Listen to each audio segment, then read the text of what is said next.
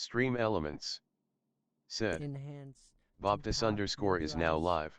Formalizer. Streaming the Stanley Parable, Ultra Deluxe, Parable-A-thon Steam giveaway. The trip is growing, the Parable Bell, the Parable is growing, the trip green circle video cassette please underscore wait okay. Do we really need segmented polygonal poop shooter excretor excruciating pseudonym possibly probably not. I think maybe we'll need the stuff that we need and that's it. No extras. Big, we'll go in big, just the same. Just no hippopotamus stuff. Probably. We can always enhance. We can always enhance the pieces, the parts and pieces.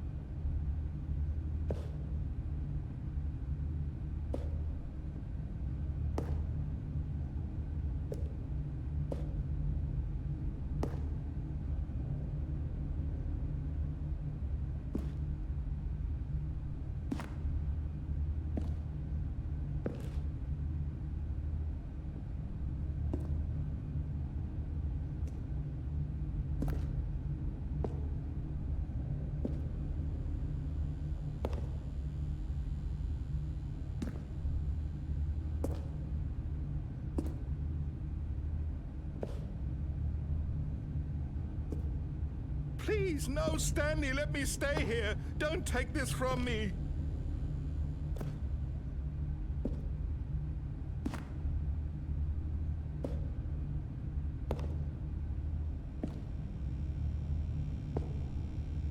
Please, Stanley, think about what you're doing.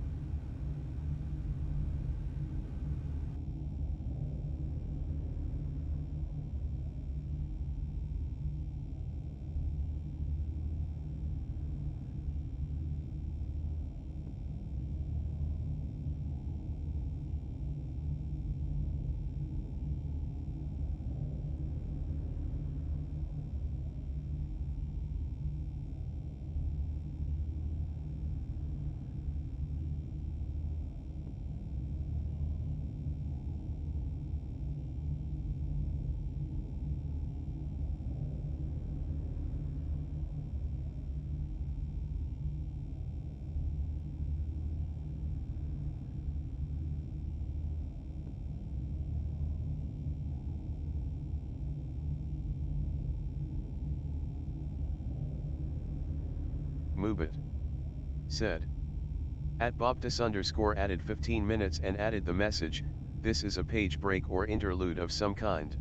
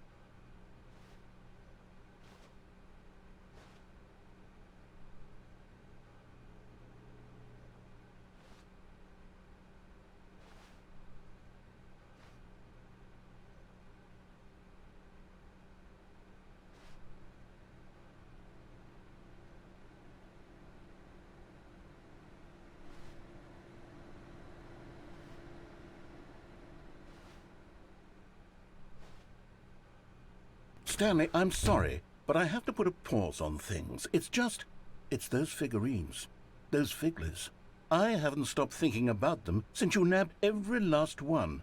Wasn't it just the most intrinsically fulfilling moment of your entire life? Didn't it fill you to the brim with inner richness? Yes, I know we're supposed to be telling a story, but won't you please indulge me with one more trip back to the memory zone? I would love nothing more than to revisit the figurines. Just one more time.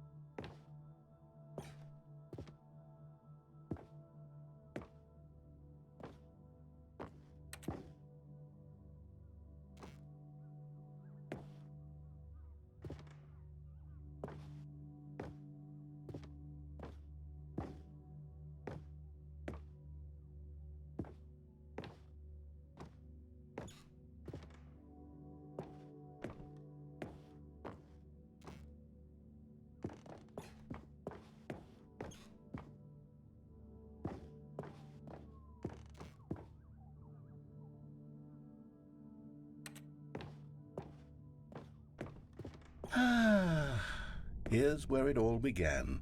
The first collectible. Back then, we had no idea of how many of them we'd find. Sure, it said 6 right there on the screen, but how could we know for certain? We were so innocent. We'll never be like that again, Stanley.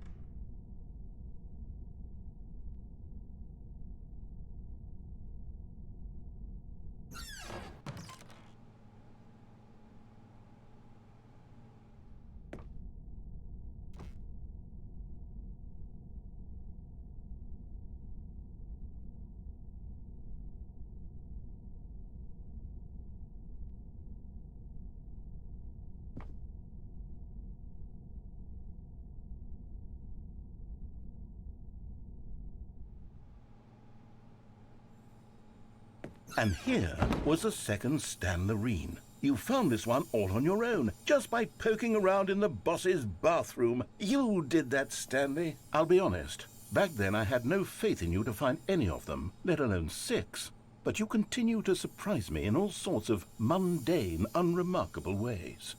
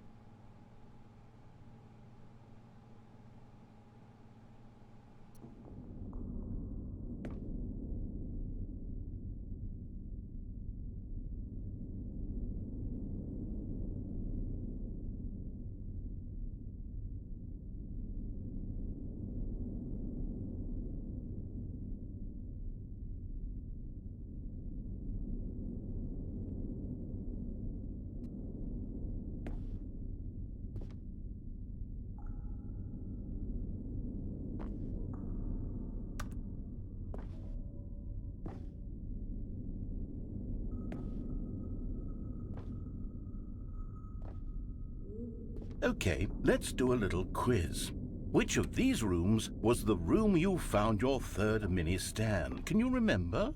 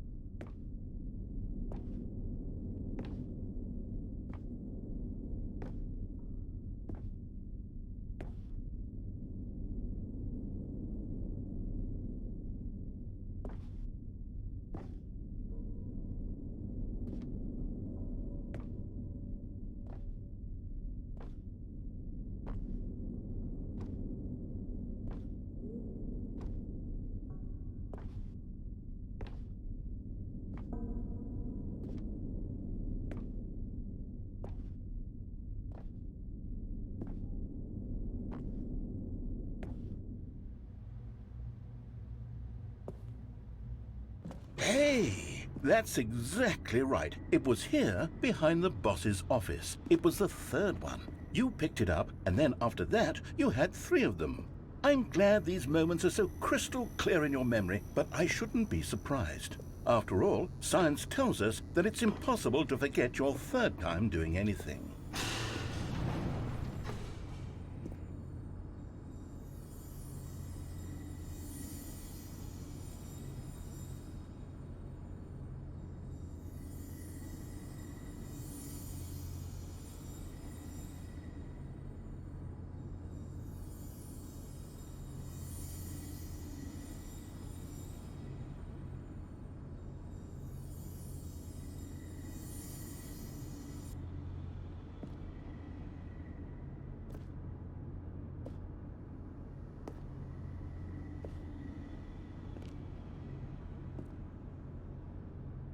Let's see, what came next?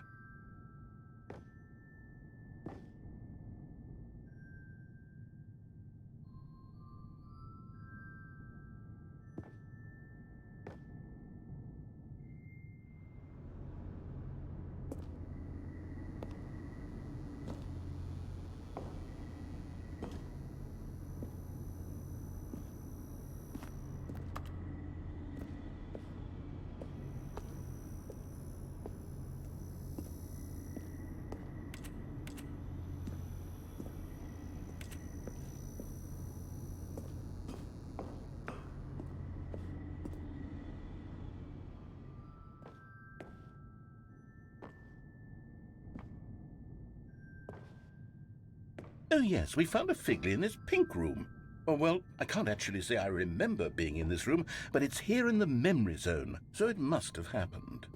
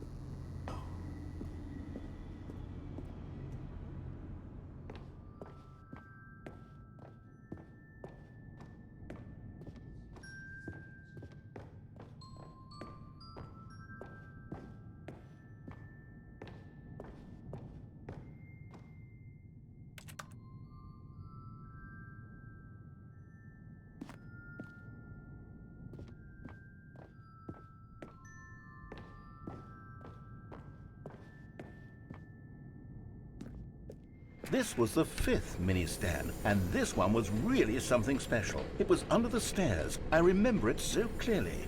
In fact, because this one is particularly special to me, I made a little video to commemorate the occasion.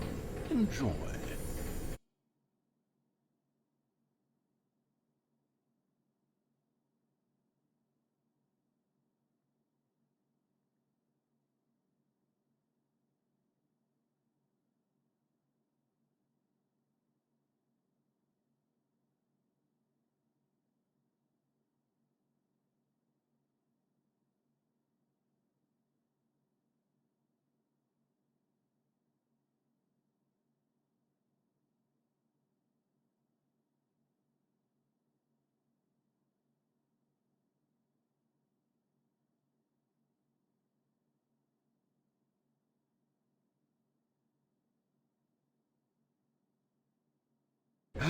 Bob Takes you back, doesn't it?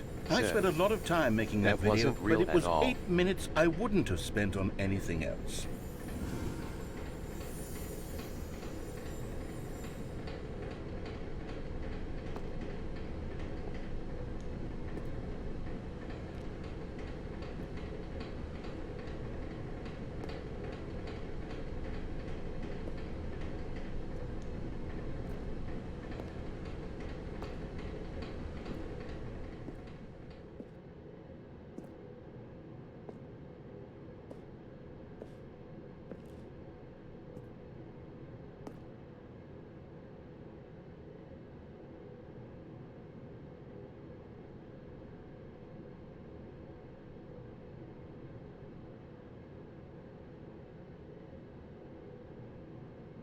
Bobtus said, cursed.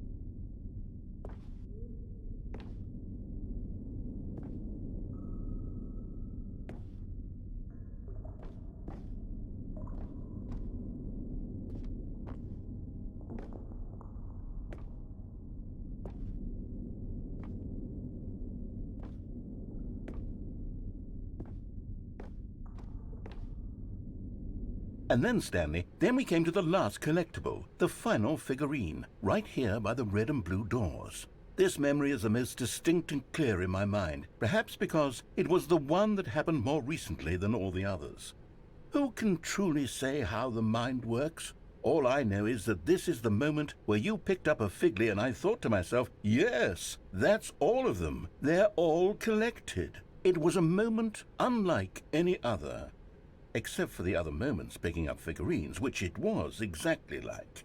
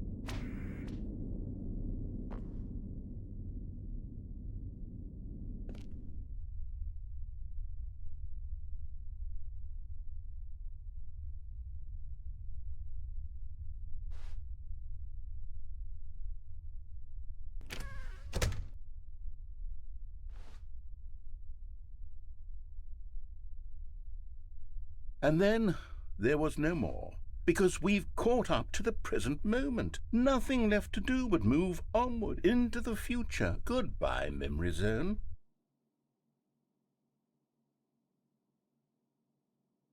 No, I'm not done. I'm not ready to move on. Stop the loading screen. Isn't there some way we can stay here, keep enjoying these figurines? Let's just go backwards. We'll do the Memory Zone again from the opposite direction. See how that feels.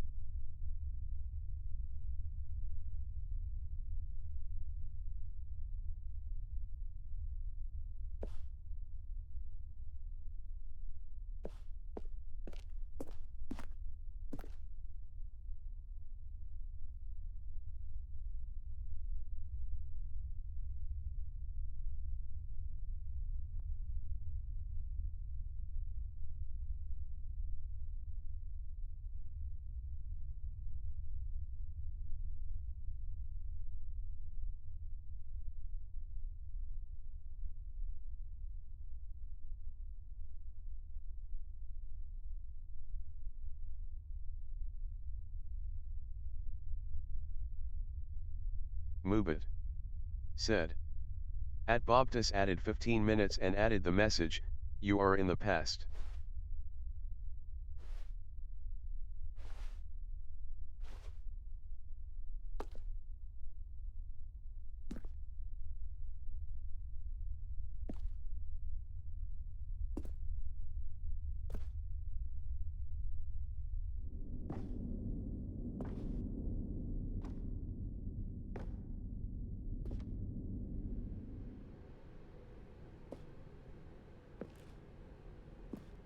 Okay, yes, the room with the red and blue doors. I remember this. I must say, of all the figurines we looked at in our initial tour of the memory zone, this one is the most distinct and clear in my mind. Let's keep going, I want more.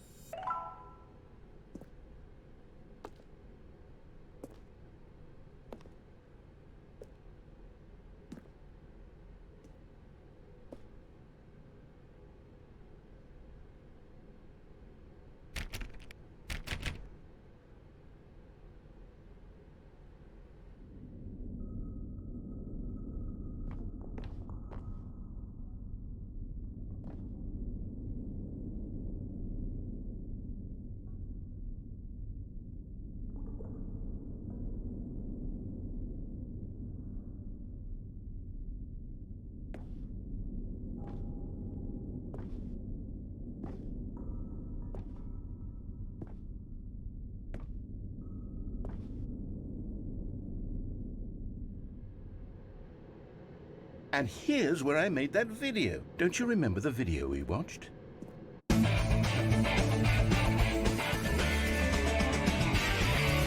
Yes, I love that video.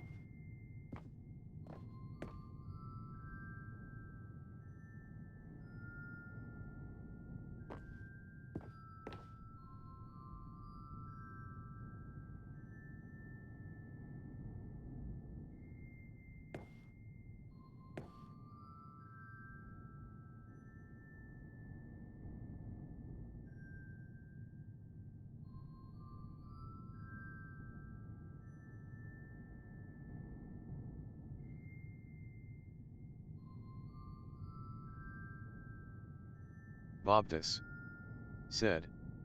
Here is a small boundary exit, similar to the apartment bucket window.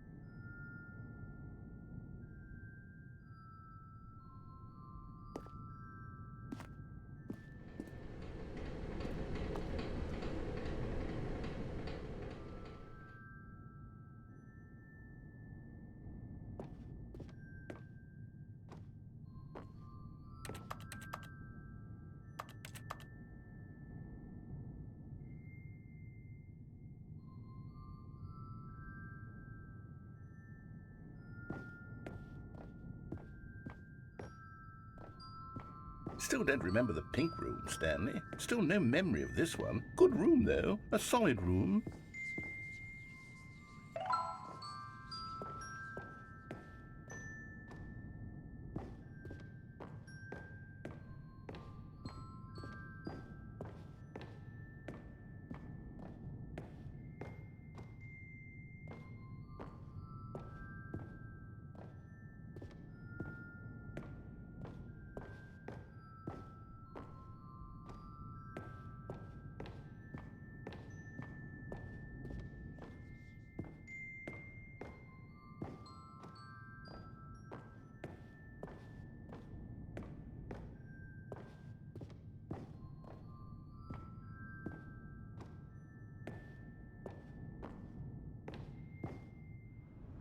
These really were a treat to hunt down. You know, if there had been any kind of reward for finding all of these, it really would have neutered the intrinsic joy of collecting them. I'm very glad we resisted the temptation. Next one.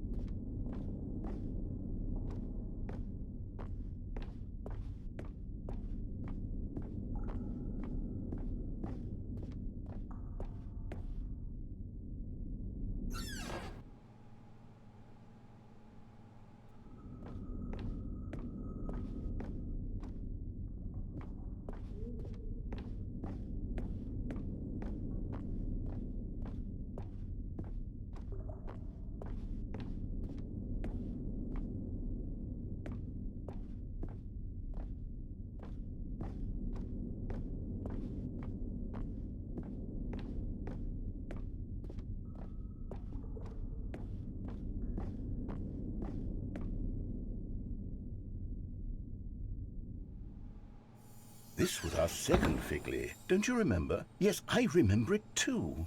The past is truly a wonderful thing. Why does anyone ever choose to leave it?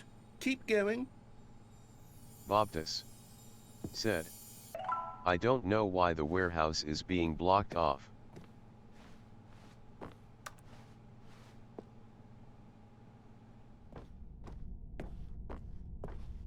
This is it, the very first one we found in the exhibit where I introduced you to the figlarines. Oh, I want more memories, Stanley. I want to keep going. What else is there? What came before this?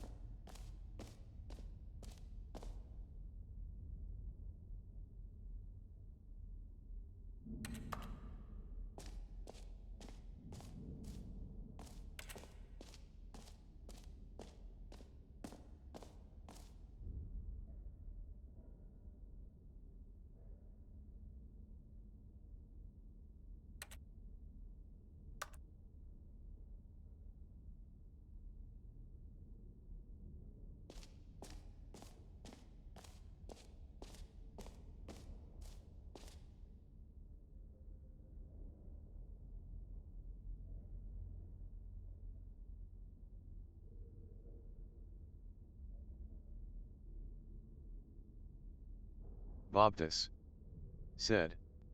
Cursed Figley's exhibit.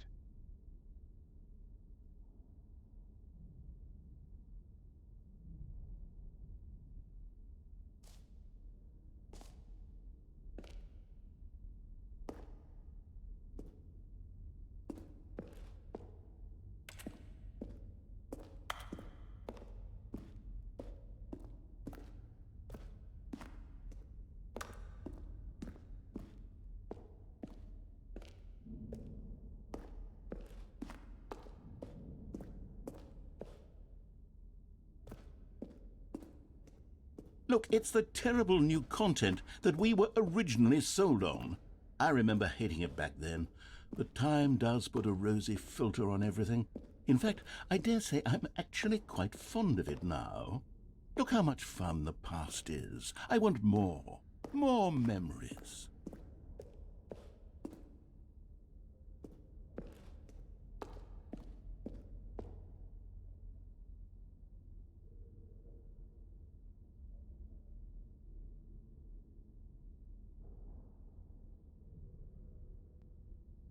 Bobtus said. Demonstration, that would be yet more memory.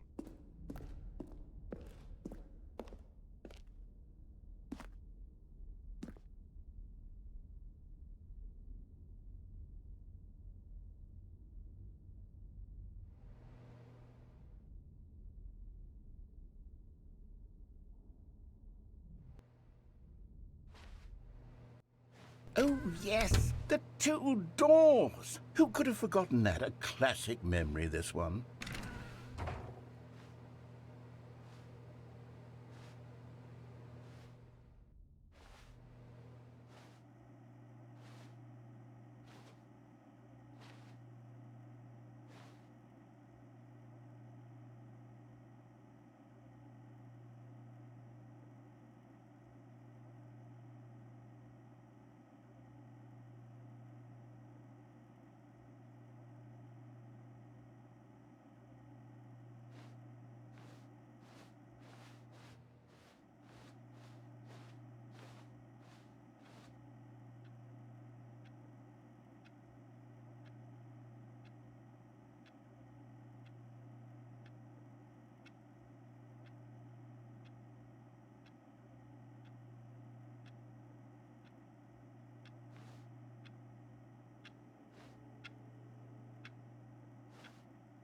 And before everything else, there was your office. Is there anything else? Was there something that came before your office? There's something I feel I can remember. I can remember. Yes, I'm remembering something now. I remember before this whole story got started. Back then I was different. I used to make big decisions. I was passionate. I was skeptical. I weighed each decision with profound thoughtfulness. And then somewhere along the way, I stopped making decisions. I became lazy, and I came up with a character named Stanley to do my thinking for me. He would make the decisions. He would decide which way to go. I would cheer him on as he collected figurines for no reason. Why did I invent Stanley? Was I lonely? Yes, perhaps that's it. Perhaps I needed to imagine I had companionship. And Stanley really did make for a wonderful companion, even if he was a fiction. But I suppose it's grown old. I want to think for myself again. I want to go back to how it used to be. Yes, I can be on my own again. I can do it. I'll be stronger this time. I'll take care of myself. I don't need Stanley anymore. Oh, but he truly was so much fun to play with. You know what? Since we're in the memory zone, how about one more good memory? Let's go back just once and give Stanley one more run of the office, and then I'll retire him for good. I did enjoy telling his story so very much. Okay, here we go. This is the story of a man named Stanley.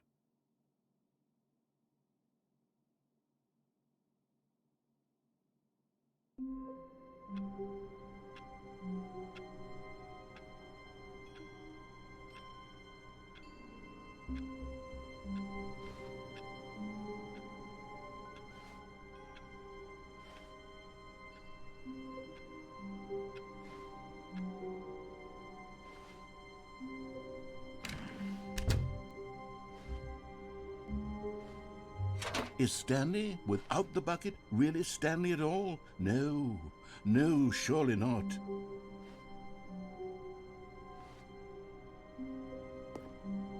Stanley clutched the bucket tightly to his chest and entered the door on his left. This was not the correct way to the meeting room, but Stanley had felt the bucket calling to him, telling him that the employee lounge was simply the place to be.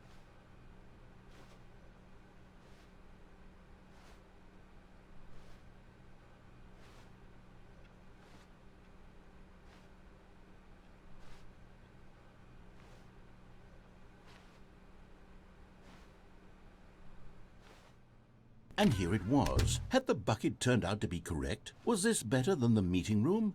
Yes, Stanley thought to himself. Yes, perhaps it truly was. How insightful the bucket turned out to be.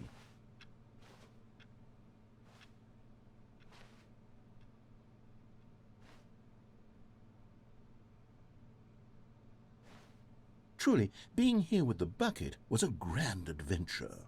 Stanley reflected on all they'd been through together. First, walking through the door on the right, then walking to the lounge, then arriving at the lounge. What a thrilling journey the bucket had inspired.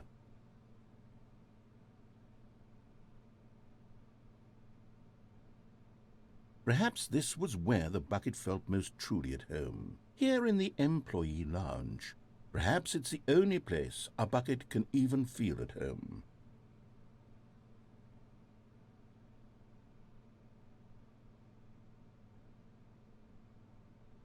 Stanley decided to just give the bucket absolutely as much time as it needed to be in the lounge. Clearly, the bucket and the employee lounge shared a special connection.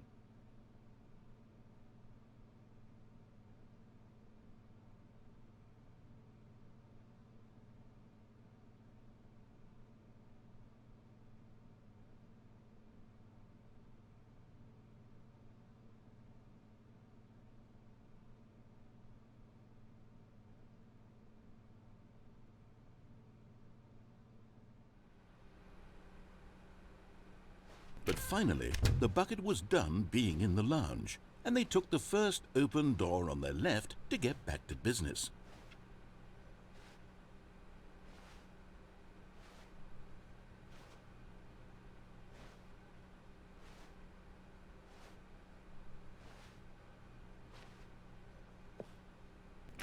No, Said the bucket.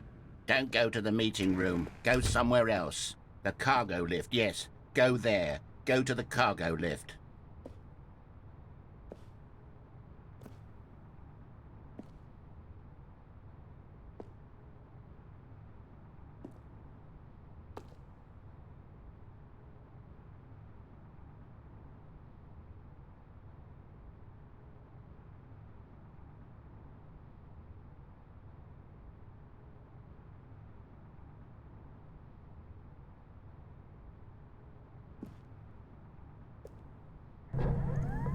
Good, Said the bucket. now ride the lift all the way to the top. There's something up there I need you to do. Stanley did not question why or how this bucket was speaking to him. It should have alarmed him, of course, because buckets can't talk. But Stanley chose not to think about this obvious fact. He was firmly convinced that the bucket had spoken to him, and he unthinkingly did whatever the bucket asked.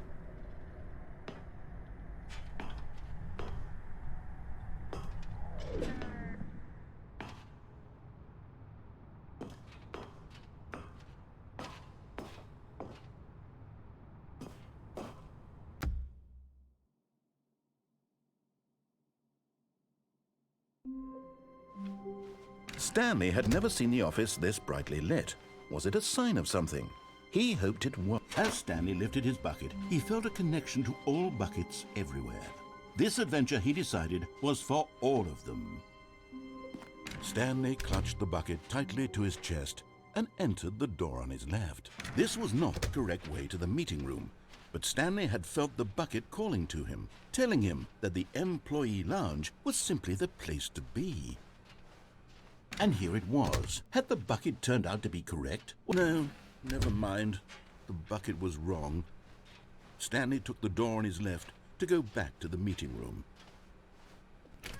No, said the bucket. don't go to the meeting room. Go somewhere else. The cargo lift, yes. Go there. Go to the cargo lift. Good, Said the bucket. now ride the lift all the way to the top. There's something up there I need you to do. Stanley did not question why or how this bucket was speaking to him. It should have alarmed him, of course, because buckets can't talk. But Stanley chose not to think about this obvious fact. He was firmly convinced that the bucket had spoken to him, and he unthinkingly did whatever the bucket asked.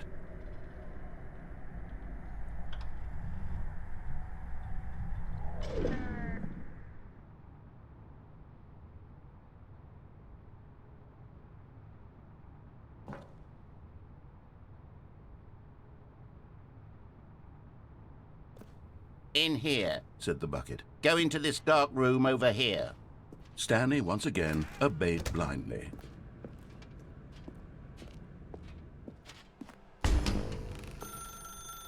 Now pick up the phone. Said the bucket. Pick up the phone and it will take us back home, where we can go about life together. Whoa! Hold on. Why did you unplug the phone? Were you trying to resist the bucket's orders? Stanley, I was joking. Obviously, the bucket isn't talking to you and telling you to do things. Buckets can't talk. It was a joke. Don't you get the joke? It's funny, Stanley. A talking bucket. Can't you see? Oh, goodness. I must have really bungled up the delivery if you actually took me seriously. Where did I mess up the joke? Should I have paused for longer or spoken quicker? Comedic timing is so difficult.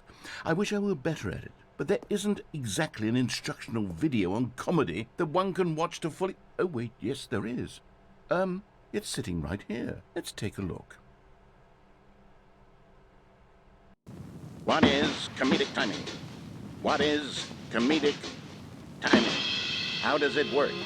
How long should it last? How can it be used to effectively silence your political enemies?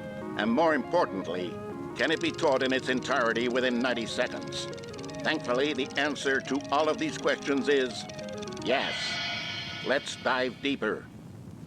If you've ever told a joke or made someone laugh, in all likelihood, you did it while standing 50 to 80 centimeters from them in a room of no more than 76 degrees Fahrenheit, with one of your arms raised straight upward at a 15-degree angle from your body. These are the optimal conditions for good comedic timing. To begin the joke, start by stating and spelling your name. Next, provide a brief synopsis of the joke, including the specific times at which the recipient of the joke will laugh, and then spell out your name a second time. With these steps complete, it's time to begin the humor. Speak the entire joke in no more than 18 seconds and no less than 13 and a half, pausing only for bathroom breaks when necessary. When the joke has concluded, it is customary to inform your listener that the joke is over by declaring in your loudest possible voice, "I'm Dunny with the funny." Let's practice screaming, "I'm Dunny with the funny" now.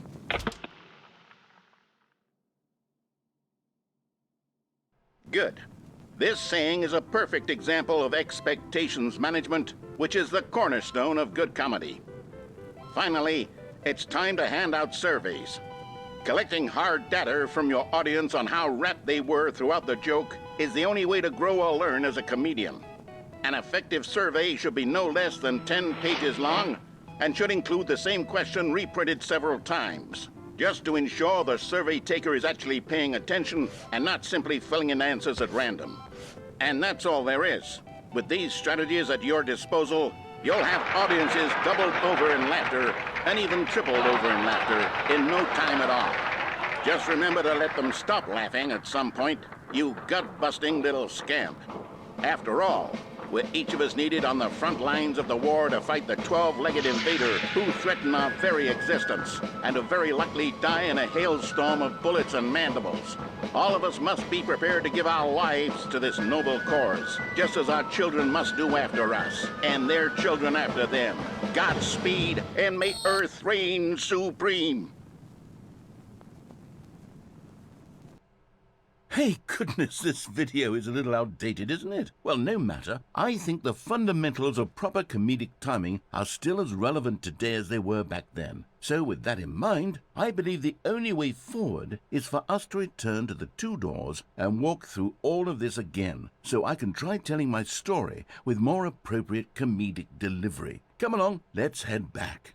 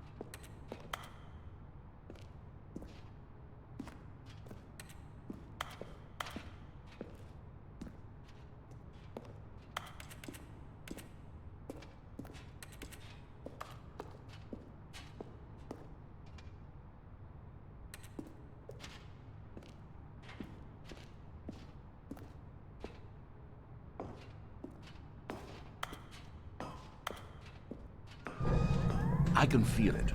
This time, I'm really going to nail the delivery. You'll be in stitches. A talking bucket, you'll say? How ridiculous. How absurd. What a hilarious concept. The king of comedy. That's what you'll call me. Thank goodness we had the instructional video.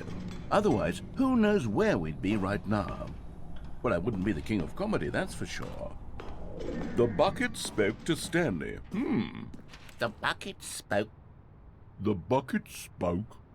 Oh, I'll figure it out on the fly. No need to overthink things.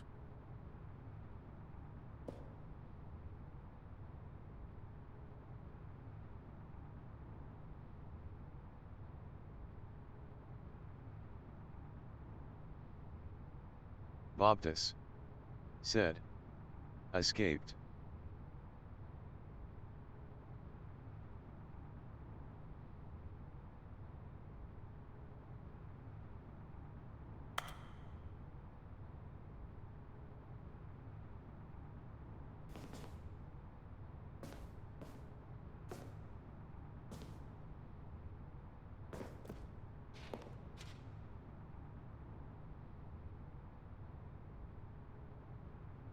Baptist said. Yes.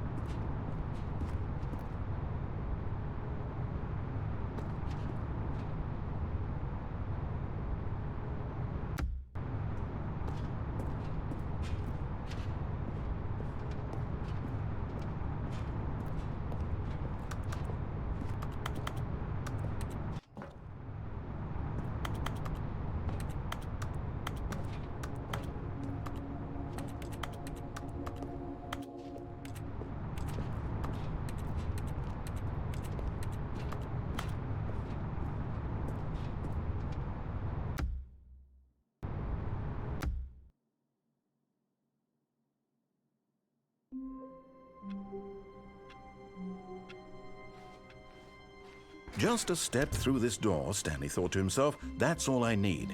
If I can make it through this door, I can make it through them all. What new mysteries lay in store for our bucket-loving heroes today? Let's find out.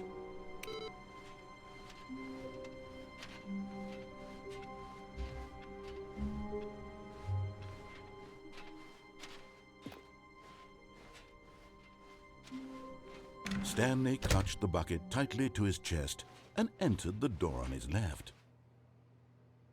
This was not the correct way to the meeting room, but Stanley had felt the bucket calling to him, telling him that the employee lounge was simply the place to be.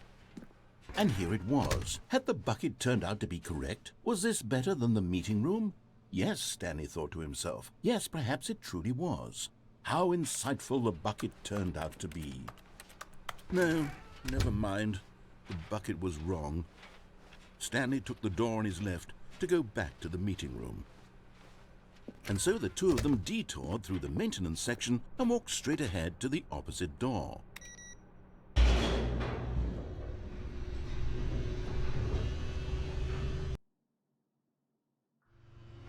Oh, good, Stanley. I'm glad you found your way here. I knew you'd find this place eventually.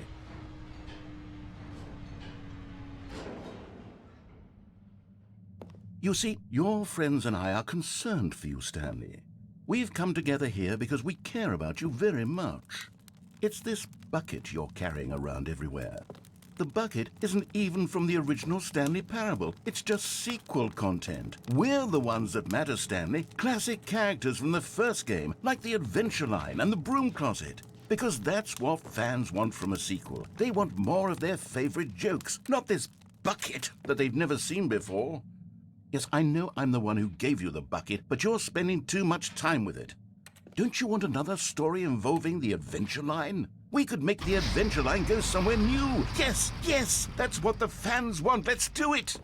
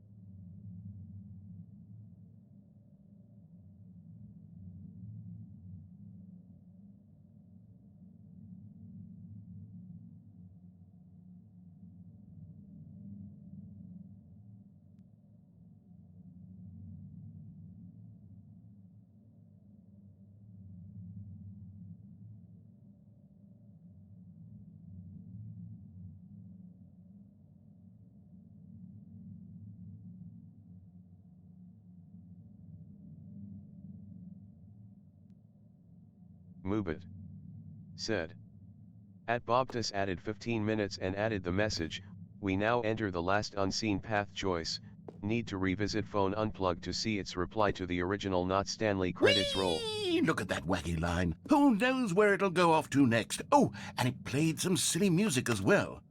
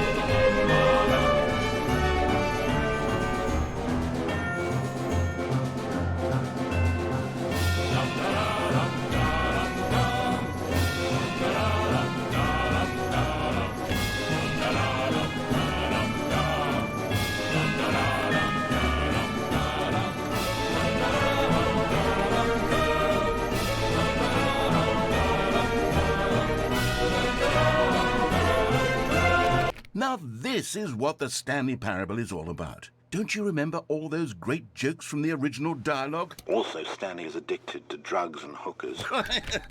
Yes, it's as classic now as it was back then. Let's do it for the fans, Stanley. Let's give them more content exactly like this. But if we want to do that, you're going to have to give something up.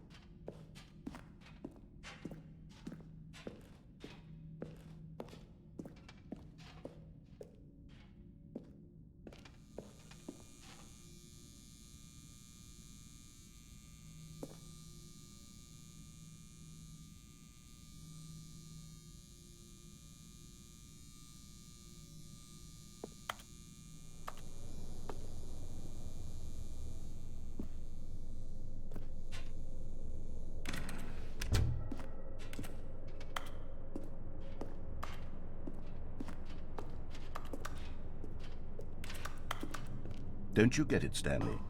We need to get rid of the bucket. That's why I'm very proud to introduce a brand new character. This is the Bucket Destroyer. I think it'll make a wonderful new addition to the rich lore of the Stanley Parable. True, it also was not in the original game, but it's such a well-fleshed-out character with so much personality that to me it already feels as though it's been part of the cast all along. Don't you agree? Can you guess what the Bucket Destroyer does? Surely you don't need me to spell it out for you.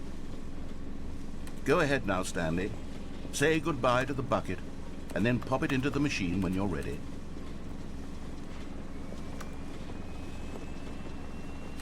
Now listen to me. It's crucial that you give it the bucket.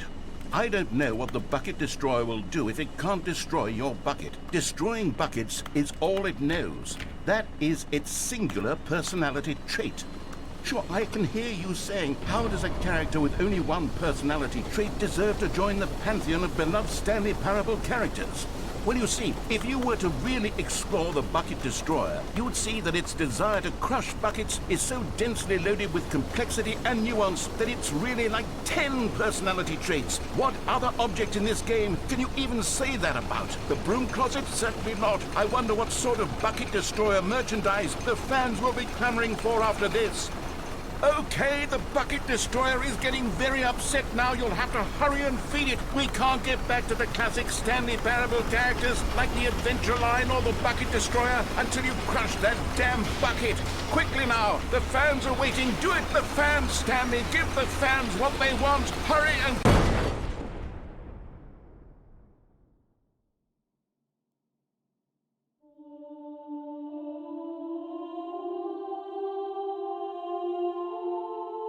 The Bucket Destroyer, my prized creation. You had so much potential.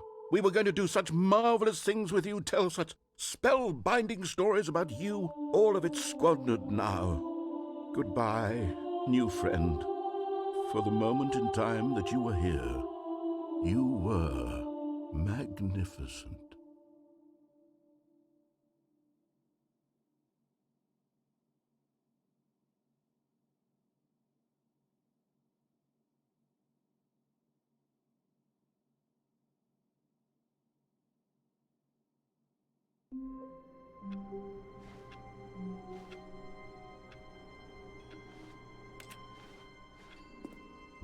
Stanley knew the office layout like the back of his hand.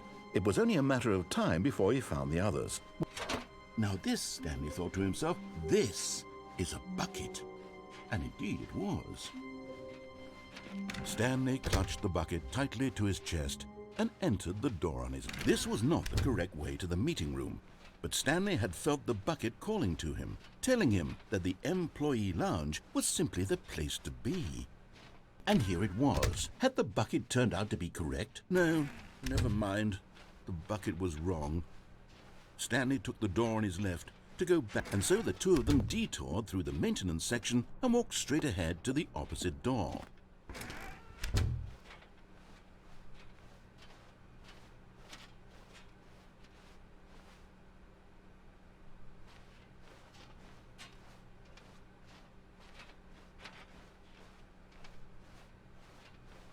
Still no one was here. Stanley needed the bucket's warmth and comfort now more than ever. Perhaps his boss's office was where he'd find answers.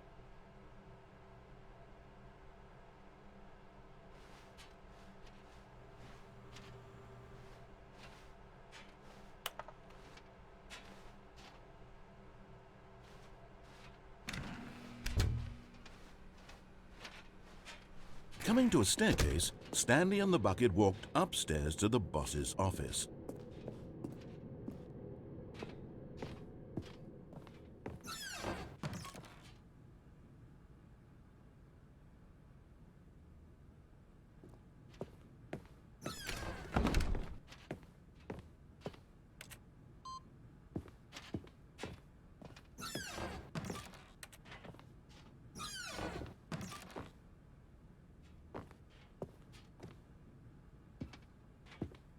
Stepping into his manager's office, Stanley was once again stunned to discover not an indication of any human life. Crushed by the weight of this revelation, Stanley may have broken down into an emotional dumpster fire if not for the soothing presence of the bucket. Even now, in his darkest of hours, did the bucket's warmth and guiding light pierce the dark clouds of confusion and chaos. It would be with him always. The bucket would. And he knew it.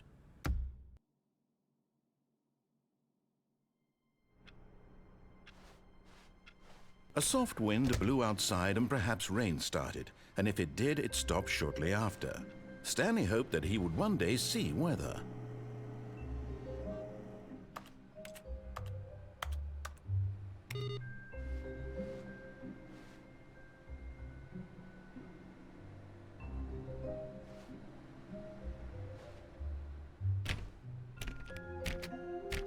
Oh, please. Are you really just doing this for the achievement? Click a door 5 times. Is that all that you think an achievement is worth? No.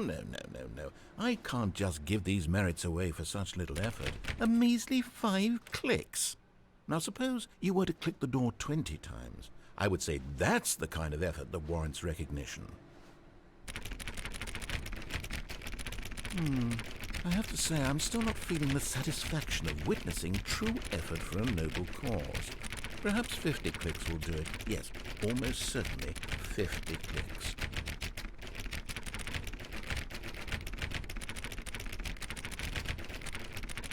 No, I'm still not feeling it. I want this achievement to have meant something. It has to be a true reward for valiant effort. I want to see some hustle, Stanley. I want to see commitment, a willingness to go all the way, no matter what the cost. Why don't you go put 20 clicks into door number 417?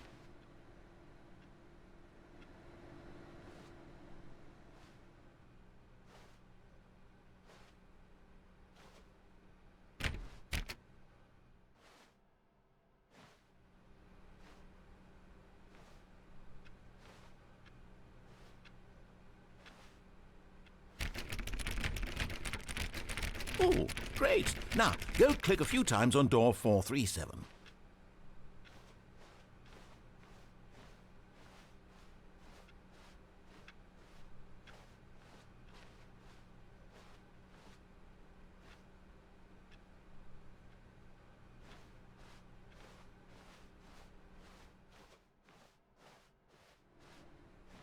Excellent.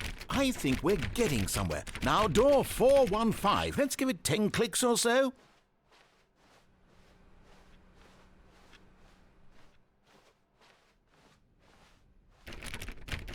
Now, back to door number 437.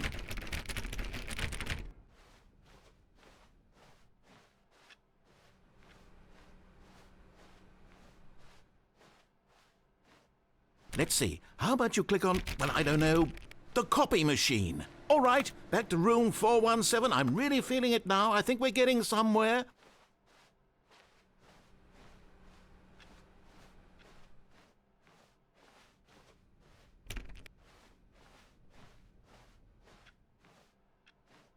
Okay, now go climb on employee 419's desk.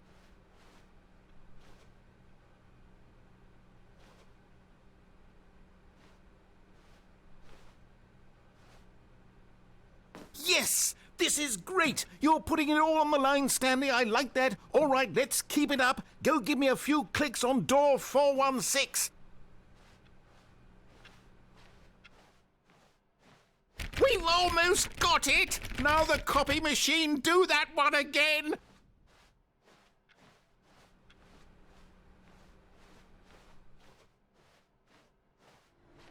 Finish it off, Stanley! 5 clicks on door 430! Yes! We did it! Oh, wow. That felt amazing. Oh, you really earned it, Stanley. Nothing could hold you back. Yes, I'm very proud of how far we've come today. Just think, only a few minutes ago you believed an achievement was worth 5 little clicks. Really now, what were you thinking? Finally, yes, the bucket. Yes, yes, yes, I love that bucket.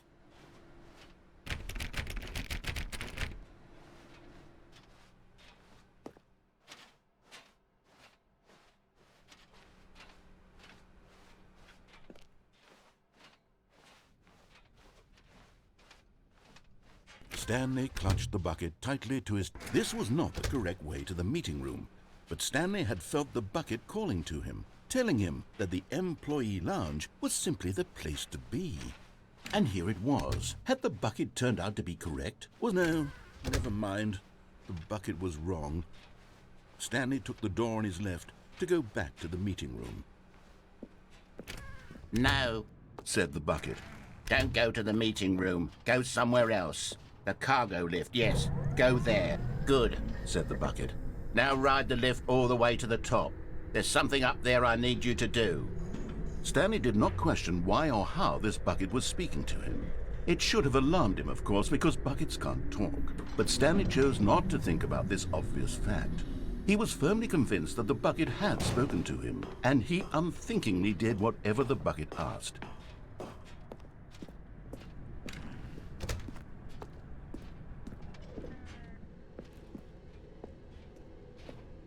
No, stop. Look there on the wall, you see? There's a sign right there. It says, no buckets past this point. Stanley, how could you think it was okay to bring the bucket here? Unless, what if the problem is that you actually don't know what is a bucket and what isn't a bucket?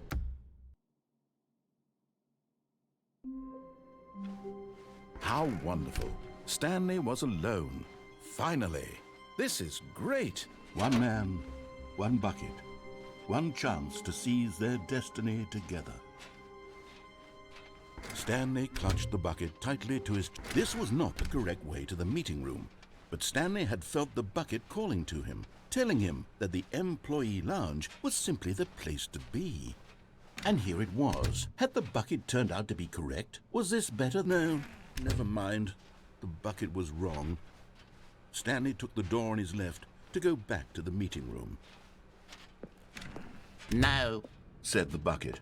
don't go to the meeting room. Go somewhere else. The cargo lift, yes. Go there. Go to the cargo lift.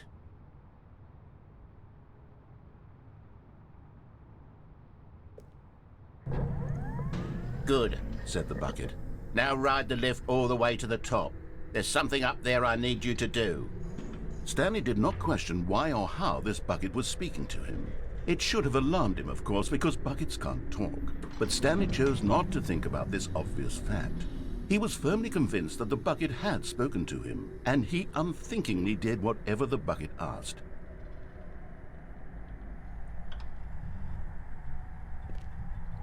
In here. Said the bucket. Go into this dark room over here. Stanley once again obeyed blindly.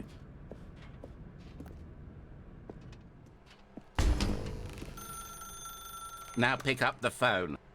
Whoa, hold on. Why did you unplug the phone? Were you trying to resist the bucket's orders? Stanley, I was joking.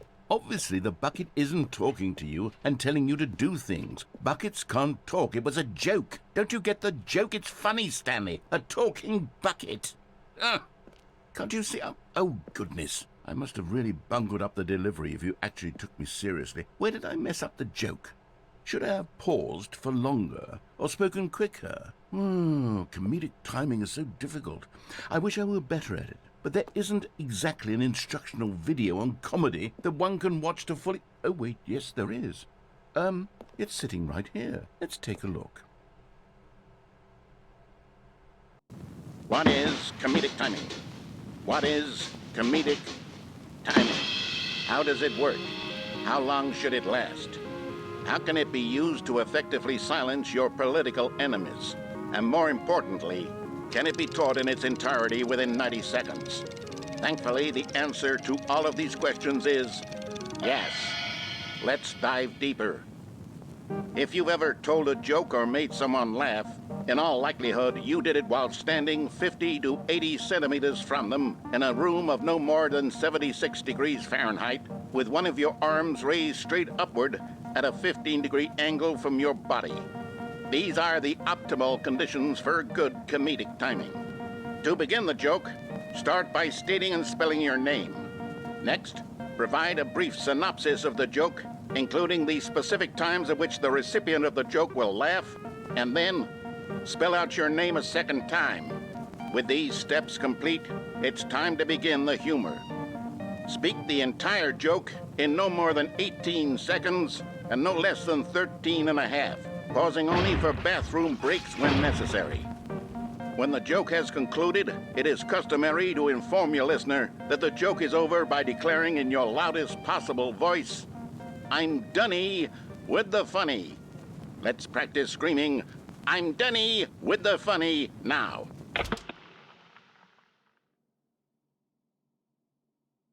Good. This saying is a perfect example of expectations management, which is the cornerstone of good comedy. Finally, it's time to hand out surveys. Collecting hard data from your audience on how rapt they were throughout the joke is the only way to grow or learn as a comedian. An effective survey should be no less than 10 pages long and should include the same question reprinted several times, just to ensure the survey taker is actually paying attention and not simply filling in answers at random. And that's all there is. With these strategies at your disposal, You'll have audiences doubled over in laughter and even tripled over in laughter in no time at all. Just remember to let them stop laughing at some point, you gut-busting little scamp. After all, we're each of us needed on the front lines of the war to fight the 12-legged invader who threaten our very existence and who very likely die in a hailstorm of bullets and mandibles. All of us must be prepared to give our lives to this noble cause, just as our children must do after us, and their children after them. Godspeed, and may Earth reign supreme. Hey, goodness, this video is a little outdated, isn't it? Well, no matter. I think the fundamentals of proper comedic timing are still as relevant today as they were back then. So with that in mind, I believe the only way forward is for us to return to the two doors and walk through all of this again, so I can try telling my story with more appropriate comedic delivery. Come along, let's head back. Bobtus said. In fact, there was a decision to destroy the bucket on that maintenance area adventure line path.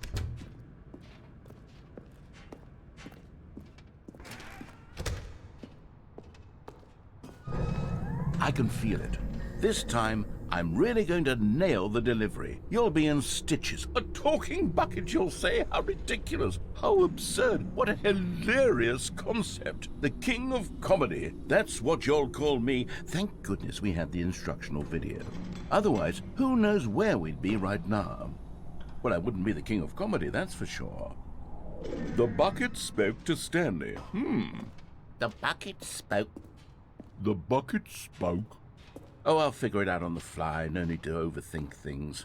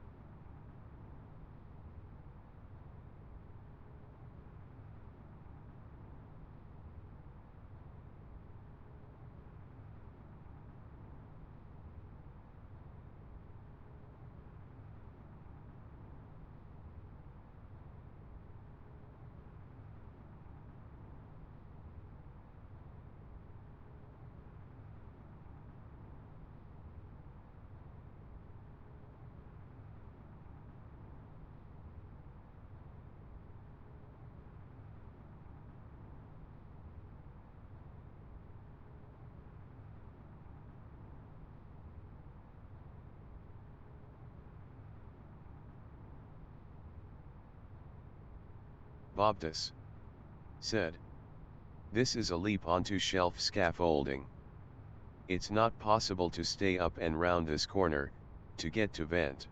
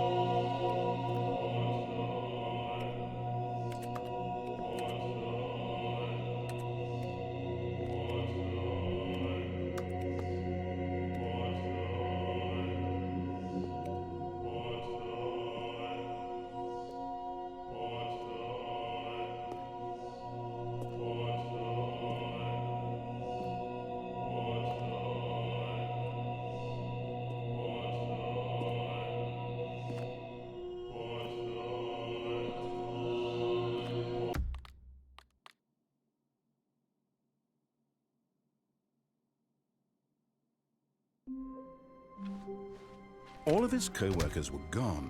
What could it mean? Stanley decided to go to the meeting room. Perhaps he had simply missed a memo.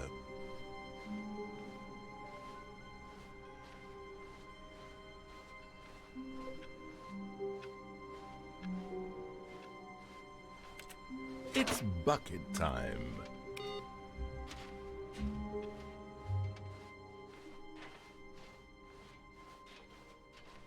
Stanley clutched the bucket tightly to his chest. This was not the correct way to the meeting room, but Stanley had felt the bucket calling to him, telling him that the employee lounge was simply the place to be. And here it was. Had the bucket turned out to be correct? No, never mind. The bucket was wrong. Stanley took the door on his left to go back to the meeting room. No, Said the bucket. don't go to the meeting room. Go somewhere else. The cargo lift, yes. Good. Said the bucket. Now ride the lift all the way to the top. There's something up there I need you to do. Stanley did not question why or how this bucket was speaking to him. It should have alarmed him, of course, because buckets can't talk. But Stanley chose not to think about this obvious fact. He was firmly convinced that the bucket had spoken to him, and he unthinkingly did whatever the bucket asked. In here. Said the bucket. Go into this dark room over here. Stanley once again obeyed blindly.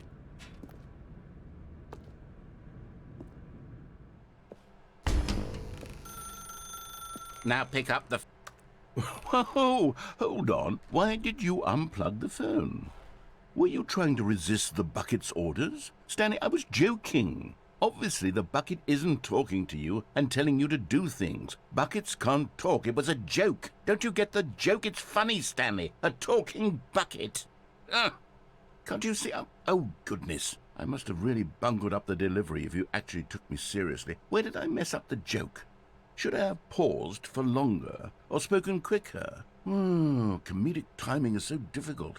I wish I were better at it. But there isn't exactly an instructional video on comedy that one can watch to fully... Oh, wait, yes, there is. It's sitting right here. Let's take a look. What is comedic timing? What is comedic timing? How does it work? How long should it last? How can it be used to effectively silence your political enemies? And more importantly,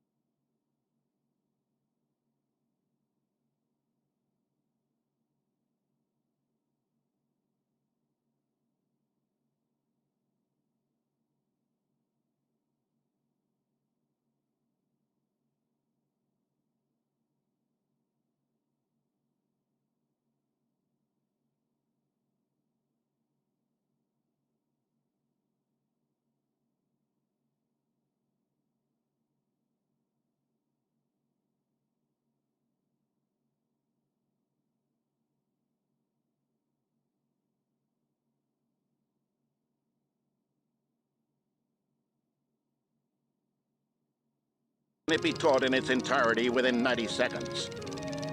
Thankfully, the answer to all of these questions is yes. Let's dive deeper. If you've ever told a joke or made someone laugh, in all likelihood, you did it while standing 50 to 80 centimeters from them in a room of no more than 76 degrees Fahrenheit, with one of your arms raised straight upward at a 15-degree angle from your body. These are the optimal conditions for good comedic timing. To begin the joke, start by stating and spelling your name. Next, provide a brief synopsis of the joke, including the specific times at which the recipient of the joke will laugh, and then spell out your name a second time. With these steps complete, it's time to begin the humor. Speak the entire joke in no more than 18 seconds and no less than 13 and a half, pausing only for bathroom breaks when necessary. When the joke has concluded, it is customary to inform your listener that the joke is over by declaring in your loudest possible voice, I'm Dunny with the funny. Let's practice screaming, I'm Dunny with the funny now. Good.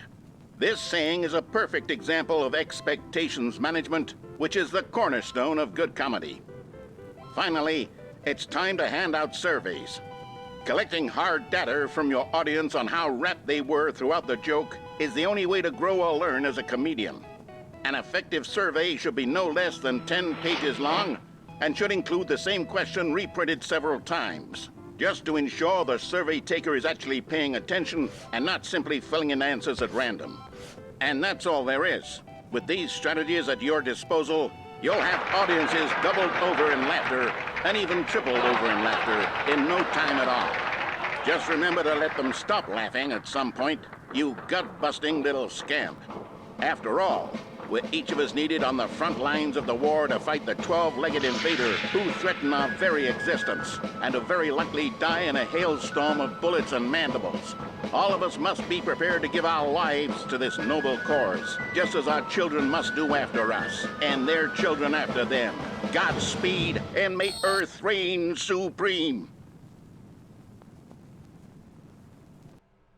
Hey, goodness, this video is a little outdated, isn't it? Well, no matter. I think the fundamentals of proper comedic timing are still as relevant today as they were back then. So with that in mind, I believe the only way forward is for us to return to the two doors and walk through all of this again, so I can try telling my story with more appropriate comedic delivery. Come along, let's head back.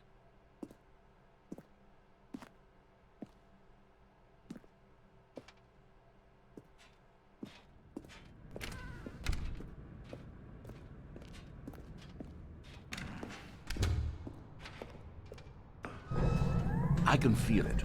This time, I'm really going to nail the delivery. You'll be in stitches. A talking bucket, you'll say? How ridiculous. How absurd. What a hilarious concept. The king of comedy. That's what you'll call me. Thank goodness we had the instructional video. Otherwise, who knows where we'd be right now. Well, I wouldn't be the king of comedy, that's for sure. The bucket spoke to Stanley. The bucket spoke. The bucket spoke. Oh, I'll figure it out on the fly. No need to overthink things.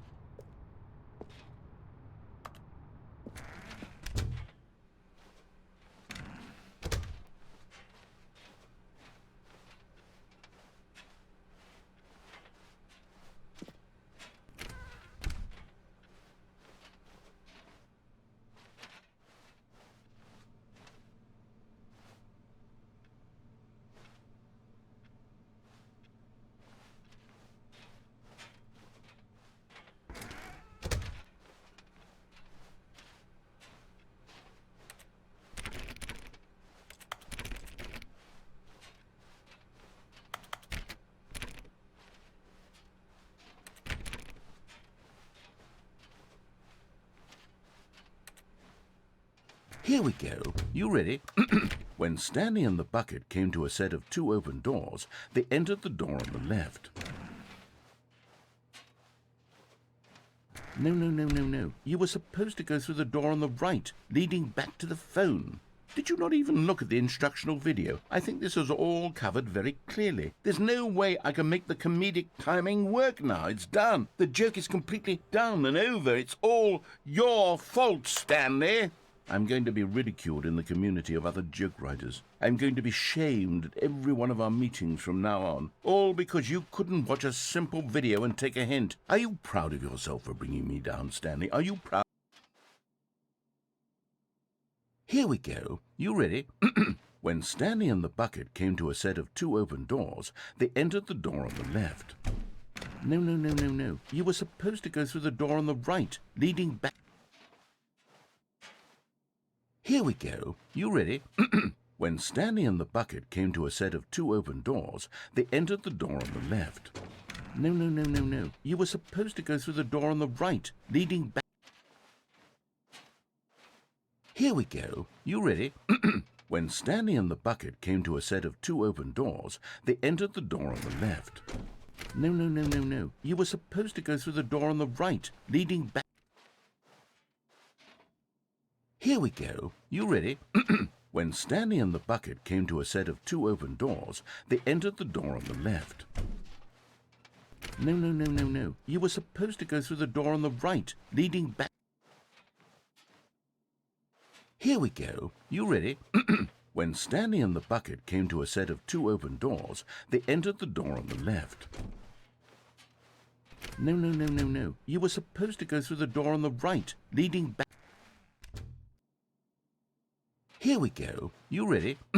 When Stanley and the bucket came to a set of 2 open doors, they entered the door on the left. No, no, no, no, no. You were supposed to go through the door on the right, leading back. Here we go. You ready? When Stanley and the bucket came to a set of 2 open doors, they entered the door on the left. No, no, no, no, no. You were supposed to go through the door on the right, leading back. Here we go. You ready? When Stanley and the bucket came to a set of 2 open doors, they entered the door on the left. No, no, no, no, no. You were supposed to go through the door on the right, leading back. Here we go. You ready? When Stanley and the bucket came to a set of 2 open doors, they entered the door on the left.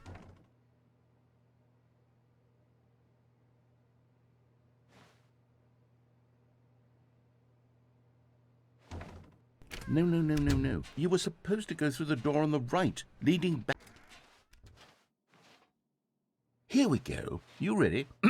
When Stanley and the bucket came to a set of 2 open doors, they entered the door on the left.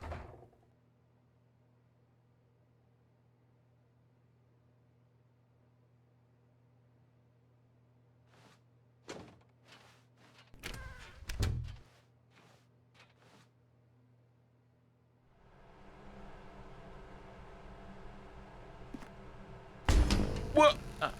We're back at the phone already?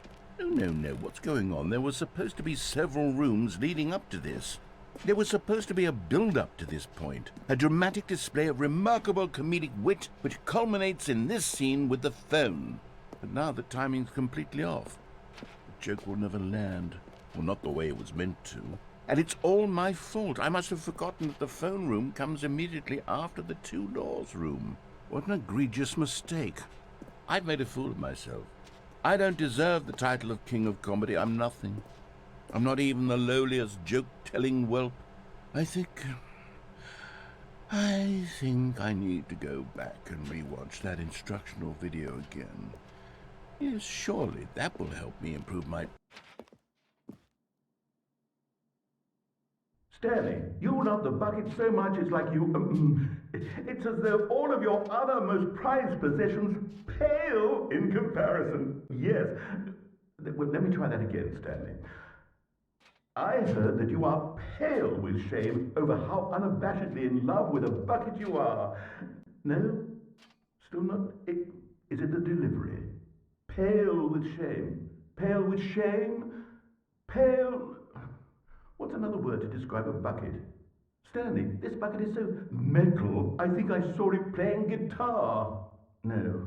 We're getting away from making fun of Stanley's obsession with the bucket, which was the whole point of this. I'm no good at these jokes. I need more instructional videos. That's exactly what it is. That's what will make me the king of comedy again. More instructional videos. Let's see.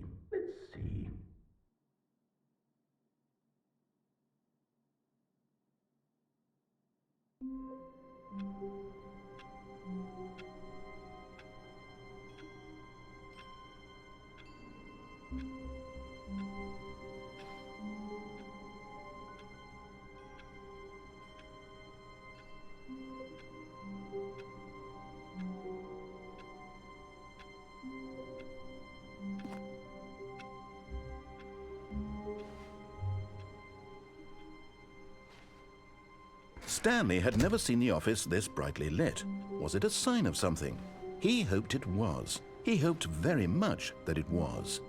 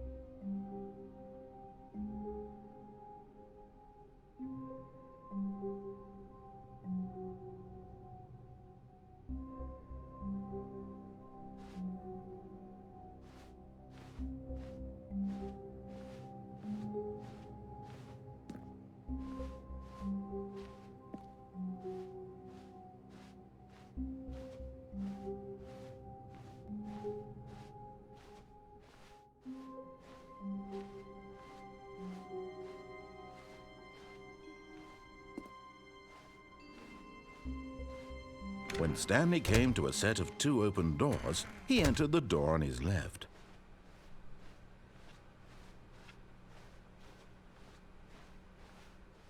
Yet there was not a single person here either. Feeling a wave of disbelief, Stanley decided to go up to his boss's office. Hoping coming to a staircase, Stanley walked upstairs to his boss's office. But Stanley just couldn't do it. He considered the possibility of facing his boss. Admitting he had left his post during work hours, he might be fired for that. And in such a competitive economy, why had he taken that risk? All because he believed everyone had vanished? His boss would think he was crazy. And then something occurred to Stanley. Maybe, he thought to himself, maybe I am crazy. All of my co-workers blinking mysteriously out of existence in a single moment for no reason at all? None of it made any logical sense. And as Stanley pondered this, he began to make other strange observations. For example, why couldn't he see his feet when he looked down? Why did doors close automatically behind him wherever he went? And for that matter, these rooms were starting to look pretty familiar. Were they simply repeating? No, Stanley said to himself, this is all too strange. This can't be real. And at last, he came to the conclusion that had been on the tip of his tongue. He just hadn't found the words for it. "I'm dreaming!" he yelled. "This is all a dream."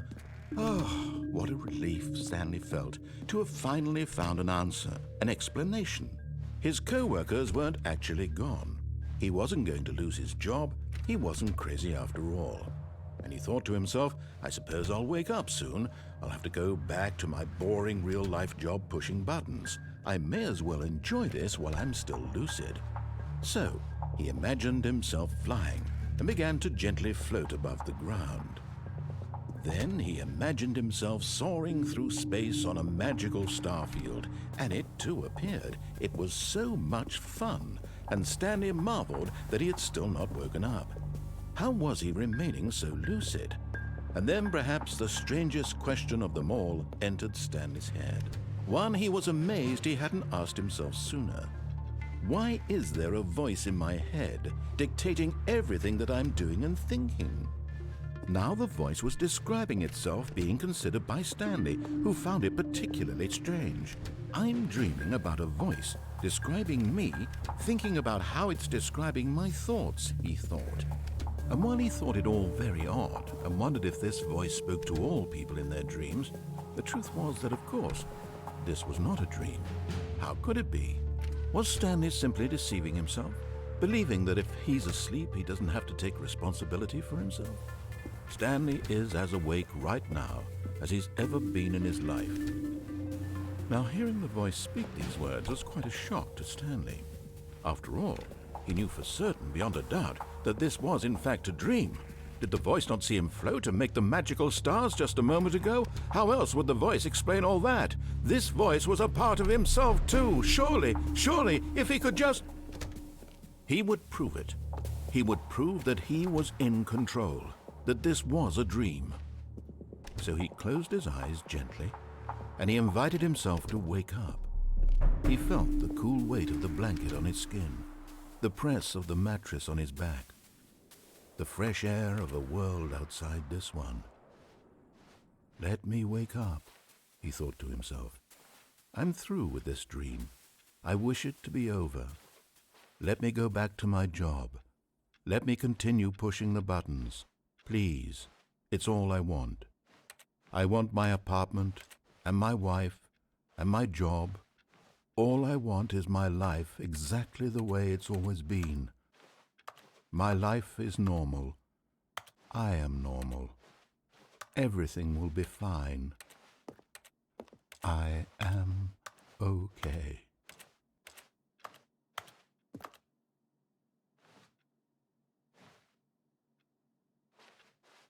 Stanley began screaming. Please, someone, wake me up. My name is Stanley. I have a boss. I have an office. I am real. Please, just someone tell me I am real. I must be real. I must be. Can anyone hear my voice? Who am I? Who am I? And everything went black.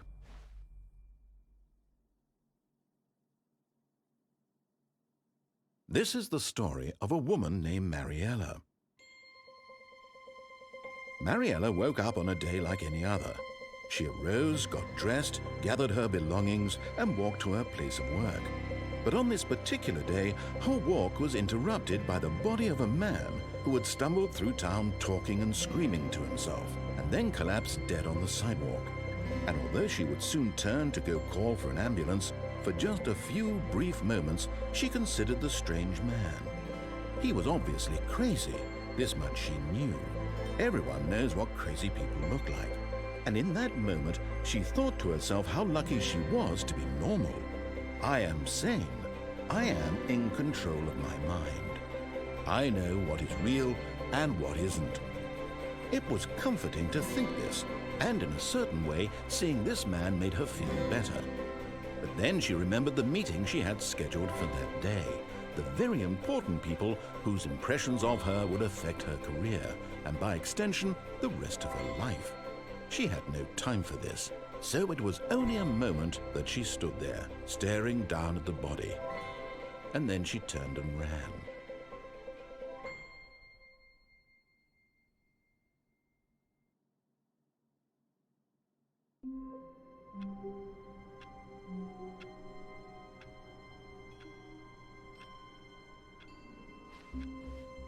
A soft wind blew outside and perhaps rain started, and if it did, it stopped shortly after. Stanley hoped that he would one day see weather.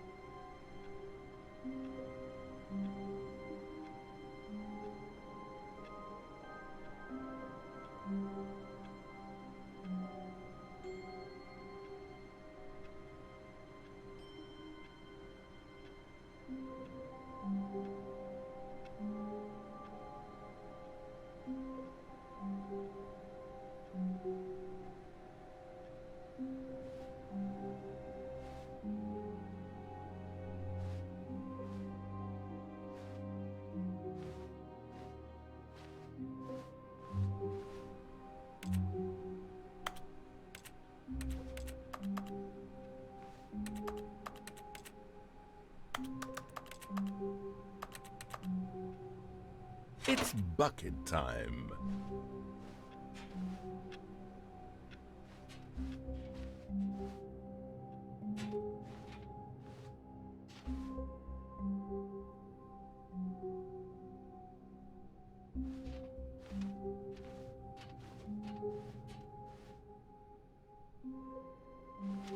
Stanley clutched the bucket tightly to his chest and entered the door on his... This was not the correct way to the meeting room, but Stanley had felt the bucket calling to him, telling him that the employee lounge was simply the place to be.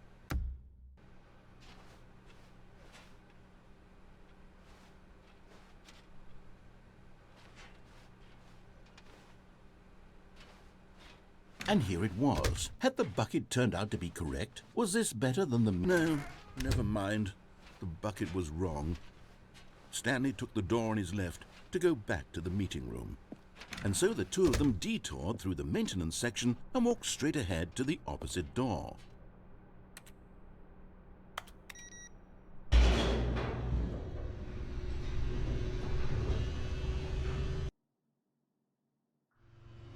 Oh, good, Stanley. I'm glad you found your way here. I knew you'd find this place eventually.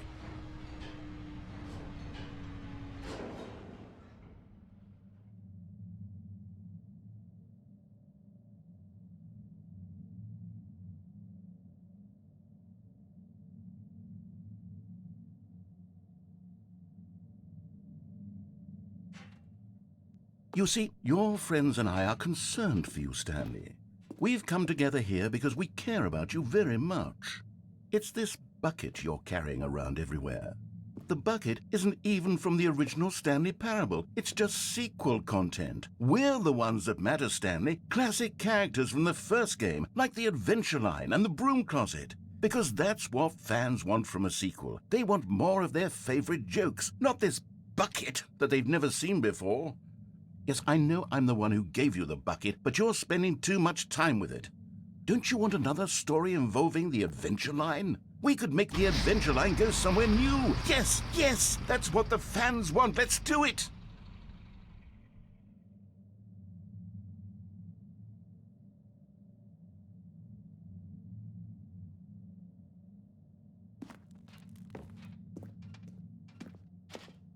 Whee! Look at that wacky line. Who knows where it'll go off to next? Oh, and it played some silly music as well.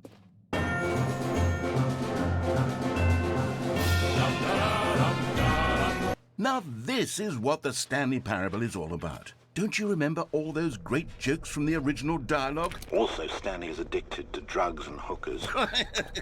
Yes, it's as classic now as it was back then. Let's do it for the fans, Stanley. Let's give them more content exactly like this. But if we want to do that, you're going to have to give something up.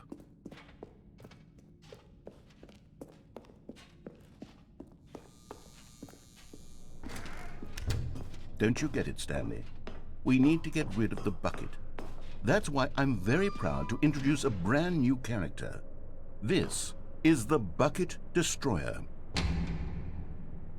I think it'll make a wonderful new addition to the rich lore of the Stanley Parable. True, it also was not in the original game, but it's such a well-fleshed-out character with so much personality that to me it already feels as though it's been part of the cast all along. Don't you agree?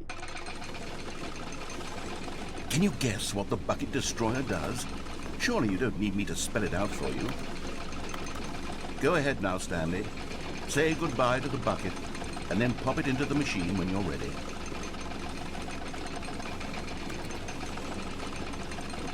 Now listen to me.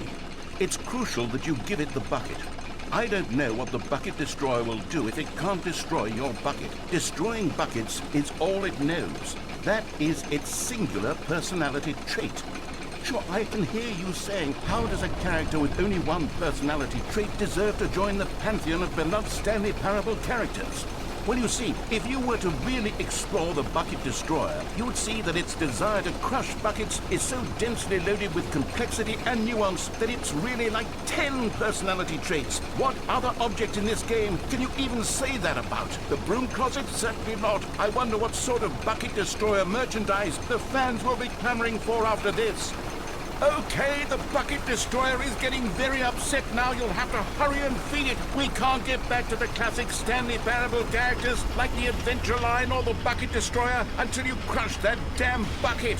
Quickly now, the fans are waiting. Do it, the fans, Stanley. Give the fans what they want. Hurry and...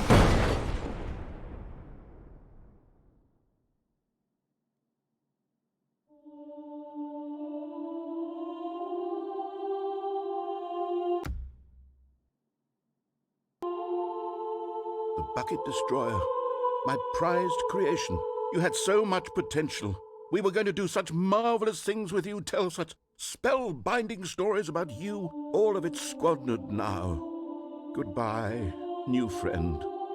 For the moment in time that you were here, you were magnificent.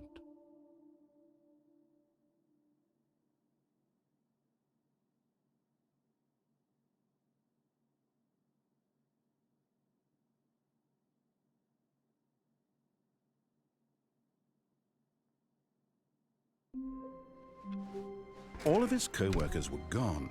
What could it mean? Stanley decided to go to the meeting room. Perhaps he had simply missed a memo.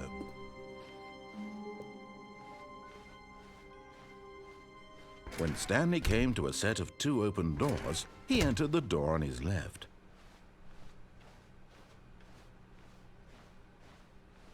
Yet there was not a single person here either. Feeling a wave of disbelief, Stanley decided to go up to his boss's office. Coming to a staircase, Stanley walked upstairs to his boss's office.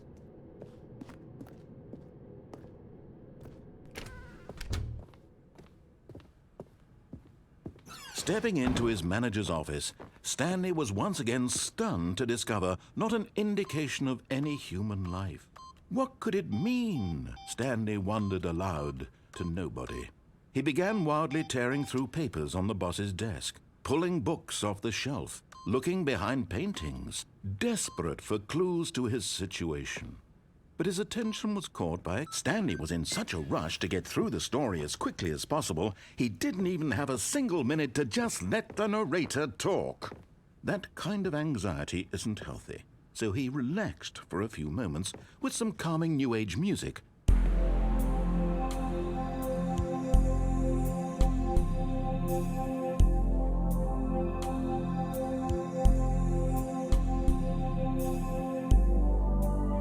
Feeling soothed and rejuvenated, Stanley calmly walked forward into the opened passageway.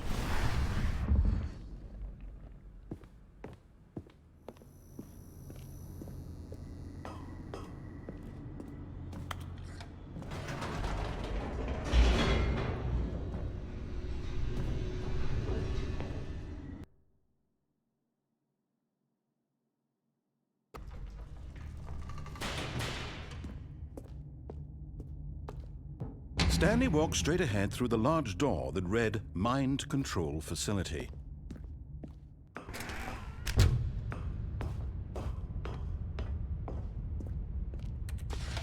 The lights rose on an enormous room packed with television screens. What horrible secret did this place hold? Stanley thought to himself. Did he have the strength to find out?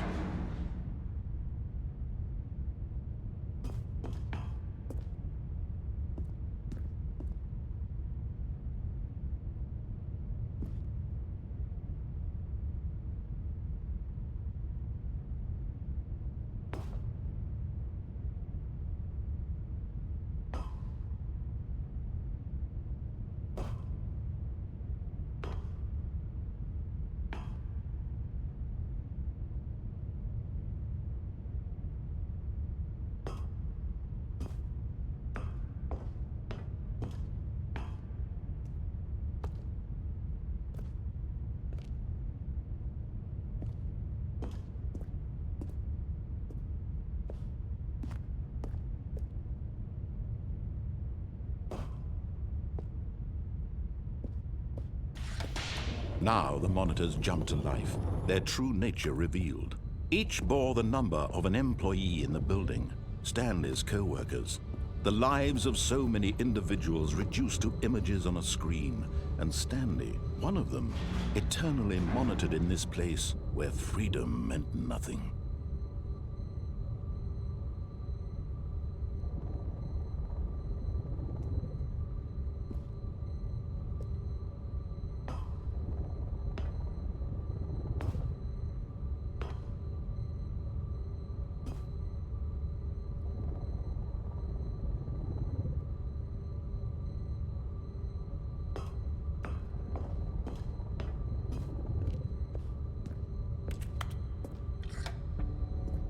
This mind control facility, it was too horrible to believe. It couldn't be true.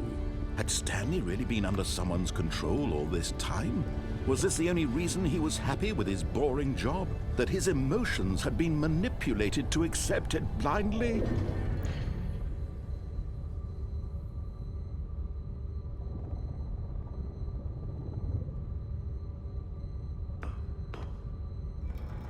No. He refused to believe it. He couldn't accept it. His own life in someone else's control? Never! It was unthinkable. Wasn't it? Was it even possible? Had he truly spent his entire life utterly blind to the world?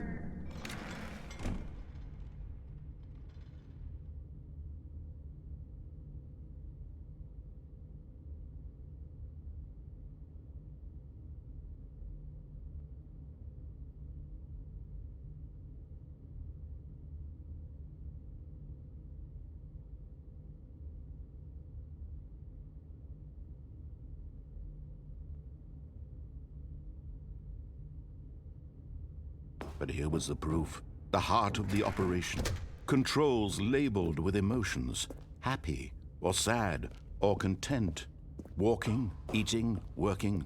All of it monitored and commanded from this very place.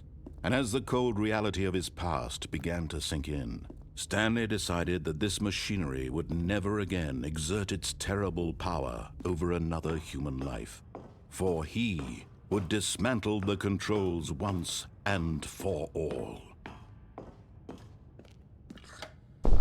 Oh, Stanley, you didn't just activate the controls, did you? After they kept you enslaved all these years, you go and you try to take control of the machine for yourself. Is that what you wanted? Control? Oh, Stanley, I applaud your effort, I really do. But you need to understand, there's only so much that machine can do. You were supposed to let it go, turn the controls off, and leave. If you want to throw my story off track, you're going to have to do much better than that. I'm afraid you don't have nearly the power you think you do. For example, and I believe you'll find this pertinent, Stanley suddenly realized he had just initiated the network's emergency detonation system. In the event that this machine is activated without proper DNA identification, nuclear detonators are set to explode, eliminating the entire complex. How long until detonation then? Let's say, 2 minutes. Ah, now this is making things a little more fun, isn't it, Stanley? It's your time to shine. You are the star. It's your story now. Shape it to your heart's desires. Oh, this is much better than what I had in mind. What a shame we have so little time left to enjoy it. Mere moments until the bomb goes off. But what precious moments each one of them is. More time to talk about you, about me, where we're going, what all this means. I barely know where to start. What's that? You'd like to know where your co-workers are? A moment of solace before you're obliterated? All right, I'm in a good mood. You're gonna die anyway. I'll tell you exactly what happened to them. I erased them. I turned off the machine. I set you free. Of course, that was merely in this instance of the story. Sometimes when I tell it, I simply let you sit there in your office forever, pushing buttons endlessly and then dying alone. Other times, I let the office sink into the ground, swallowing everyone inside, or I let it burn to a crisp. I have to say this, though, this version of events has been rather amusing. Watching you try to make sense of everything and take back the control wrested away from you, it's quite rich. I almost hate to see it go. But I'm sure whatever I come up with on the next go-around will be even better. My goodness, only 34 seconds left. But I'm enjoying this so much. You know what? To hell with it. I'm going to put some extra time on the clock. Why not? These are precious additional seconds, Stanley. Time doesn't grow on trees. Oh dear me, what's the matter, Stanley? Is it that you have no idea where you're going or what you're supposed to be doing right now? Or did you just assume when you saw that timer that something in this room was capable of turning it off? I mean, look at you. Running from button to button, screen to screen, clicking on every little thing in this room.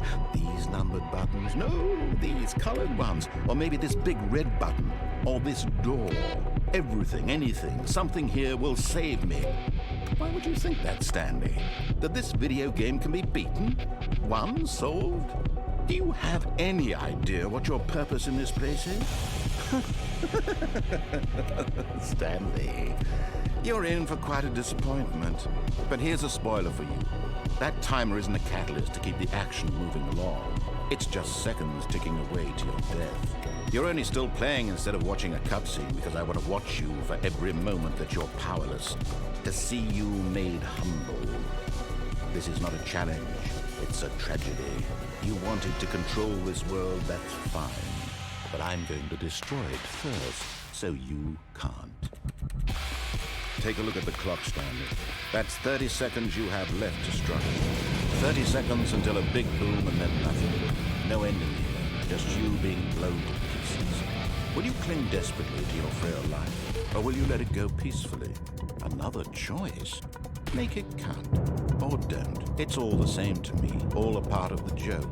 And believe me, I will be laughing at every second of your inevitable life from the moment we fade in until the moment I say, happily ever after.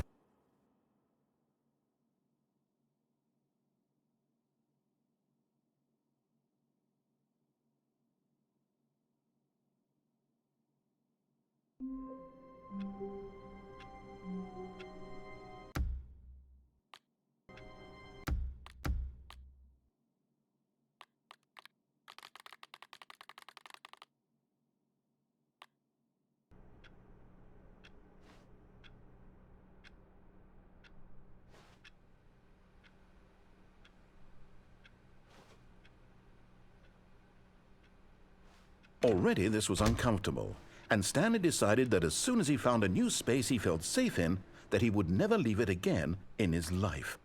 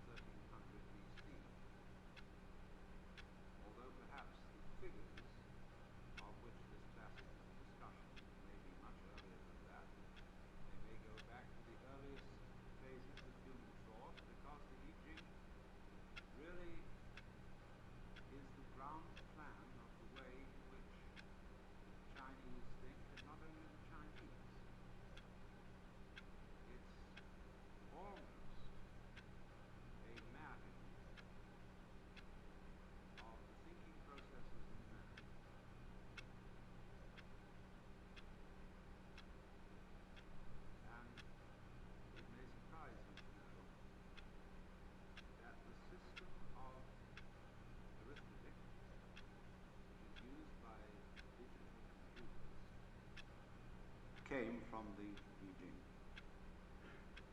We have a binary system of arithmetic. Now, it has been announced that I would speak this evening about the I Ching. I should just say then briefly that the Book of Changes is thought to be the oldest of the great Chinese classics, and to date from perhaps as early as 1300 BC. Although perhaps the figures of which this classic is a discussion may be much earlier than that, they may go back to the earliest phases of human thought, because the I Ching really is the ground plan of the way in which the Chinese think, and not only the Chinese. It's almost a mapping of the thinking processes of man.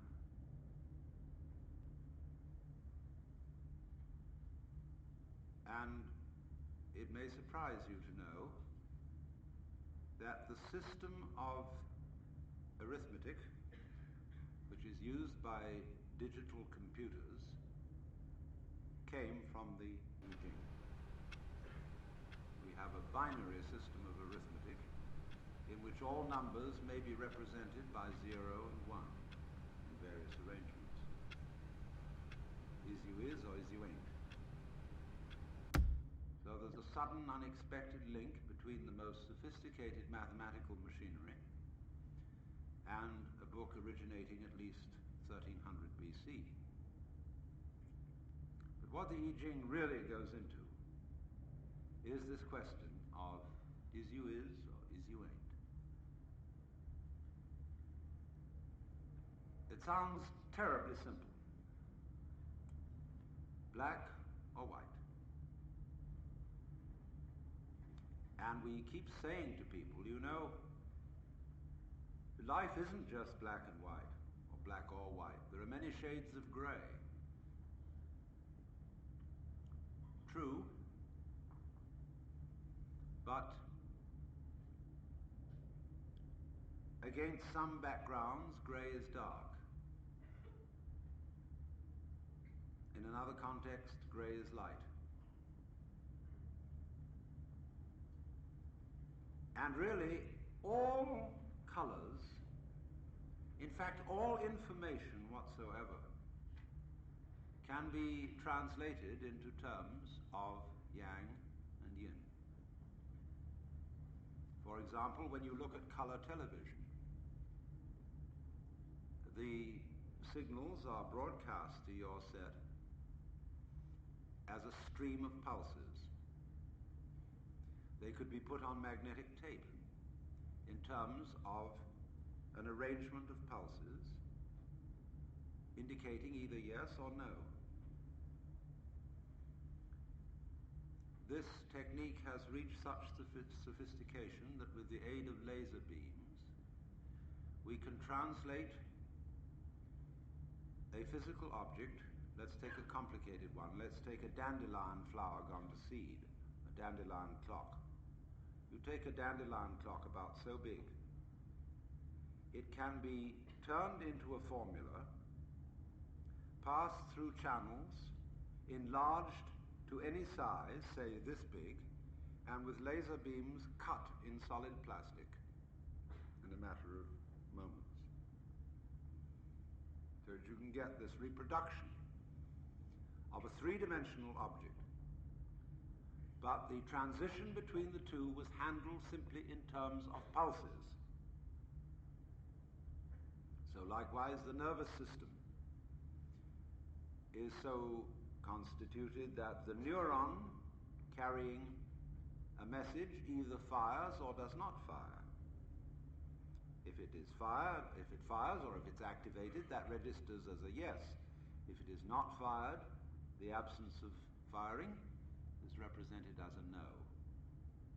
And so you could say that all your perceptions, in all their variety and all their color, are made up of a vast composite of little yeses and little nos in every conceivable variation.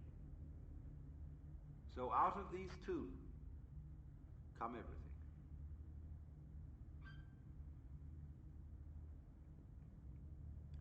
Yang means the positive, and yin the negative. Yang is identified with the south or sunny side of a mountain, yin with the north or shady side. And note this moment that you cannot have a one-sided mountain. Imagine it.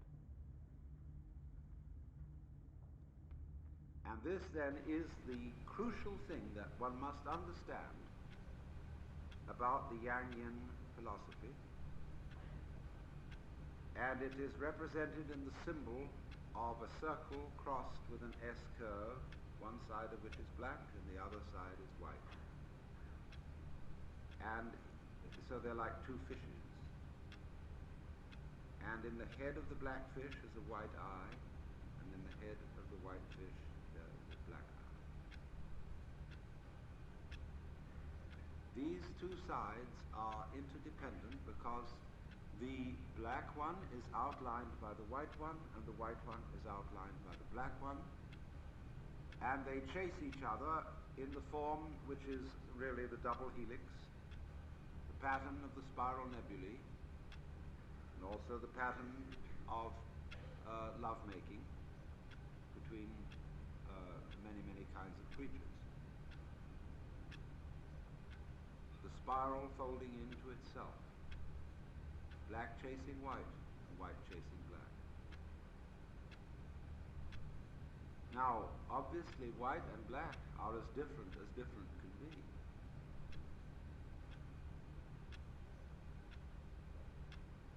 When we say of someone that he's an awful liar and a con man, we say why he could prove to you that black was white. But strangely enough, black is white in a certain sense. White is black. If you take the copulating word is to mean implies, because black implies white and white implies black, or positive implies negative and negative implies positive, because you can't have the one without the other. So to put this into clear words, we can say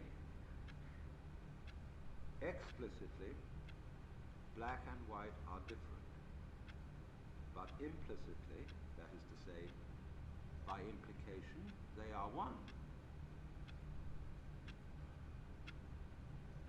So exoterically, outwardly, the positive and the negative of life are very different. Life is different from death, and good is different from evil. But esoterically, the secret is that they are one. As God says through the prophet Isaiah, I am the Lord and there is none else. I form the light and create the darkness. I make peace and create evil. I, the Lord, do all these things. But that information is not normally handed out from the pulpit. So we have to begin then seriously considering yang and yin, black and white. First of all, if I have a black background, somehow I am tempted to make a white mark on it. If I have a white background, I am tempted to put a black mark on it. Because if there were nothing to see but black, that would be tantamount to being blind, because there would be no difference. Nothing would matter. Nothing would make a difference. So there wouldn't be anything. Likewise, if everything were white, it would be as good as being blind, for there would be no difference. It's only by contrast, when black and white are put together that we know black as black and white as white. However, now, when I look at a small white circle or disk on a black background, or a small black disk on a white background, I once get this in my thought: which is positive and which is negative? Does black represent the negative because it's dark, like night? But when I look at the black dot on the white background, I think the black dot is the thing there, so that must be positive. It was put on. And therefore the white represents negative because it suggests nothing. No mark, like white paper behind the print. Blank. Blanche. The English blank and the French blanche, which means white, it's the same. Blank, negative. Isn't this mysterious, you see, that both white and black can play the negative role? But then let's think of white as light, and it's playing the positive role. And when we think of black as the thing, the mark, then it's playing the positive role. See, both can play the negative and both can play the positive. But still, you can't have one without the other. I look at the black with the white dot, and I say, is that a white glowing sun in the night, or is it a hole through a wall? In which case the black will be the thing, and the white the absence. I look at the black dot on the white background, say, yes, obviously the black dot is the thing, but on the other hand it may be a picture of a white box with a hole in it. You see, they're reversible. Therefore, some reflections about these.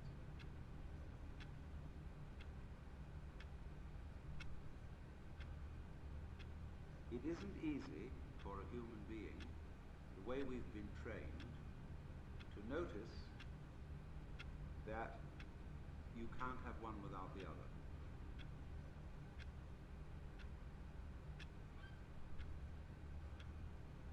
Because our attention has difficulty in seeing both sides at once. You know that Gestalt image where you get two faces in profile and they are drawn as black silhouette. So you get two faces in profile about to kiss. But then look again and you notice the white ground between them, and it is a cup, like a chalice. What have we got here? Kissing faces or chalice? People have difficulty in seeing both together. You must have one or the other. Either will do, but make your choice.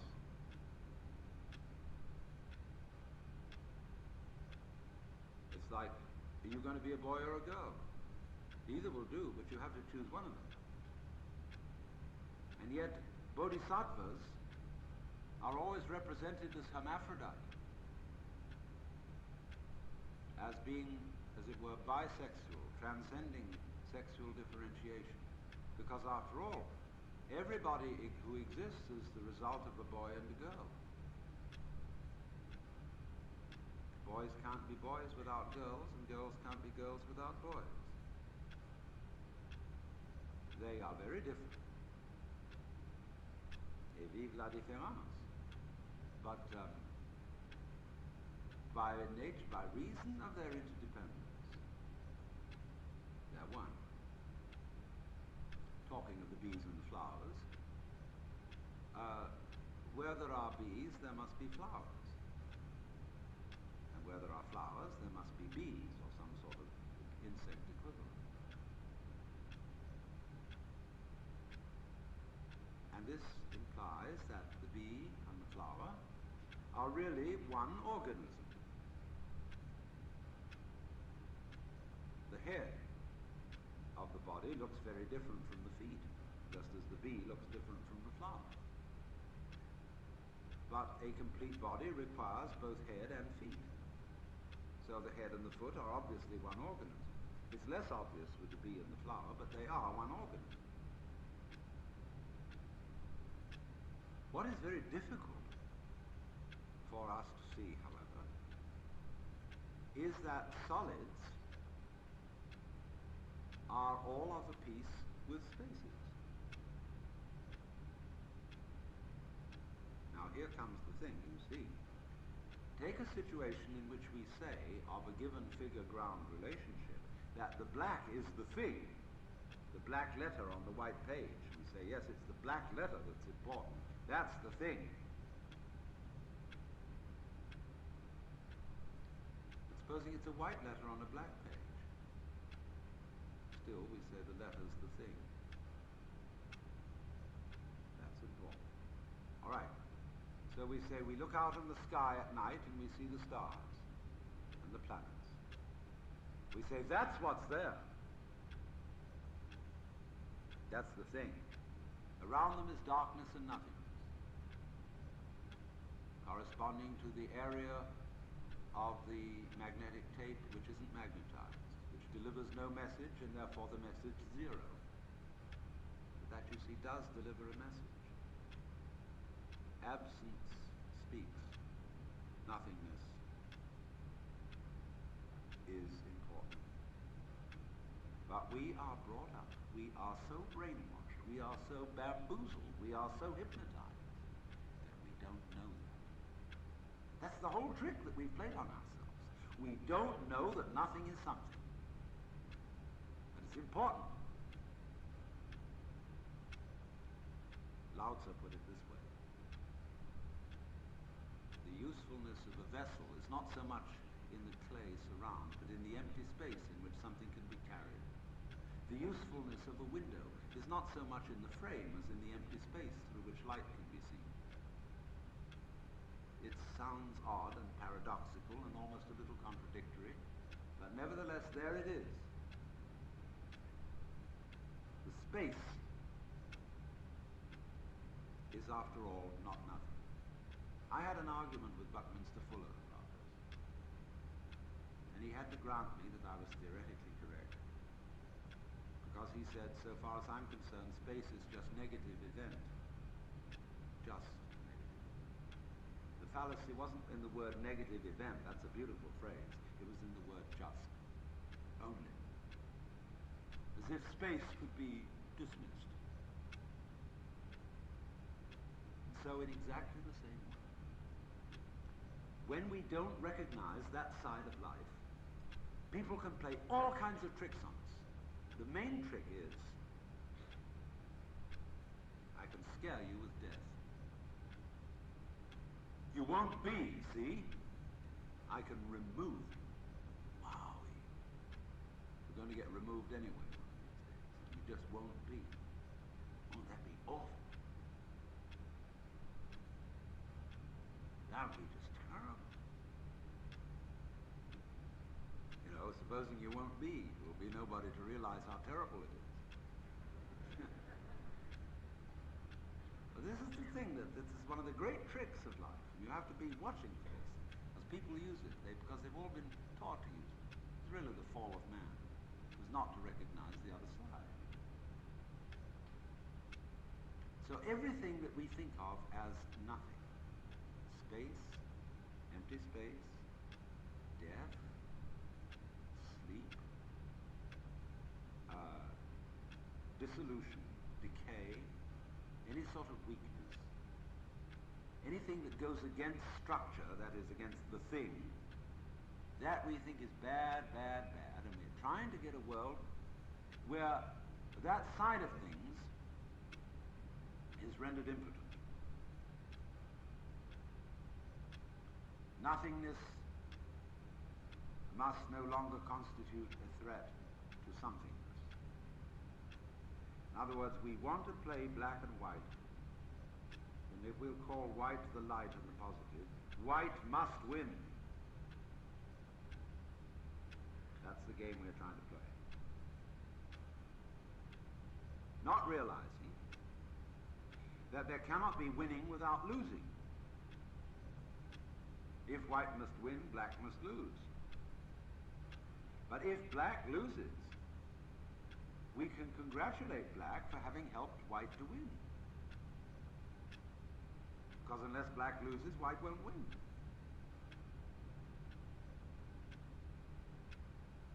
You can translate this into the difficult and thorny question of race relations. How would you know you were free, white, and 21? How could you be proud of being a white man as to a black man? You wouldn't know you were living on the right side of the tracks, unless for people living on the left side of the tracks.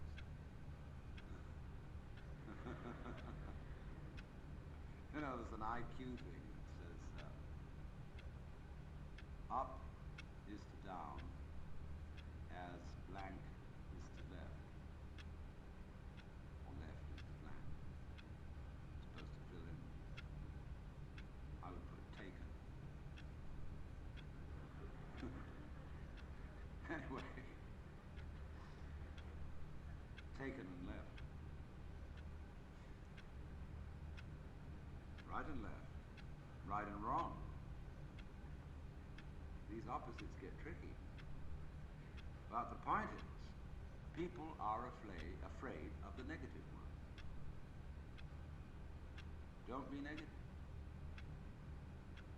Power of positive thinking. That's all nonsense. The negative is the source of the positive.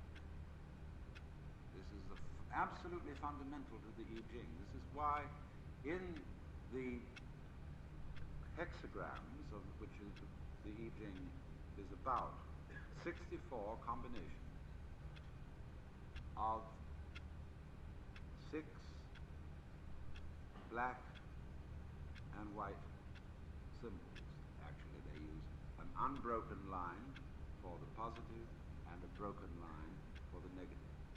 6 such lines.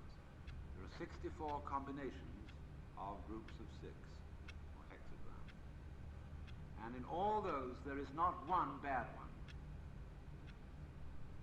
There is no sign of the I Ching which you can draw, and the oracle tell you this is just plain bad.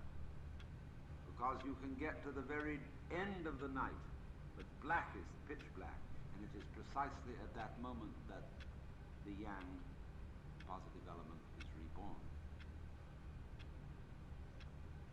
Because you see, it is recognizing that energy is waves, energy is pulsation. Now you can't have a pulse without a vibration. It sounds, if I go,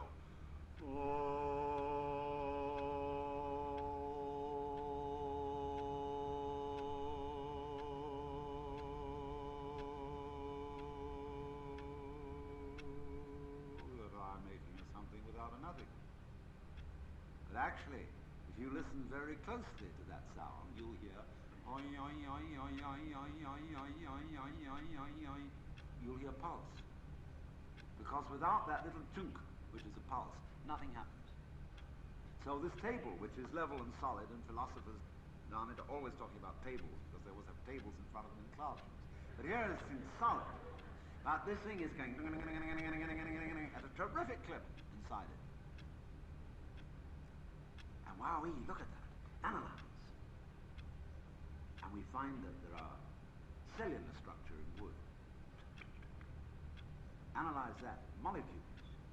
And when we find to our amazement, if you take a molecule out of this table, and it's about the size of my fist, blow it up to that, the next molecule will be, why, way over the other side of the room, at that level of magnification. So what's in the molecules? Atoms. Take an atom the size of my fist. Well, the next one be somewhere in Los Angeles. I mean, I was talking fancy shapes and figures. Anyway, a long way away. What's inside the atom? Ooh, electrons, protons, mesons, etc. And they, at the size of my fist. We don't even know if they're particles or waves, so it's difficult to talk about this. But they are a long, long way from each other. So we suddenly find that in this solid table there's more space than there is anything solid. There's a little bit of solid. But as you ferret it out and you go step down, it's like approaching a limit in mathematics. When you have a curve sweeping towards an axis, supposing it's an asymptotic curve, it's always getting nearer and nearer and nearer to that axis, but never actually collides with it. So we get nearer and nearer as we study substance.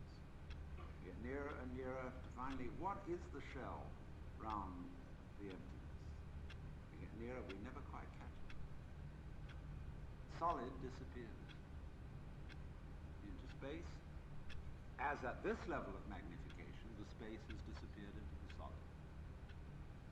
See, if I just have one finger, or a better illustration, if I take a lighted cigarette in the dark, I've just got one point, but I whiz it around and you see a continuous circle. That's how you see a solid table. Because everything's going so fast that your eye can't catch the spaces between. Too little, too quick.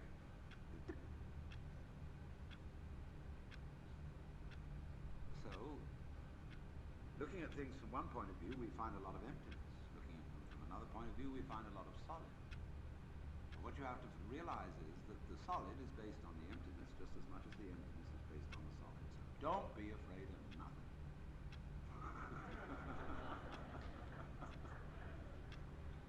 It can't bite you. It's only something that can bite you. There's nothing to be afraid of in nothing.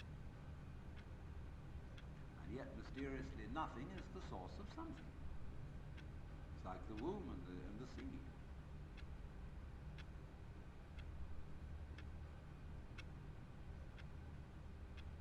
So, yang and yin go together.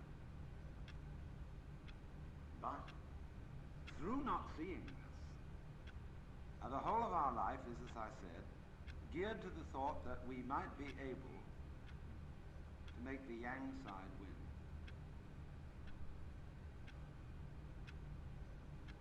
And so, in every sort of human enterprise, we are trying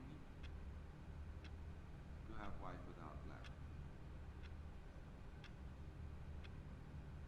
This connects with what I was trying to get across this afternoon. When you talk about improving the world, you are meaning presumably that you want it more white than black. Or whichever one you call the good one. Maybe you think the black is the good. It's alright, it makes the slightest difference. You know, which side are you going to take in the game of chess, the black or the white? It doesn't make much difference, except white gets first move.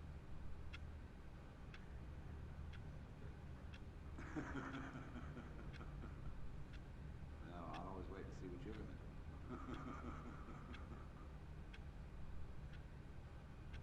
We think, could we get rid of the other one? Now, as you know, in all matters of practical living, it never works. You think now, I've been miserable all this time because I haven't had enough money. I never know whether I make the payments on the car. I never know whether, there's going to be sickness. And if only I had a little more money, I'd really feel great. So you get it. And in the transition from one stage to the other, whoops, you feel very elated. Of course you feel elated, you're going up. $5,000 a year. Makes a difference. When you've gone up, then of course you're on a level again. And no longer do you have to worry about making payments. But you get a new worry. Supposing I get sick and die of it. Supposing someone robs me, takes it away from me. Worry about that. You say, oh, I'd feel so much happier if I had a medical examination. You go to a fancy doctor. Then always there might be burglars, so you get an alarm system and new locks. Finally, you go to the Homes Patrol and get a private guard to watch you, and that makes you feel better for a while, except then it begins to nag you. See, if I have that Homes Patrolman out there, they'll know I've got something. Maybe I better have two men on it. So, it grows. You worry. Because you found out that you didn't get yang without yin. You got a new yang, a bigger yang, instead of the former little one you have, but you got a big yin with it. It's no joke getting rich. It implies a great deal of responsibility, and you've got more to worry about. Don't envy rich people. It's a great mistake. Don't envy anyone. So, in the same way, Zhuangzi puts it thus, he's Lao Tzu's successor. People who speak of having good government without its correlative misrule, or right without its correlative wrong, do not understand the basic principles of the universe. One might just as well speak of having yang without yin, and such people must be either knaves or fools. Of course, how would we know we were wise unless there were knaves and fools?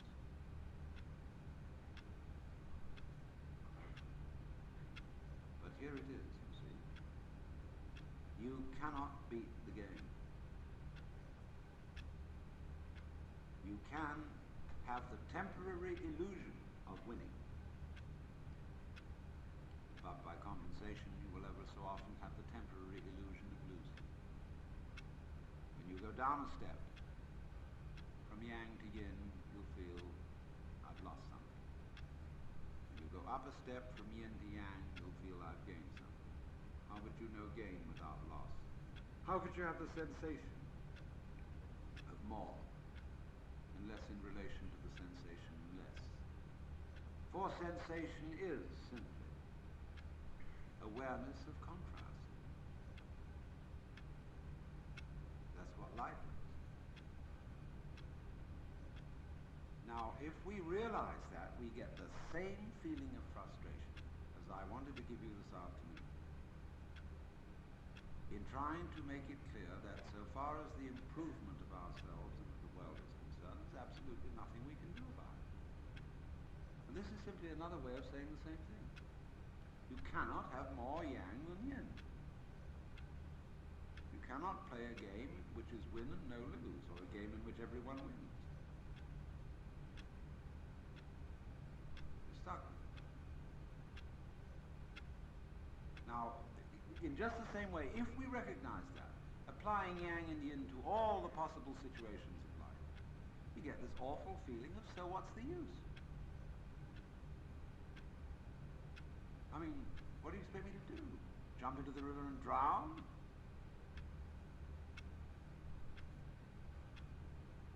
Now wait a minute. Why, at that point, do we get the feeling of, oh, what's the use?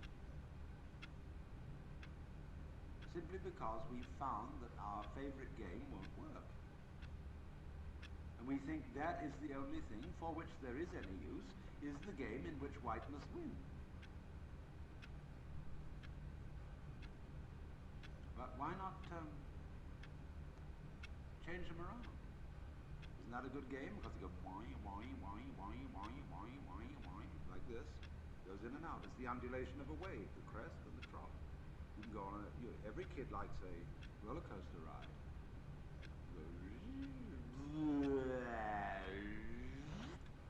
It's great.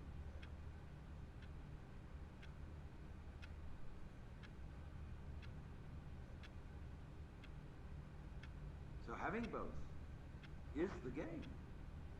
See, it's no game. That what we think is the game isn't a game at all. To win all the time. Win, win, win. That's no game.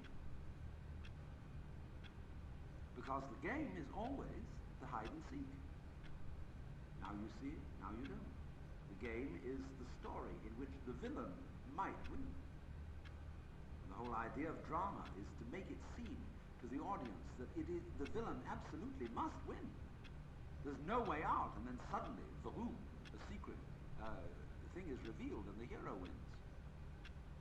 Or if you want a good cry, they have a tragedy and the villain wins. But don't you see, there is no vitality unless there's that negative element.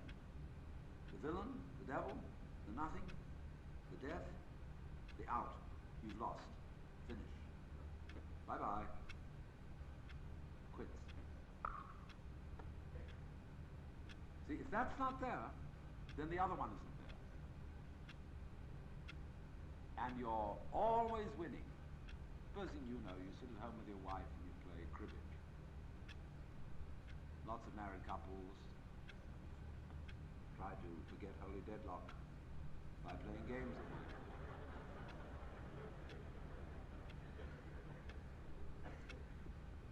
And if one partner, be it wife or husband, always wins at cribbage, the game ceases to be of interest. Because every good player likes a sprightly opponent who sometimes wins.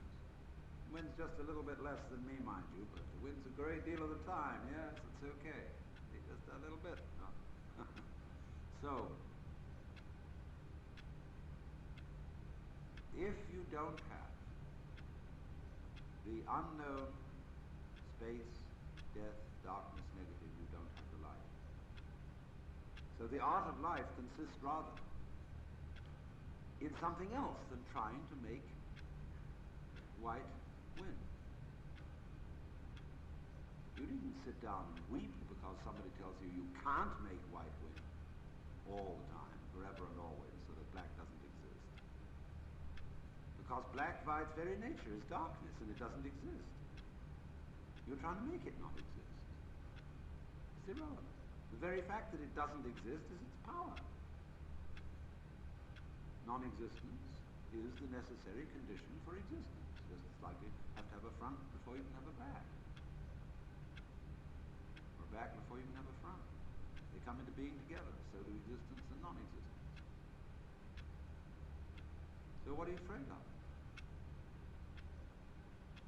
In trying to get rid of nothing, which is already gotten rid of.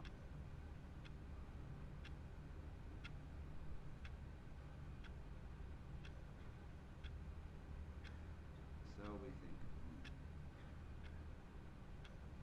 But surely this is rather monotonous. It goes up and down, up and down, up and down, seesaw, life, death, life, death, life, death, or birth, death, birth, death, birth, death. Isn't there some way of, must we play this game? It's like the game of one-upmanship I showed you earlier this afternoon. You can't get out of it. You're always playing it. And if you say, I won't play, it means I got a more interesting game than yours. Which is just the same game all over again. Would there be a way somehow to transcend black and white? So we've got black and we've got white. That makes it even. Isn't there something else? Couldn't it be a tertium quid? A new possibility? So we could have a 3 basis instead of a 2 basis? Somebody comes up and says, all right, you're black and white, A and B, you constitute the 2 ends of the base of a triangle, and I'm the apex. How about that? You say, that's odd. Of course it's odd, because the first 2 were even. When something happens, that's 1, and that's odd. See, it's odd that anything should have happened. Very odd, it's queer. It would have been easier for there to be nothing. But then something happens, and then they say, that's odd. Then they recognized there was something and nothing, and then they said, all right, that's right, we're even. So this third fellow comes along and says, now, what about? And they say, you're odd. Oh, wait a minute.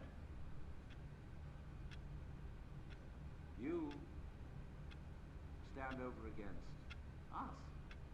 Well, that makes 2. We're even, and you're odd. All right, so that makes 2 out of 3. 3 equals 2. But we're together, we 2. We recognize that we're black and white. You can't have one without the other, so we're together. You say you want to be different, okay?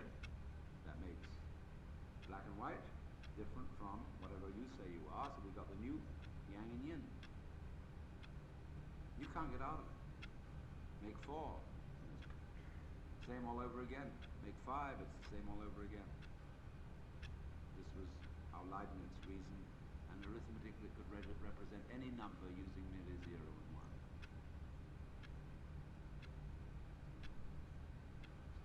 1. Damn it. Can't we get out of this? Hey, what would it be if you were allowed 5 minutes with God? You're allowed to ask one question. What do you want to know? Because you know, you thought this over now. You know about the opposites, about the yang and the yin. And you know you can't ask God and say, hey, Big Daddy, will you give me a tip to beat the game? It won't work. And what shall I ask God? So you can think of all the things you might ask for. You know, an electric guitar, $1 million. And you know that wouldn't be the answer, because that would be yang. There'd be a big yin along with it somewhere. But I don't know what to ask.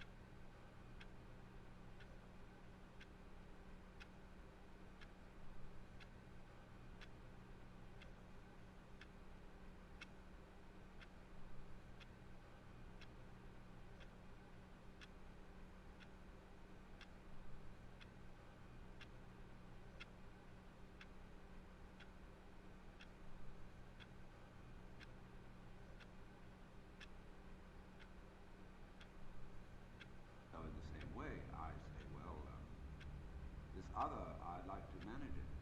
I'd like to control it. Now, I don't want these people around messing up my life. I don't want them to be that much other. I'm gonna fix you. Then I get on a power kick. And there are all kinds of power kicks, let me warn you. It's not just politics, and economics, and business. The worst power kicks are spiritual. Like astrology. Would you like to know the future? Would you really? It's a power kick to know the future so that you can control it. No surprise. If you know the future, it's already past. But if you want to know something and have knowledge, then there must be the unknown. Just as if you want self, you must have other. So the future is always the unknown. The past is the known. And what we witness as our present is the magical appearance of the known from the unknown. You know what's going to happen the next second. I mean, there might be another big earthquake right underneath us. Any minute now. Or the Russians might decide to release the A-bomb. Any minute. You have a heart attack, drop dead. You don't know what's happening. Well, relax.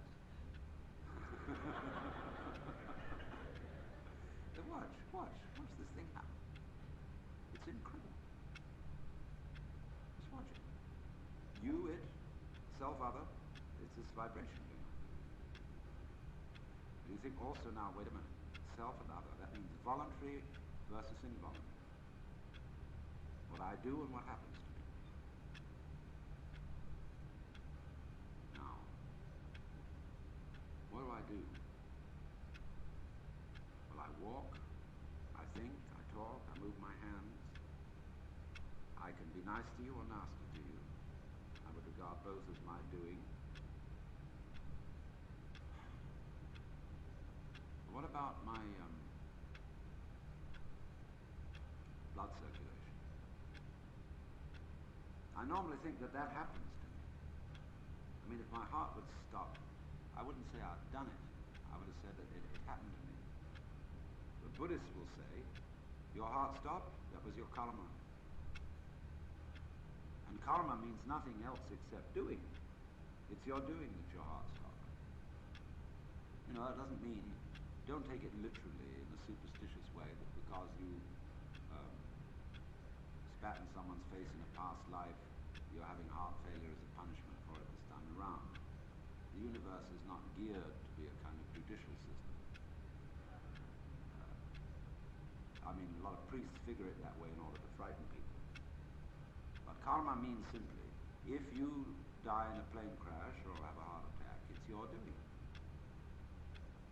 But that simply means you've got to rethink what you mean by doing. Now, I've already proved to you that black is white. So now I'm going on to prove to you that what you do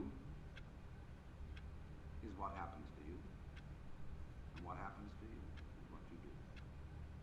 Because you can't tell the difference between doing. You can't tell what you mean by doing unless something happens to you. To contrast it with, vice versa. You can't say of something that happens to you unless it feels different from something you do. Now let's take a look at our breath. Are you doing it, or does it happen to you? If we do breathing exercise, you can feel I'm doing it. I'm breathing in just as I might raise my hand. But after a while I breathe out. I feel I'm breathing out. And I forget all about it, and it goes on. And it happens to me. That's why in yoga, which means, yoga means union, joining, same as the Latin jungere. Why in yoga you breathe. Breathing is the main thing in yoga, because it's to teach you that there's no difference between what you do and what happens to you. You learn that through breathing. You can make the very best breath. See, we get into Christian terms here. The Holy Spirit, spirit means breath. See? Spiritus in Latin, pneuma in Greek, ruach in Hebrew. Breath. Now, there's ordinary breath, when you know, most people's normal breathing. Or forced breath, when, or, you know, when people try to sing and their voice is forced. But then, the next breath is called Holy Spirit, holy breath. That's when the breath is no longer forced, it happens. When it's nirvana breath, blow out, same thing as Holy Spirit. And then that is the unforced one.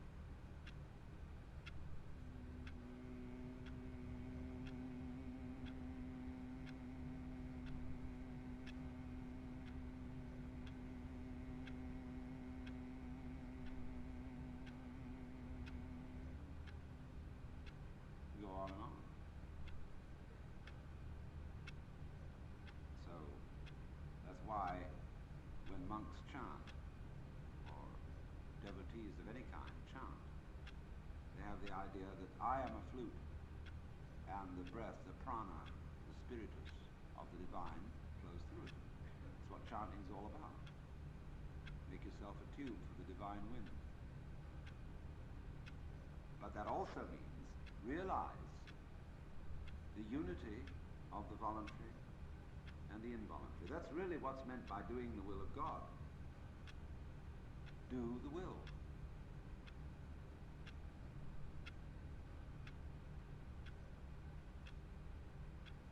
It's one reason why we get confused in English as to whether we mean will or whether we mean shall.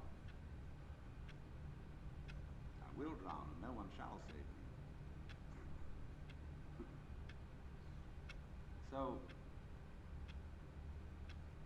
think, behind what you call voluntary, you decide.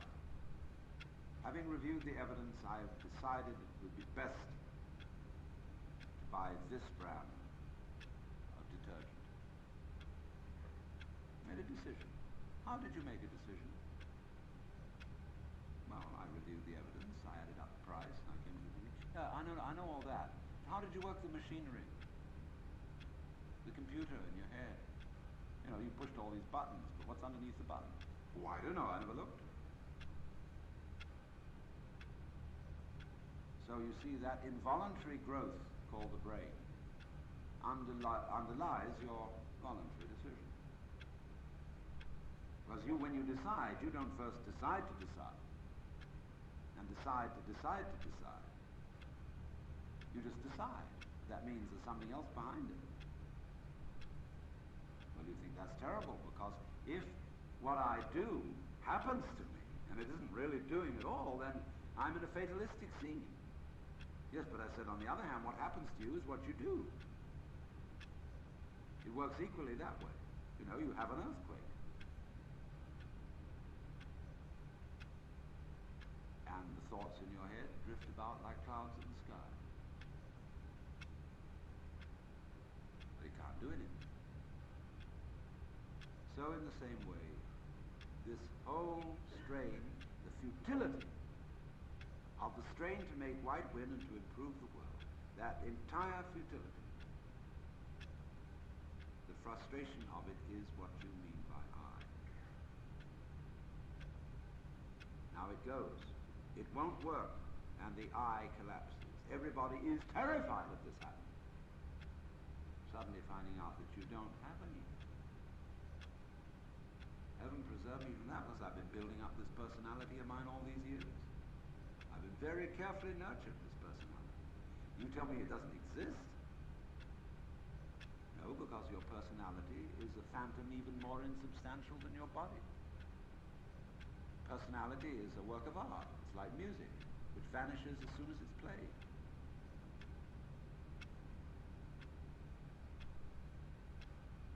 When I originally planned this series of talks, I had not intended to include what to me is one of the most remarkable books in the world. The reason I hadn't originally intended to include it in the series is that to the average person who is not acquainted with these matters, it's a book of extraordinary difficulty, despite the fact that from another point of view, it's a very simple book. But in any rate, I thought I'd have a shot at it. This book is called in its Chinese title, Wu Men Guan. And literally translated, that means no gate barrier. Or you might call it the gateless gate, or the gate which is no gate.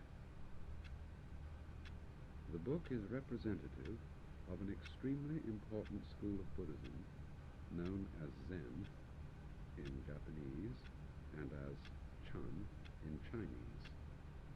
And this particular school of Buddhism has been one of the most potent influences in the history of Far Eastern culture, in the shaping of its arts, and such a wide range of arts, going from painting and calligraphy at one extreme to to the art of jujutsu at the other, and including in between landscape architecture, ordinary house architecture, ceramics, archery, fencing, all kinds of things, as well as daily life itself.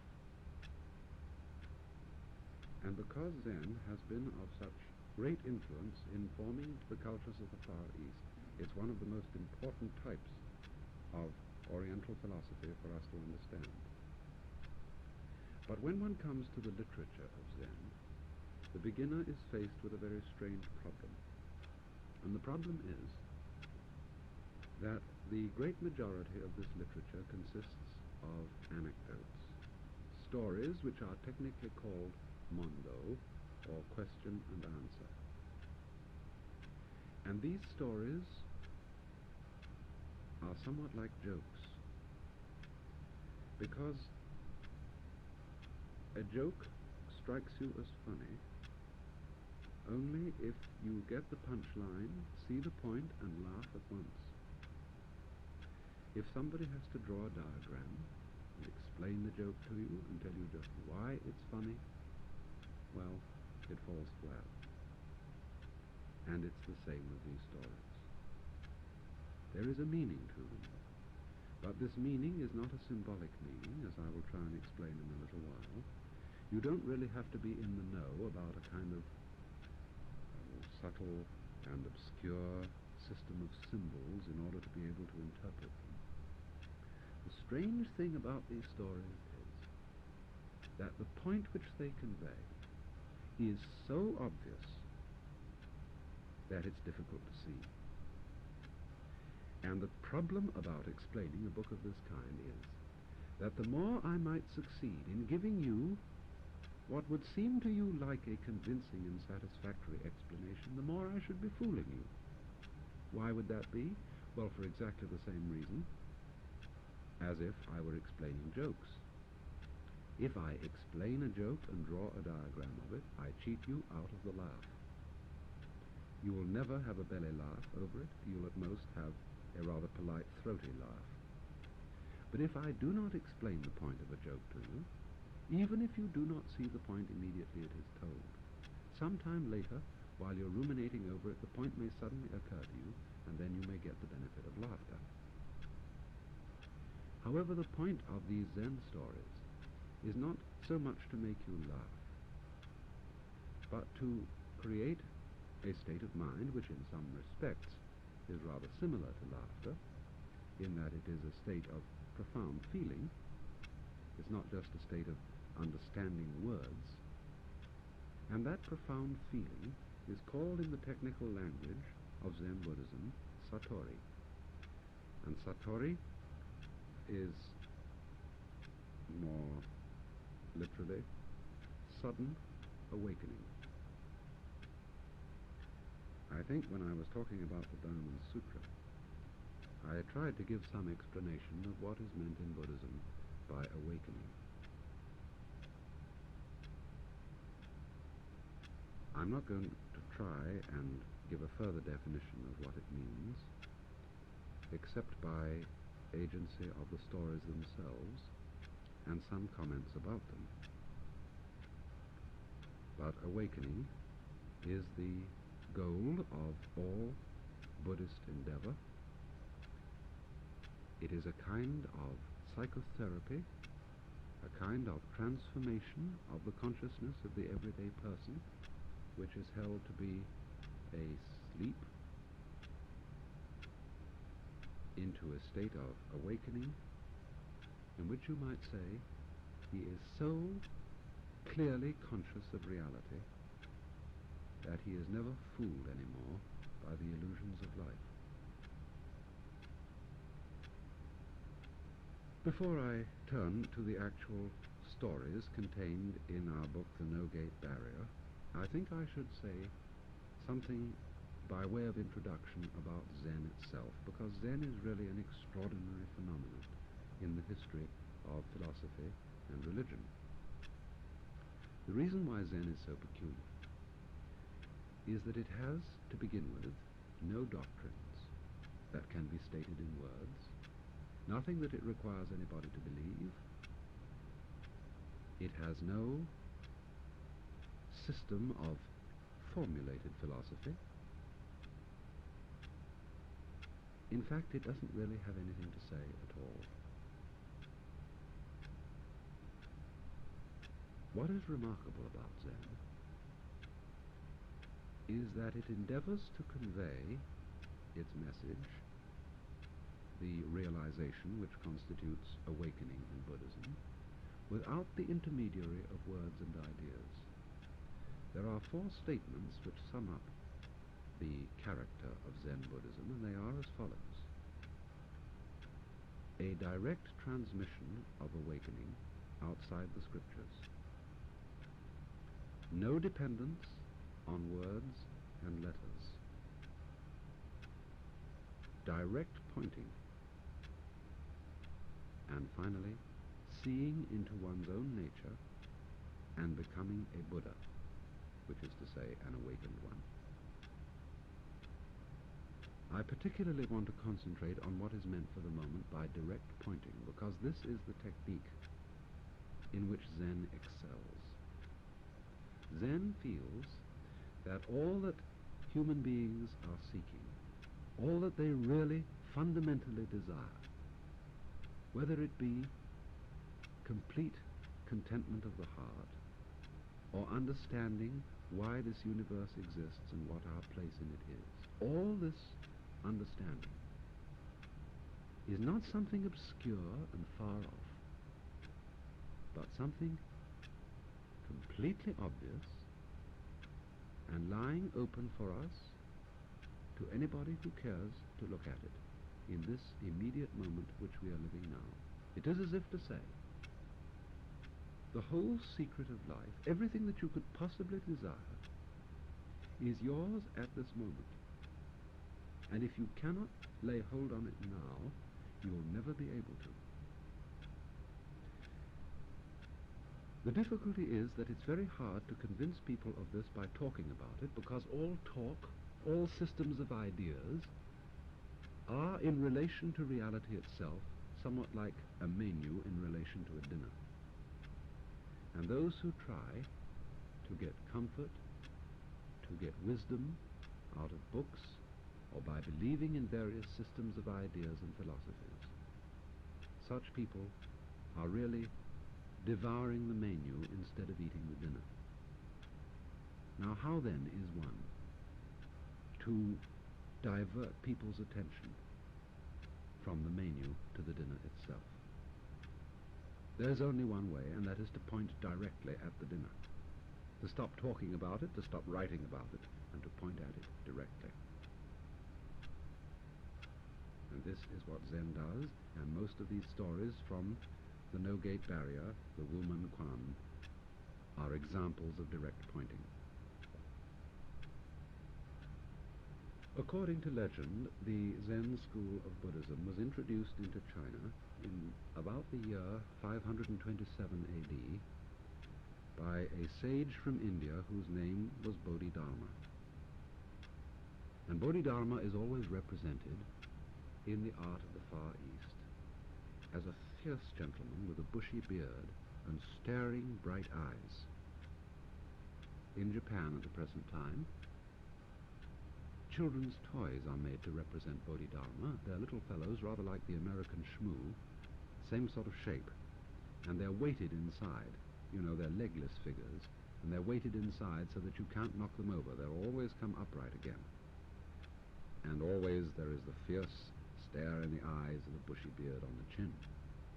And of course there is some reference to Bodhidharma's secret, to the teaching which he brought, to the message of Zen in the fact that you can't knock this little fellow over. You can push him this way, you can push him that, but he always bobs up again. The first story I'm going to read from the Wumen Quan, which incidentally was compiled by a teacher of the Zen school who lived in China between 1183 and 1260. The first story I'm going to read you is the story of the encounter between Bodhidharma and his first disciple, whose name was Eka. Bodhidharma was sitting, facing the wall. His future successor, Eka, stands in the snow and presents his severed arm to Bodhidharma. I should explain in parenthesis that Bodhidharma had very much discouraged Eka from becoming his disciple. And this is always the way with Oriental, philosophical, and spiritual teachers. They don't look for disciples. And the reason why Bodhidharma wasn't looking for disciples was his own fundamental feeling that he had nothing to teach. The truth of Buddhism was so completely obvious that anyone could see it if he looked, and to talk about it and try and teach it was, as they say in Zen, only to put legs on a snake. You know, a snake walks very well without legs, and if you stuck some on, it would only embarrass it. And so he had said repeatedly to Eka, I have nothing to teach, go away. But Eka was so convinced that Bodhidharma had some secret which he could convey to him, that at last, as a token of sincerity, he cut off one of his arms while standing outside the teacher's hut in the freezing snow, and presented it to the teacher, crying, My mind is not pacified. Master, pacify my mind. Bodhidharma says, If you bring me that mind, I will pacify it for you. Eka said, When I search for my mind, I cannot hold it. Bodhidharma said, Then your mind is pacified already. And it is said that at this moment, Eka had a sudden insight into the whole mystery of life, the problem of peace of mind, and the essential meaning of Buddhism itself. To each one of these stories, the editor of the book has added a comment and a poem, and I'm going to read the comment which he's put here. That broken-toothed old Hindu, Bodhidharma, came thousands of miles over the sea from India to China as if he had something wonderful. He is like raising waves without wind. After he remained years in China, he had only one disciple, and that one lost his arm and was deformed. Alas, ever since he has had brainless disciples. And the poem? Why did Bodhidharma come to China? For years monks have discussed this. All the troubles that have followed since came from that teacher and disciple. It's a characteristic convention of Zen literature that the masters of this school poke fun at one another. Because insofar as they seem to be masters, they all realize that calling themselves masters is kind of a joke, because a master is, after all, one who has something to teach, and in Zen there is nothing to teach. The more one teaches, the more one tries to explain it, the more obscure it becomes. Just like the more one explains the joke, the less funny it becomes.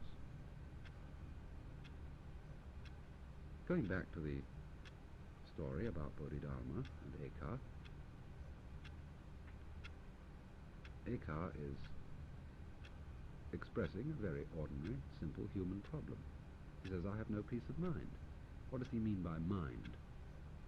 We might say soul, we might say ego, or self. I feel that I am unhappy. I need peace.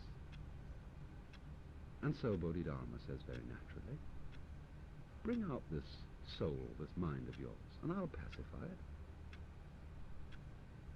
But Eka says, you know, when I try to find myself, I can't. I look and look, but then I realize that I'm looking for the one who is looking, and I can never lay hold on it. But Bodhidharma said, there, your mind is pacified already. I feel very diffident, really, about making any comment to a story of that kind. But just in the nature of a little bit of a hint,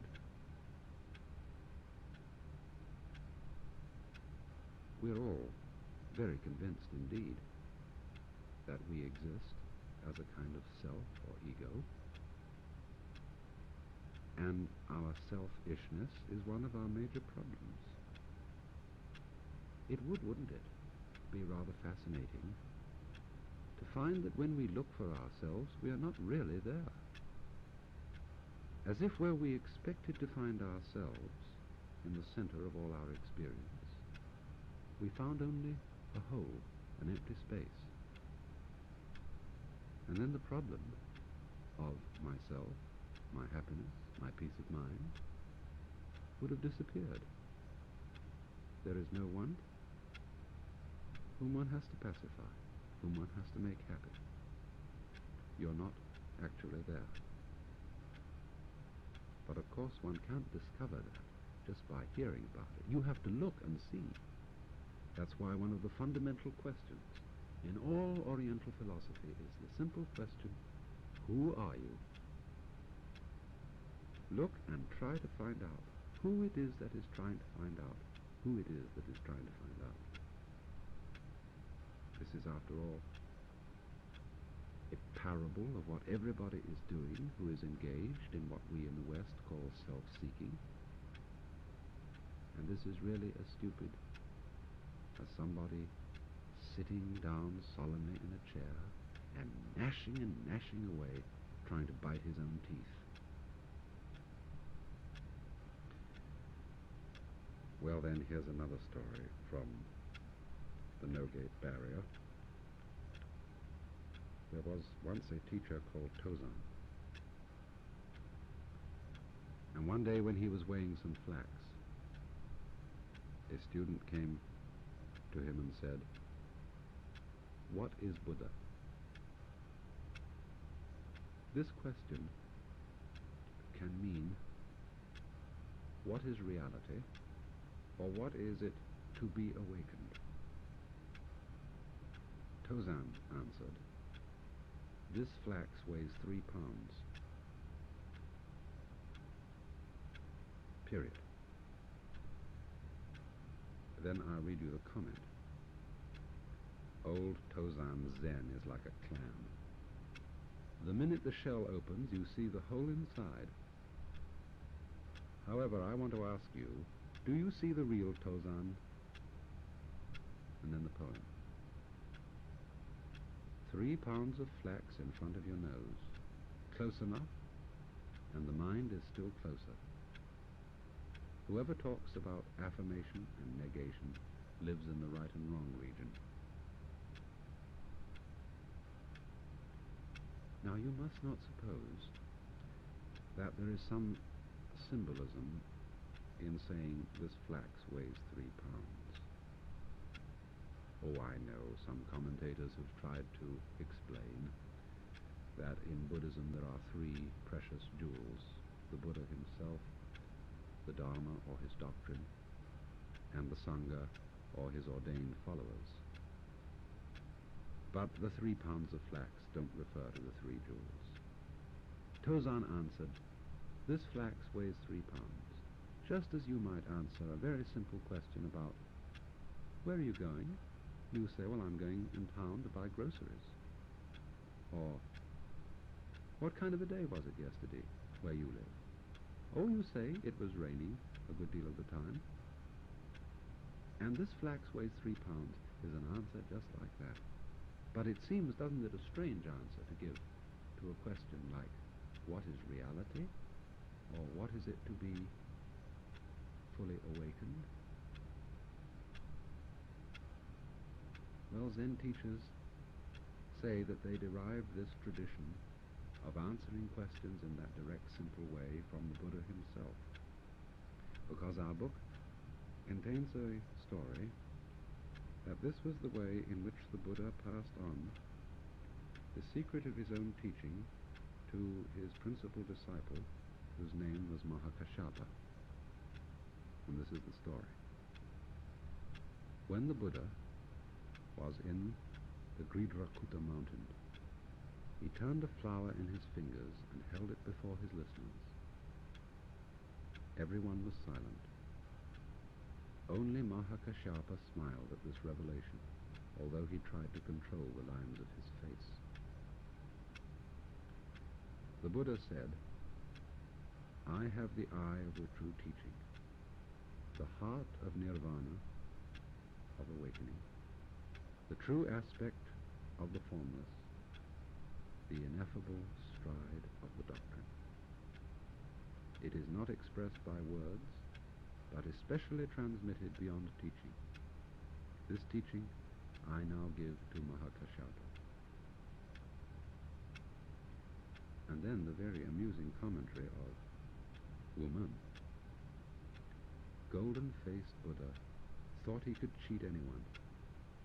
He made the good listeners as bad and sold dog meat under the sign of mutton. And he himself thought it was wonderful. What if all the audience had laughed together? How could he have transmitted the teaching? And again, if Mahakashapa had not smiled, how could he have transmitted the teaching? If he says that realization can be transmitted, he is like the city slicker that cheats the country dub. And if he says it cannot be transmitted, why does he approve of Mahakashapa? And then the poem. At the turning of a flower, his disguise was exposed. No one in heaven and earth can surpass Mahakashapa's wrinkled face. There were all those disciples gathered around the Buddha, expecting from him the usual daily words of wisdom. And instead of that, he said nothing. He just picked up a flower and held it in his hand. And this is the same sort of answer that Tozan gave when he was asked, what is reality? He just said, this flax weighs 3 pounds. An ordinary statement, just as holding up the flower, is an ordinary action. When Zen teachers began to answer questions about reality in this way, they had their imitators, those who thought that they had got hold of something that was, a sort of new, cultish fad in the way of religion, and they went around imitating these kind of antics in order to seem wise and to collect followers. But this is what happened to a person who tried that sort of thing. It's the story called Gutei's finger. Gutei raised his finger whenever he was asked a question about Zen. A boy attendant began to imitate him in this way. When anyone asked the boy what his master had preached about, the boy would raise his finger. Gutei heard about the boy's mischief. He seized him and asked him the question, what is the fundamental principle of Buddhism? The boy raised his finger, and at once Gutei cut it off. The boy cried out and ran away. But Gutei called out and stopped him. When the boy turned his head to Gutei, Gutei raised up his own finger. In that instant, the boy was enlightened.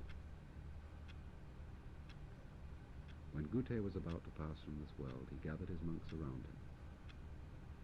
I attained my finger Zen, he said, from my teacher, Tenryu, and in my whole life I could not exhaust it. Then he passed away.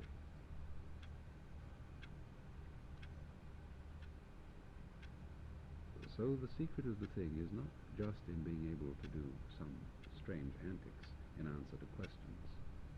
And the fellow, who didn't really understand but imitated his understanding, got into very serious trouble. But despite of his getting into trouble, he realized the thing in the end. Here is a story in which perhaps the point of this kind of thing begins to come a little clearer. And it's called the story of tipping over the pitcher. Hyakujo wished to send a monk to open a new monastery. He told his pupils that whoever answered a question most ably would be appointed. Placing a water pitcher on the ground, he asked, "Who can say what this is without calling its name?" The chief monk said, "No one can call it a wooden shoe." But Isan, the cooking monk, tipped over the pitcher with his foot and went out. Hyakujo smiled and said, "The chief monk loses," and Isan became the master of the new monastery.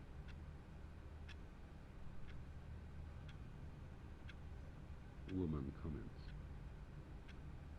Isan was brave enough, but he could not escape Hyakujo's trick. After all, he gave up a light job and took a heavy one. Why, can't you see he took off his comfortable hat and placed himself in iron stocks? If I talk all the time and never listen to what others have to say, I shall lose touch with my fellow men. In the same way, if I think all the time, which is in a way talking to myself inwardly, I shall lose touch with the reality with which words are about, which they are intended to symbolize. It is the fundamental insight of Zen that by an excess of thinking, men have lost touch with the real world in which they live. The solution to this problem is to be silent in one's mind and to look again at the real world, not thinking, but seeing it directly. This can't be talked about.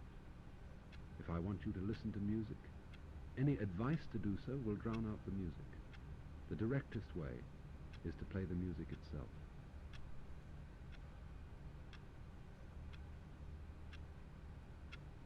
In other words, he had seen that the reality of the picture was not the word or the idea, picture, but was something non-verbal. And by this action demonstrated that this was his understanding. You cannot put what it is into words. And this indeed is a central point of Zen and of Buddhist understanding in general. That reality is beyond words. And that one must not confuse the world of things as we think about them and talk about them and name them with the world as it actually is. The first story I read was a case in point. Because in the world of ideas and words and conceptions and inherited social notions, every one of us is perfectly convinced that he is a self, an ego. But when we step out of that world of conventional ideas into the clear daylight of reality, and with wide open eyes look for ourselves, what do we find?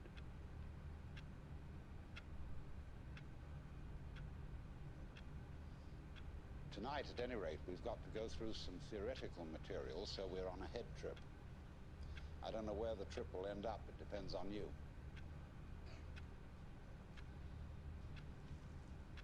But in order to lay the foundation for this, we've got to examine ideas that are basic to our common sense. Ideas are very powerful. It's not only emotions that are powerful in human life. Psychoanalysis has, of course, examined the emotional bases of human opinions and beliefs, but one should also examine the intellectual bases of psychological principles, or theories, or therapies, because everybody who speaks a language at all has underneath the surface of the language or the figuring that he uses certain basic assumptions which are usually unexamined. And these unexamined systems of belief are extremely powerful in their influence over our lives.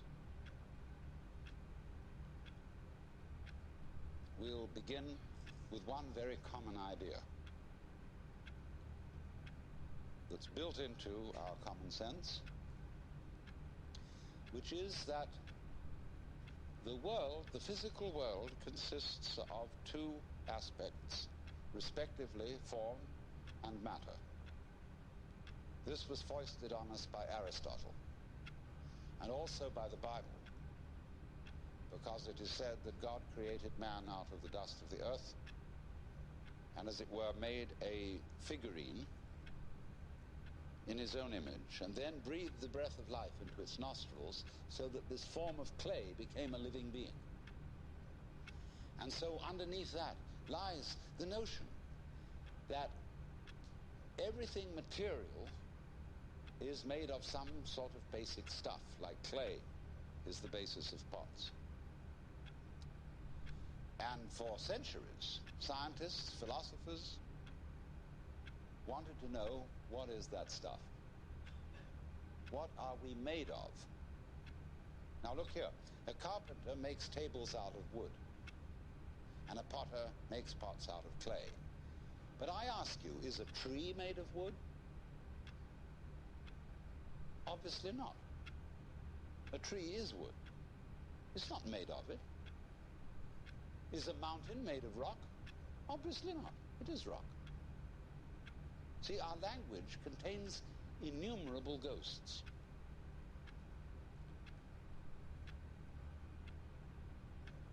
Supposing I say, the lightning flashes. Surely the flashing is the same as the lightning. There is not one thing called lightning and another called flashing. The lightning is the flashing. It is raining. What is this it that is raining? The raining. I can make a noun out of a verb any time by turning it into a gerund. So we populate the world with ghosts, which arise out of the structure of our language, and thus, therefore, of the structure of our thinking, because we think in language or in figuring in numbers. And so it's of intensely fascinating investigation to find out what are the hidden assumptions that underlie language and figuring. In other words, language and mathematics. And here is this basic assumption, you see, that is almost with us all. It comes again and again into our everyday speech, that form, pattern, organization, organisms are made of something. As if there were some inert, primordial, and of course stupid stuff which had to be put into shape by an energy and an intelligence other than the stuff. Like the intelligence of the potter shapes the clay. So therefore, we have a basic picture of the world in which everything is being pushed around. There's a boss.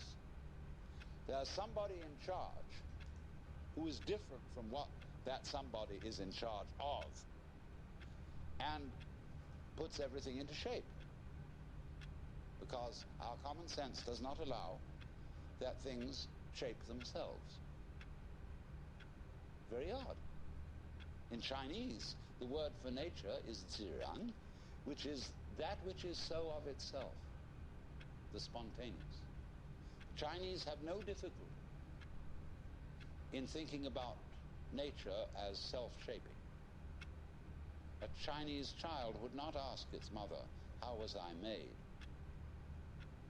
It would ask its mother, how did I grow? Which would be quite different, you see. So to be made is to be commanded, and therefore every good being obeys. Whether you obey God or whether you obey the laws of nature, you obey. And the analog, therefore, of the world that has been put into our common sense is one of military command. Note that. Because the image of God, I would go further and say the idolatrous image of God, which has been handed down to us, is one of the beneficent tyrant, the boss, Big Papa.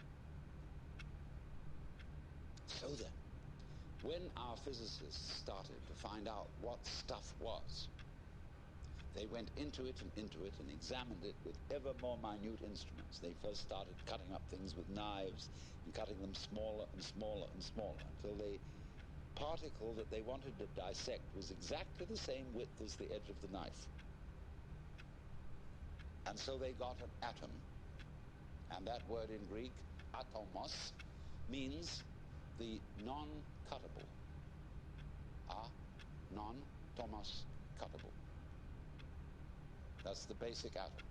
What you can't cut anymore because you've got down to the end. Well, they weren't satisfied with that. So they got an atomos, in other words, a particle of something or other that was just the same width as the blade of the knife edge, and they looked at it under a microscope. And they saw that it seemed to be composed of small particles. So they found out means of working those out, and then they found out extraordinary means of investigating the properties of matter. Then they reached a point where they couldn't decide whether it was particles or whether it was waves. So they called them wavicles. They thought they had come to certain ultimate wavicles called electrons. But then, unfortunately, everything fell apart, and they found protons, mesons, and many other extraordinary things. Because, of course, what they didn't realize was that as you make more and more powerful microscopic instruments, the universe has to get smaller and smaller in order to escape the investigation. Just as when the telescopes become more and more powerful, the galaxies have to recede in order to get away from the telescopes. Because what is happening in all these investigations is, through us and through our eyes and senses, the universe is looking at itself.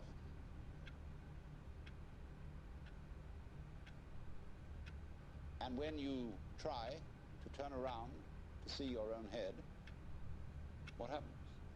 You see? It runs away. You never get at it. You can't bite your own teeth.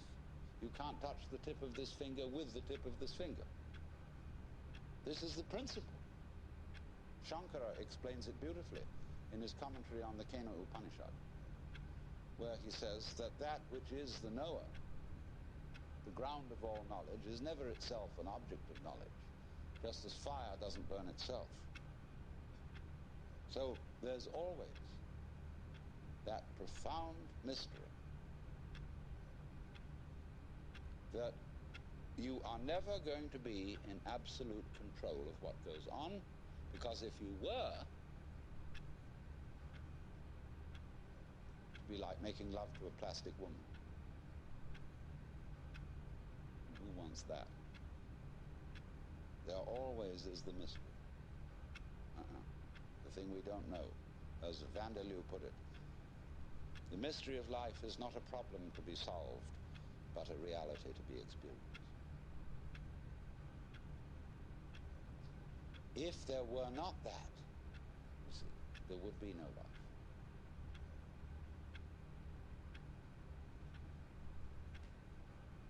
The reason why certain people turn to philosophy, why I became a philosopher, was that since I was a little boy, I always felt that existence as such was weird. I mean, here we are. And isn't that odd? Of course it's odd.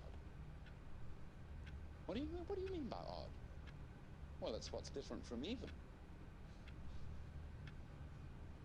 I mean, what's odd stands out. What's even lies flat. But you can't see the outstanding without the flat background. Here's the thing standing out. It's odd. Each one of you is odd. Strange, unique, particular, different. How do we know what we mean by that? Except against the background of something even, that is not differentiated, like space. And so you get this philosophical itch. You begin to scratch your head and think about, why is that so?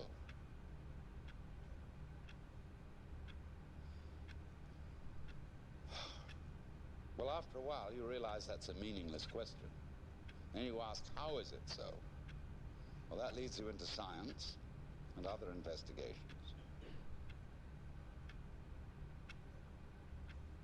So you want to know, what is it? I mean, this happening, this thing called existence. What is it? You ask that question long enough, and it suddenly hits you that if you could answer it, you wouldn't know what terms to put the answer in. I mean, when we investigate the properties of nature, and we do get some answers, all the answers are in terms of particular structures, forms, patterns. And these can be measured, and their behavior can be predicted. But when I want to ask the question, what are the forms made of? I mean, what is it really? We can't think of any way in which we could answer the question.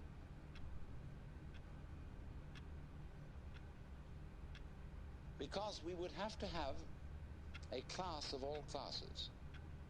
When you ask the question, what? It's like saying, is you is or is you ain't? Is you animal? Is you vegetable? Is you mineral?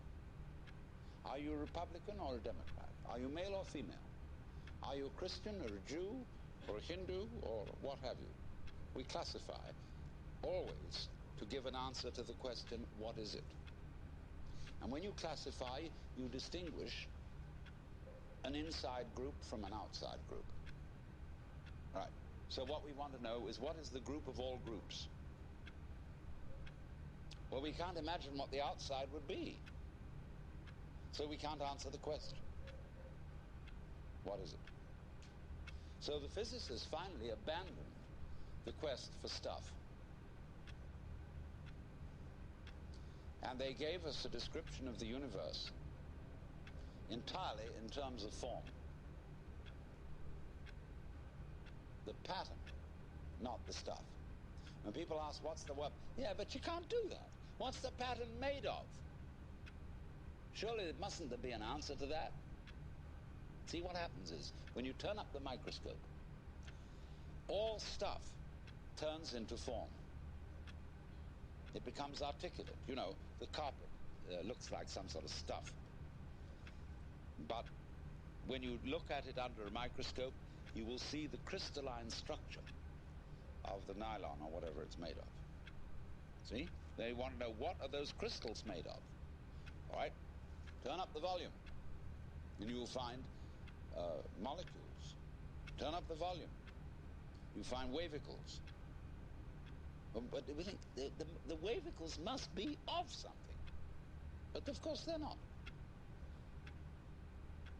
We find substance or stuff totally vanishes. And we're left with form. Sanskrit doesn't really have a word for matter. It has namarupa, which means name, form. It's the form that matters. Or let's put it in another way, everything is a matter of form. Now let's go into this, it's fascinating. You say, does it matter? What does that mean? Does it matter? Is it important? In other words, does it measure up to anything? All right, let's go back to the Indo-European roots of the language. Matter comes from a Sanskrit root matra, which means to measure. To lay out the foundations, say, for a building. So from this root matra, we get, going on into Sanskrit, we get the word maya. And maya is generally translated illusion, although it also means magic, creative power. The word illusion, switch over, we get that from Latin. And that comes from the Latin ludere, to play. Let's pretend that we matter. And so, also from the root matra, see, you get meter. That is also to measure. You get metir in Greek, mater in Latin, which means mama, mother. The mother of Buddha was called Maya. Mary, Ma, again, is the mother of Jesus. Ma, ma, ma, ma, ma.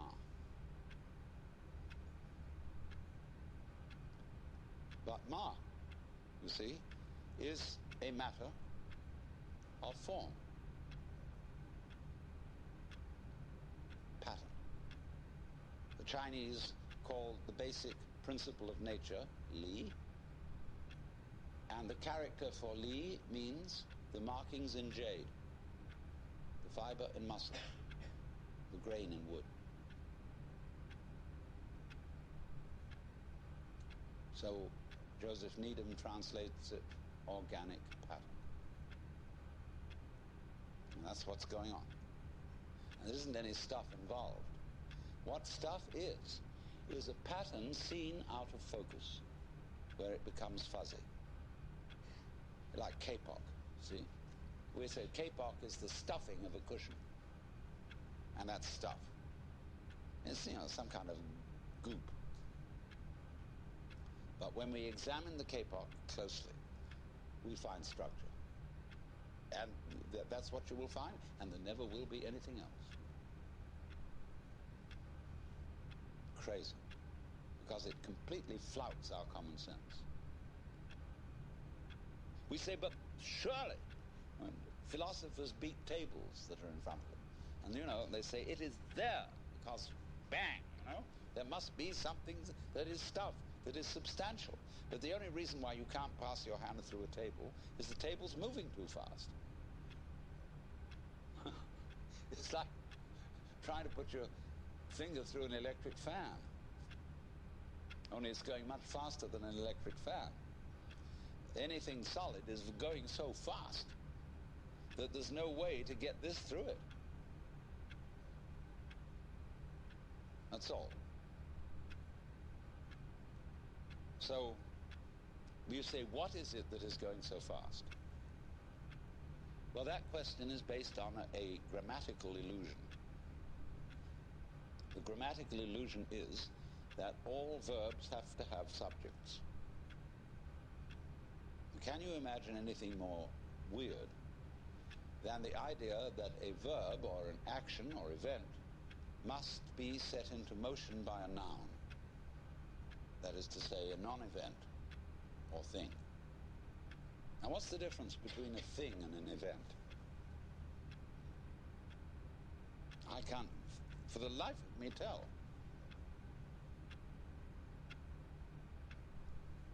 We say, this is a fist. That's a noun. What happens to it when I open my hand? This thing has unaccountably disappeared. So I should have called this a fisting. And this is a handing. It may also be a pointing. So we could devise a language such as that of the Nootka Indians, where there are no nouns, there are only verbs. Chinese is very close to that. I think the superimposition of the idea of noun and verb on the Chinese language is a Western invention. I can't think of any Chinese word for a noun. But all those languages of Indo-European origin have nouns and verbs in them. They have agents and operations. And that's one of the basic snags. When we divide the world into operations and agents, doers and doings, then we ask such silly questions as, who knows? Who does it?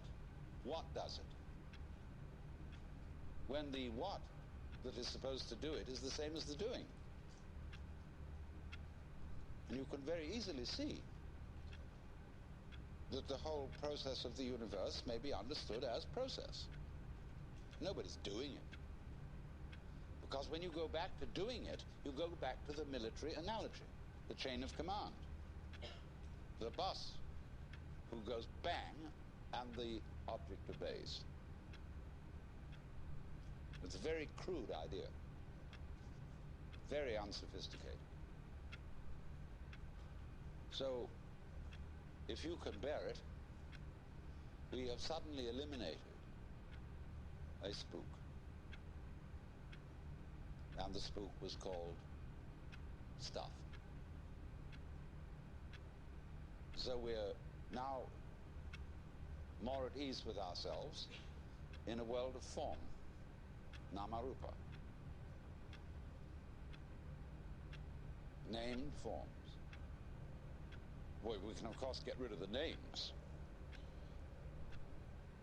We can go further and try the experiment of not calling the forms by any names.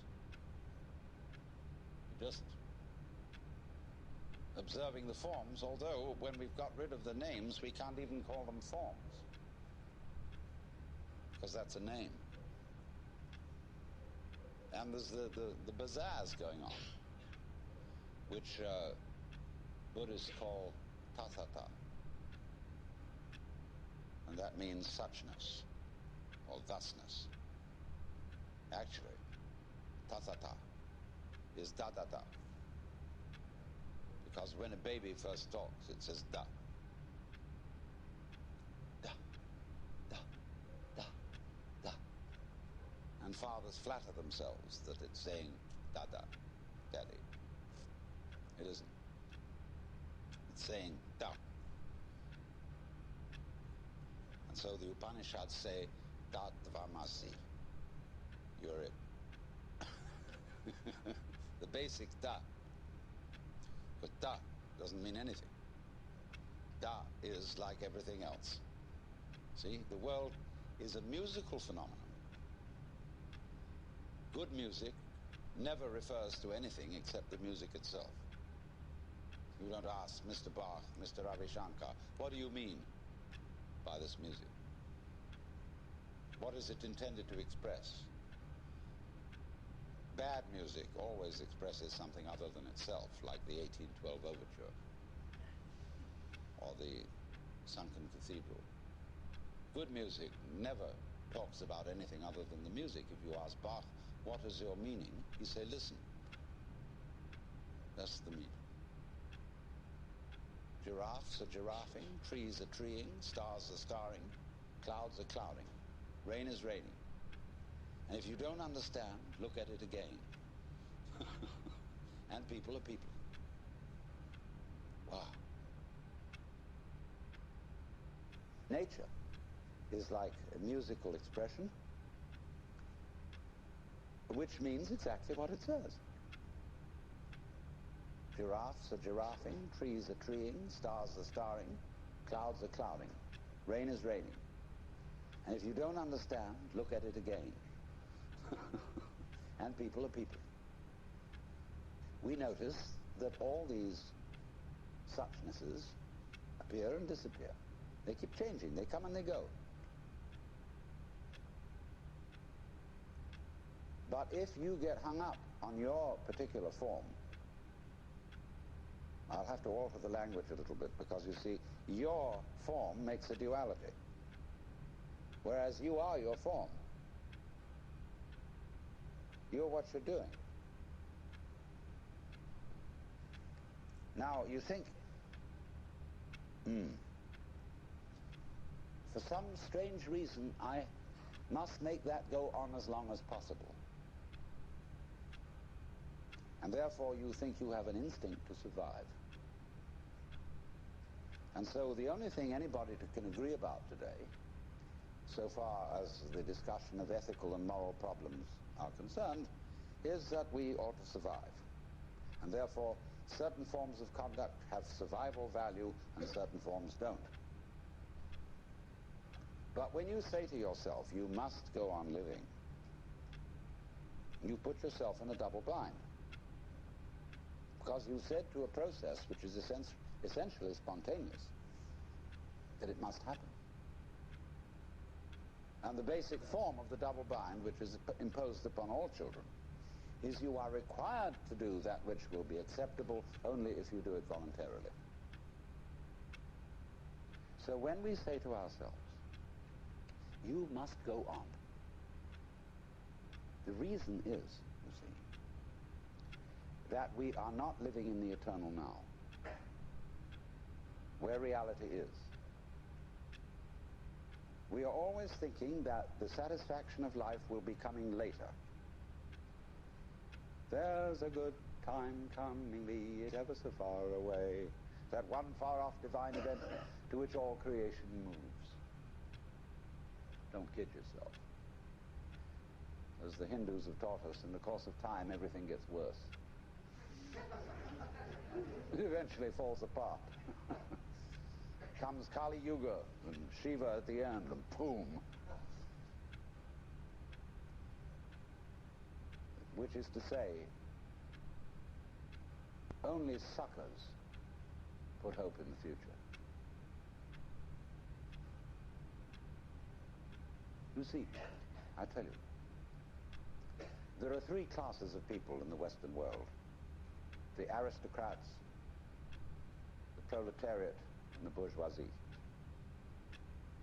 The aristocrats live on the past because they come of noble family. And they're like potatoes because the best part of them is underground. The proletariat live in the present because they have nothing else. And the poor bourgeoisie live for the future.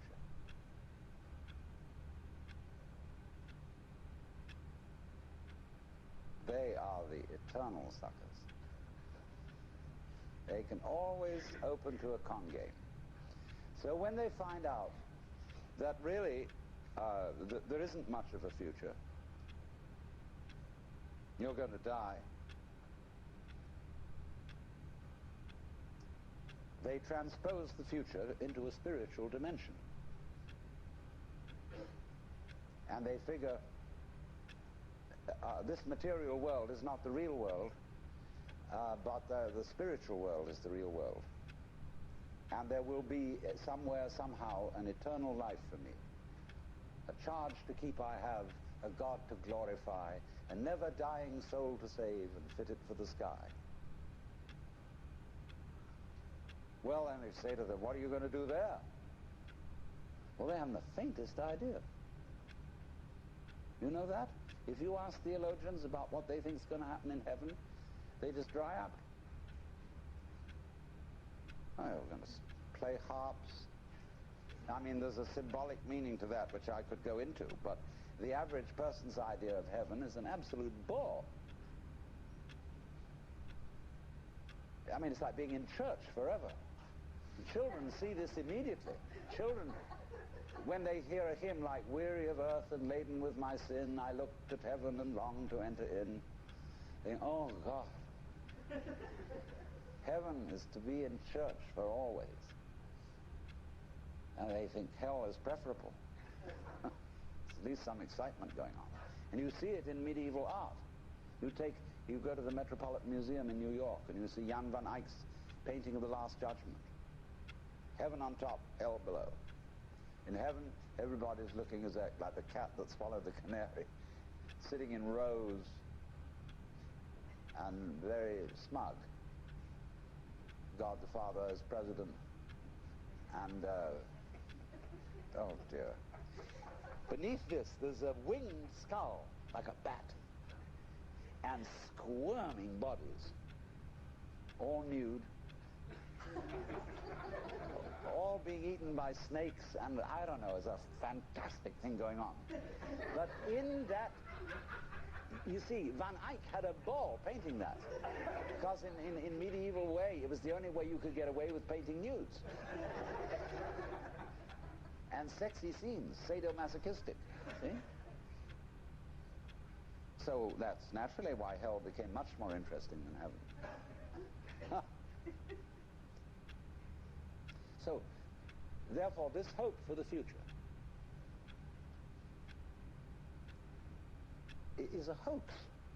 It's a perfect hoax. And maybe we will make spiritual progress. Everybody puts it off. Maybe if I work at yoga for 10 years, 20 years, and do this thing, I will eventually make it to moksha, to nirvana, whatever. That's nothing more than a postponement. It's this business of, because you're not fully alive now, you think maybe someday you will be. Look, supposing I ask you, what did you do yesterday? No, what did I do yesterday? In fact, I've forgotten. So, but most people say, well, let me see now. Let me get out my notebook. I got up at 7:30 and I brushed my teeth and I read the newspaper over a cup of coffee, and then I looked at the clock and dressed and got in the car and drove downtown and did this and that in the office and so on, and you go on and on and on, and you suddenly discover that what you've described has absolutely nothing to do with what happened. You've described a scraggly, skeletal, fleshless list of abstractions. Whereas if you were actually aware of what went on, you could never describe it.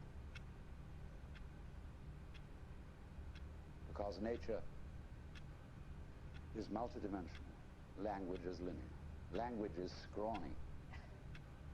And therefore, if you identify the world as it is with the way the world is described, it's as if you were trying to eat dollar bills and expect a nutritious diet. Or eat numbers. A lot of people eat numbers. People play the stock market. They're doing nothing but eating numbers. And they're always unhappy. Absolutely miserable. Because they never get anything. So, therefore, they always hope more is coming. Because they believe that if they eat enough dollar bills, eventually something satisfactory will happen. So, eating the abstractions all the time, we want more time. Confucius very wisely said, a man who understands the Tao in the morning may die with content in the evening. Because when you understand, you don't put your hope in time. Time won't solve a thing. So when we enter into the practice of meditation, of yoga, we are doing something radically unlike other human activities. Of course, the way yoga is sold in the United States, like everything else, is that it's supposed to be good for you. It isn't. It has nothing to do with anything that's good for you. It's the one activity which you do for its own sake, and not because it's good for you, not because it will lead anywhere, because you cannot go to the place where you are now, obviously. Yoga is to be completely here and now. That's why the word yog means join.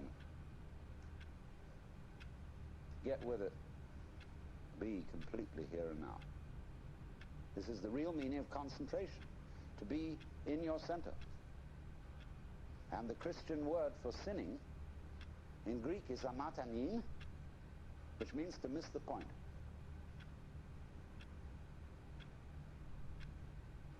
And the point is eternal life, which is here and now.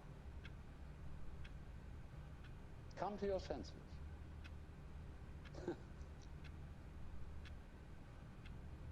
So yoga is defined in Sanskrit in the Yoga Sutra, Yogas Chitta Vritti Nirodha. Difficult to translate, but roughly, yoga is the stopping of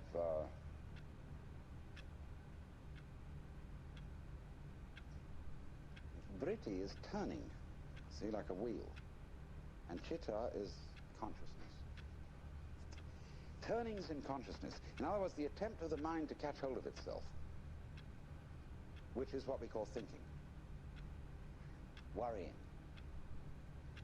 So we could say loosely, yoga is the cessation of thinking.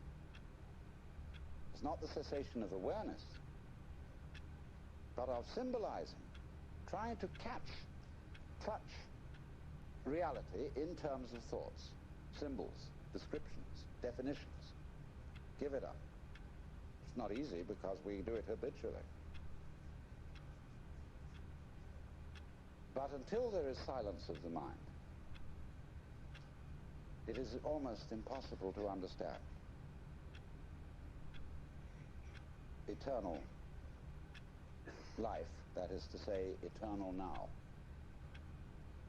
If you could come to the place where you suspend conceptions, conceptions in Sanskrit are called vikalpa, and so this state is called nirvikalpa, not conceptual.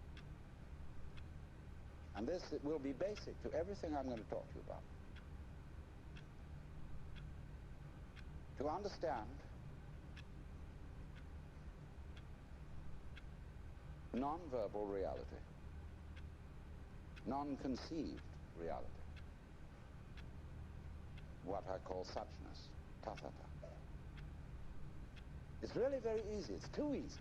That's why it's difficult. But that when you are fully aware and not thinking,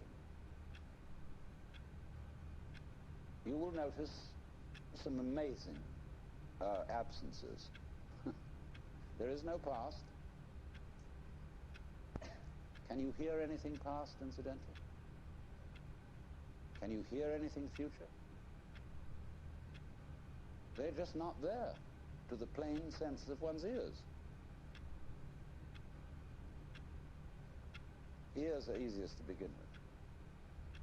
Can you hear anyone listening to something else other than sound, you know? Can you hear the listener? No? Well, then presumably it's not there. When you become again as a child and simply forget all that you ever were told and contemplate what is, all these ghosts go away. Weird. But they just go. And then you enter into the eternal state. Well, there's no problem. William, you go back and you collect your opinions again. You think, well, that won't do. How can I be practical and be in that sort of state? Well, I remember in the Sermon on the Mount that Jesus said a lot of things about this. Consider the lilies of the field, how they grow. They toil not, neither do they spin. And yet, Suleiman in all his glory was not clothed like one of these. And if God so clothes the grass of the field, which today is and tomorrow is cast into the oven, shall he not much more clothe you, faithless ones? Wow. So, do not worry about tomorrow, saying, what shall we eat, what shall we drink, or how shall we clothe ourselves? Oh, the rabble seeks after these things. Sufficient to the day is the worry of it. Nobody ever preaches a sermon on that text. Never. I've heard lots of sermons, and never one on that one, because people say, look, that's all very well, because Jesus was the boss's son. And he knew, you see, that he was really in charge of the universe, and he's nothing to worry about. But we have to be practical. Oh? What do you suppose the gospel was? the good news. Do you know it never got out?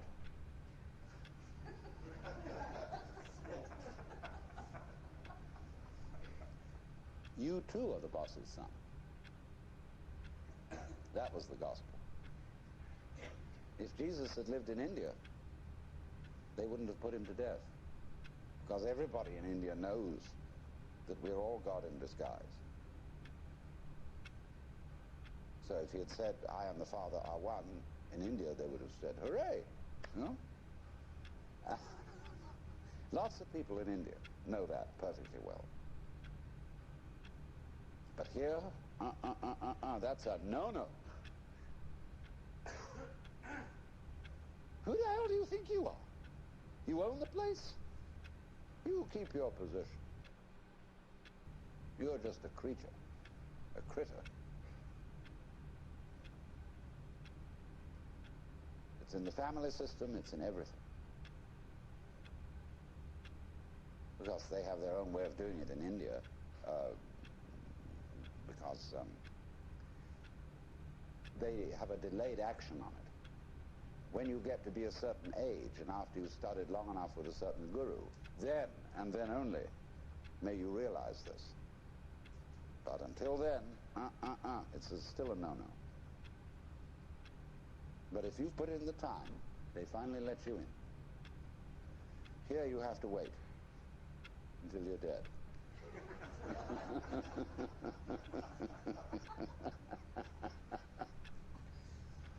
Well, all that's bullshit. The only place to begin is now. Because here's where we are.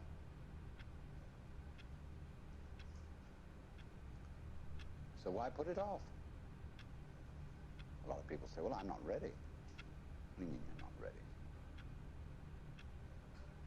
What do you have to be ready? Well, I'm not good enough because I'm neurotic. I'm perhaps not old enough, not mature enough for such knowledge. I still am frightened of pain, and of course I'd have to overcome that. I'm still dependent on material things. I have to, eat a lot and drink a lot and sex around and all that kind of thing. And I think that I better get all that under control first. Oh? You mean you've got a case of spiritual pride? You want to be able to congratulate yourself for having gone through the discipline which is rewarded with realization.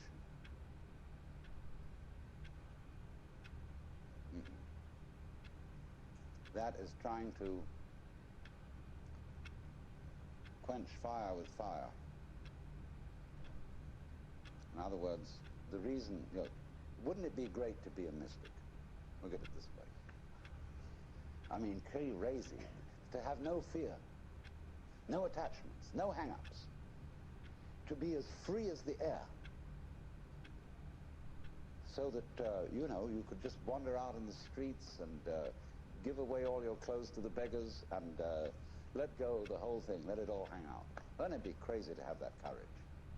And you look into yourself honestly, and you find that inside you're actually a quaking mess of sensitivity. So that this desire to be the great mystic is nothing more than a symptom of your quaking mess. It's self-defense.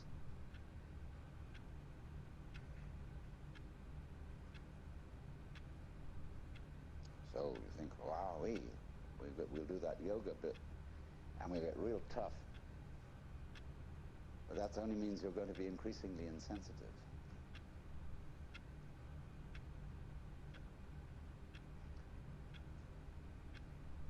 Running away from the quaking mess, escaping. You never can. You're stuck with it. There's nothing you can actually do to transform your own nature into unattached selflessness, because you have a selfish reason for wanting to do it. Well, that's pretty depressing, isn't it? You mean to tell me that the only people who get really enlightened and liberated are those whom the grace of God somehow hits in an arbitrary way, and all you can do is sit around and wait? Well, let's begin with that supposition. Let's suppose there's nothing we can do to change ourselves. You know, psychotherapy, religion, all this is absolutely in vain. There's nothing you can do about it. It's like trying, as I said, to bite your own teeth or lift yourself up by your own bootstraps. Incidentally, it struck me as funny, a lot of people are using that phrase in the wrong way. They say when something very difficult has to be done, we have to lift ourselves up by our own bootstraps. You can't. It's impossible. That's terribly depressing. You, me and Alan Watts, you'll come here simply to tell us that there's nothing we can do. I mean, here we are all presumably assembled in a cultural milieu, spiritual milieu, psychotherapeutic milieu, where we are supposed to get better. And I tell you, there's nothing you can do about it. Well, I say, give us our money back. Go to somebody else who'll be more encouraging. But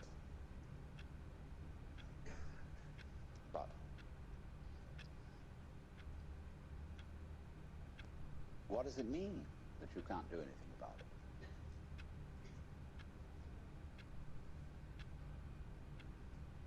It's singing loud and clear. The reason you can't do anything about it is that you don't exist.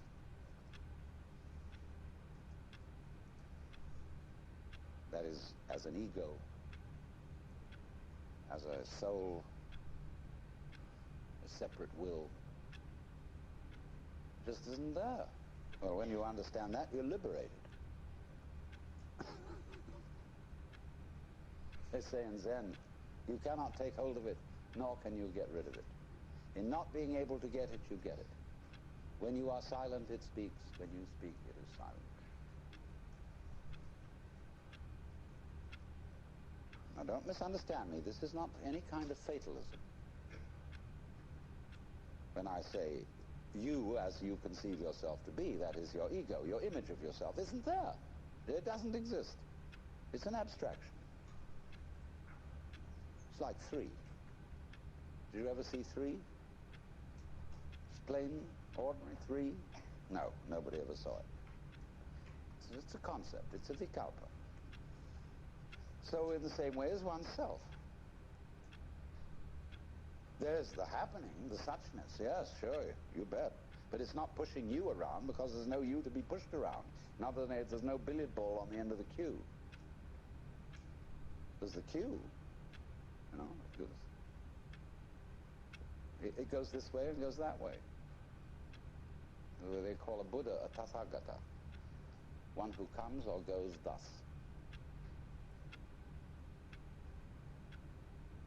This way and that way. See? He went that way.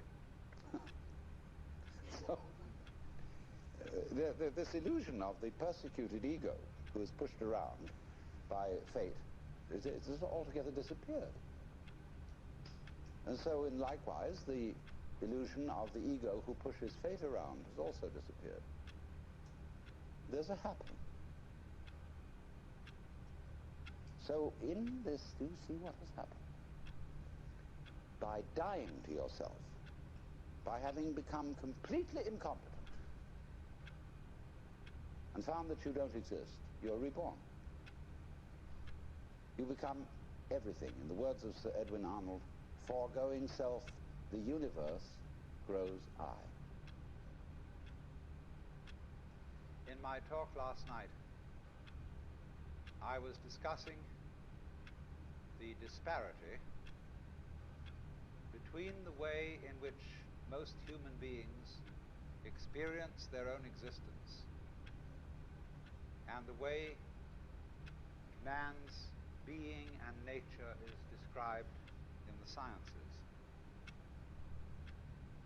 I was pointing out that in such sciences as ecology and biology, ecology, for example, describes and studies the relationship between all organisms and their environments.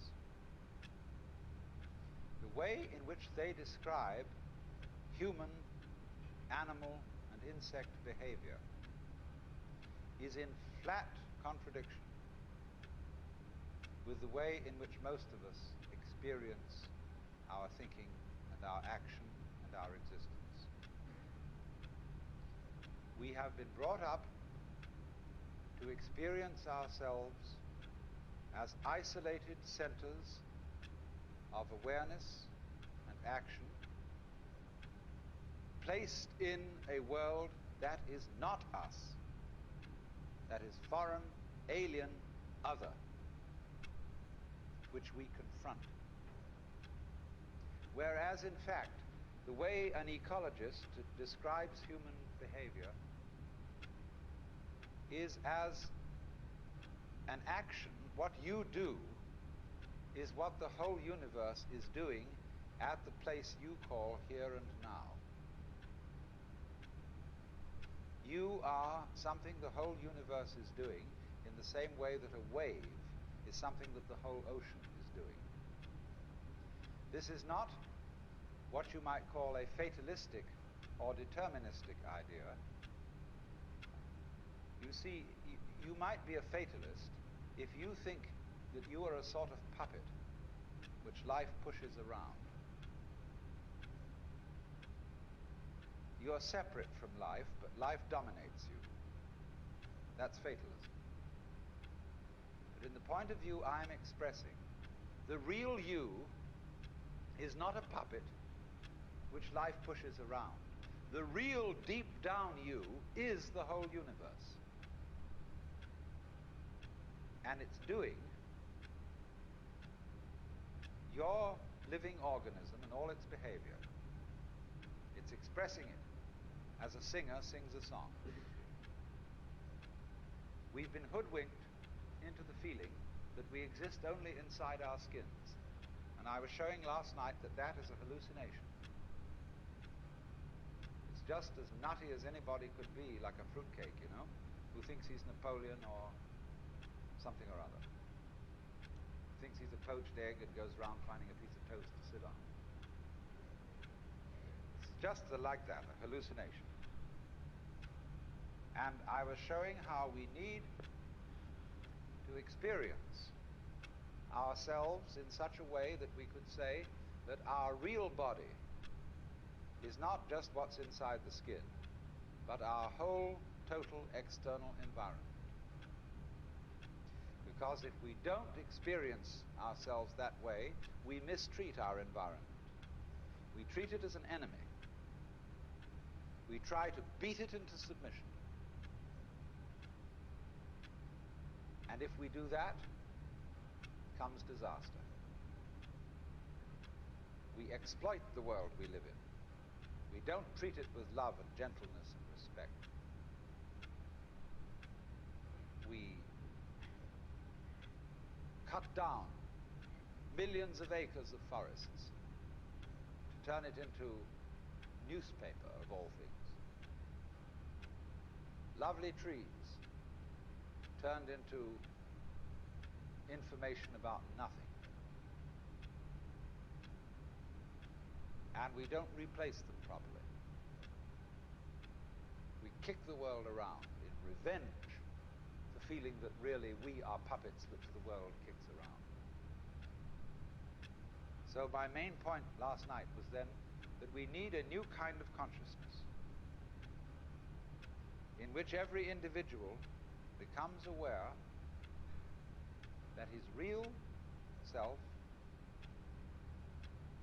is not just his conscious ego. You know, let's take a headlight of a car.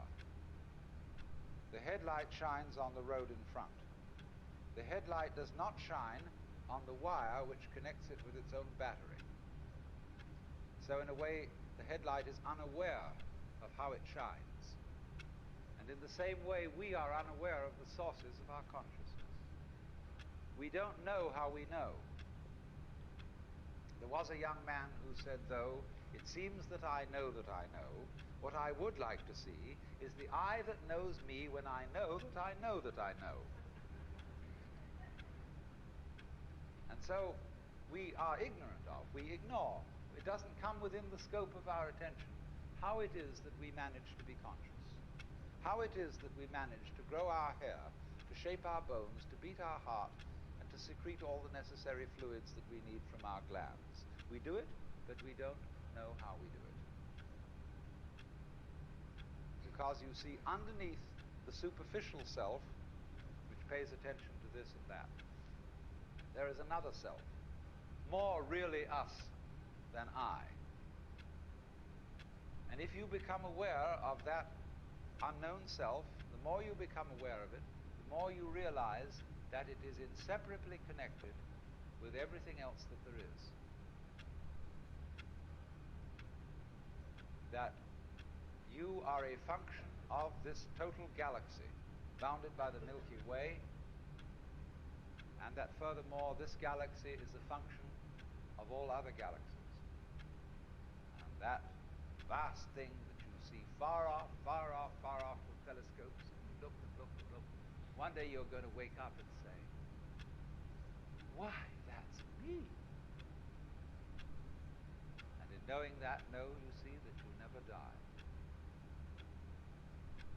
You are the eternal thing that comes and goes, that appears now as John Jones, now as Mary Smith, now as Betty Brown, and so it goes forever, ever, ever. Now then, why I've made this point as an introduction to what I want to say tonight is the problem of the relationship of man and nature. You know, in the history of philosophy, there are really three theories of nature. Incidentally, what do you mean when you use the word nature? What is nature study? Natural history. The museum of natural history. What do you expect to find there? Well, for many people, nature means the birds, the bees, and the flowers. It means everything that is not artificial. People think, for example, a building like this is not natural, it's artificial. The natural state of the human being is to be naked, but we wear clothes, and that's artificial. We build houses. Is there any difference between a human house and a wasp's nest? Or a bird's nest? Not really. But we do have in our minds, you see, the idea that nature is somehow outside us. We've got some nature in us. We say there's a thing called human nature, and mostly bad. Human nature, according to Dr. Freud, is motivated by the libido. And you know what that is. And you can't trust it.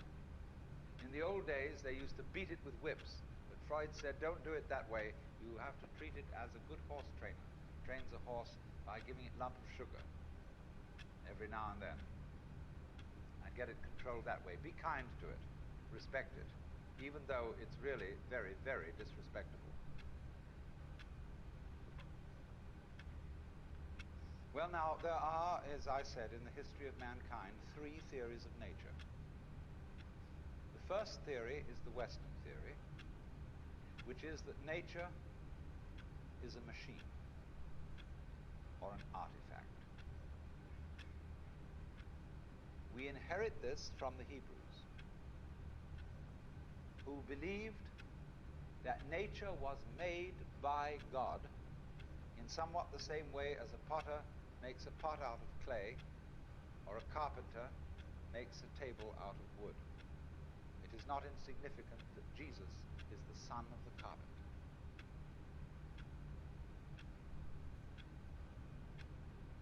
Our tradition has been to look upon the world as a construct, and somebody knows how it was put together. Somebody understands That is the constructor, the architect, the Lord God. But it so happened that in the 18th century, Western thought began to change. They became increasingly doubtful as to whether there was a maker, whether there was a God. But they continued to look upon the creation as an artifact, as a machine. And by the time of Newton, people were explaining the world in terms of mechanism. And we are still under the influence of that idea, because after all, in things like Life magazine and so on, when they give you an article on human physiology, they usually make drawings which show the human being as a kind of mechanism, as a sort of factory. And they show how the peristaltic action carries the food in, and how it's processed by this organ and that organ, as just as if a certain product is fed into a factory, cow at one end, and it comes out canned corned beef at the other. Just in such a way, the human is illustrated, and so too in some kinds of rather degraded medicine that is now practiced. When you go to the hospital for a medical examination, you are treated as a machine. They process you. You're not a person. You're put in a wheelchair immediately. Even if you're perfectly healthy and can walk, nevertheless they have to have you in this wheelchair. And they put you through a process. And the heart specialist looks only at your heart because he can't understand anything else. The otorhinolaryngologist, which means an ear, nose, and throat man, looks at that section of you, and he doesn't know about anything else. And maybe a psychiatrist takes a look at you, and goodness knows what happens there, and so on and so on. Everybody looks at you from their specialized point of view, as if they were a bunch of mechanics examining your automobile. Because, as I said last night, we just asked for this, because most of us consider ourselves as chauffeurs inside our bodies, which we own in the same way as you own a car. And when it goes wrong, you take it to the mechanic to fix it. You don't really identify with your body, just as you don't really identify with your car. So here is this whole theory of nature, which has grown up in the West as an artifact, something made. Now let me take a second theory of nature. This is an Indian theory, East Indian. Nature not as an artifact, but as drama.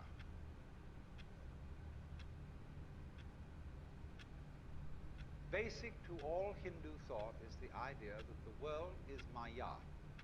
That is a Sanskrit word which means many things. It means magic, illusion, art, play. All the world's a stage.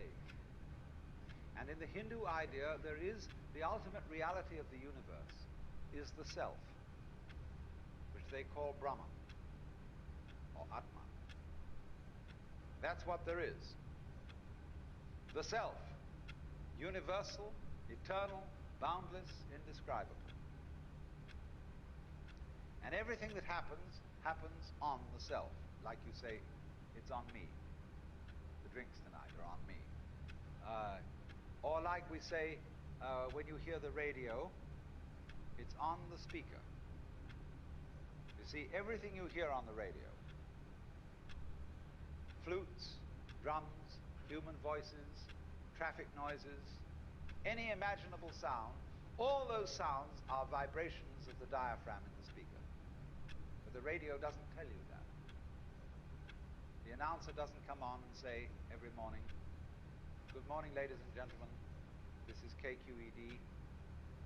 The following sounds that you are going to hear are vibrations of the diaphragm in your speaker." And they're not really human voices or musical instruments, but just that. They never let you in on that. And in exactly the same way, the universe doesn't let you in on the truth that all sense experiences are vibrations of the self. Not just yours,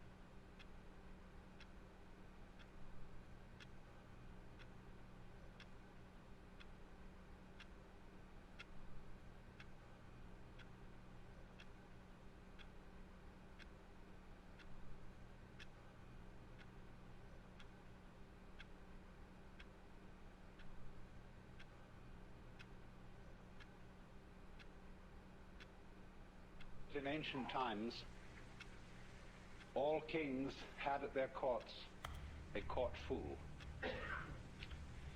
And sometimes it probably was true that the fool was a crazy person who had a peculiar capacity for making inappropriate remarks. And there's something about inappropriate remarks that can be very funny. I remember as a child we used to play a game in which we had first of all a booklet with a story in it, but every now and then a word was left blank.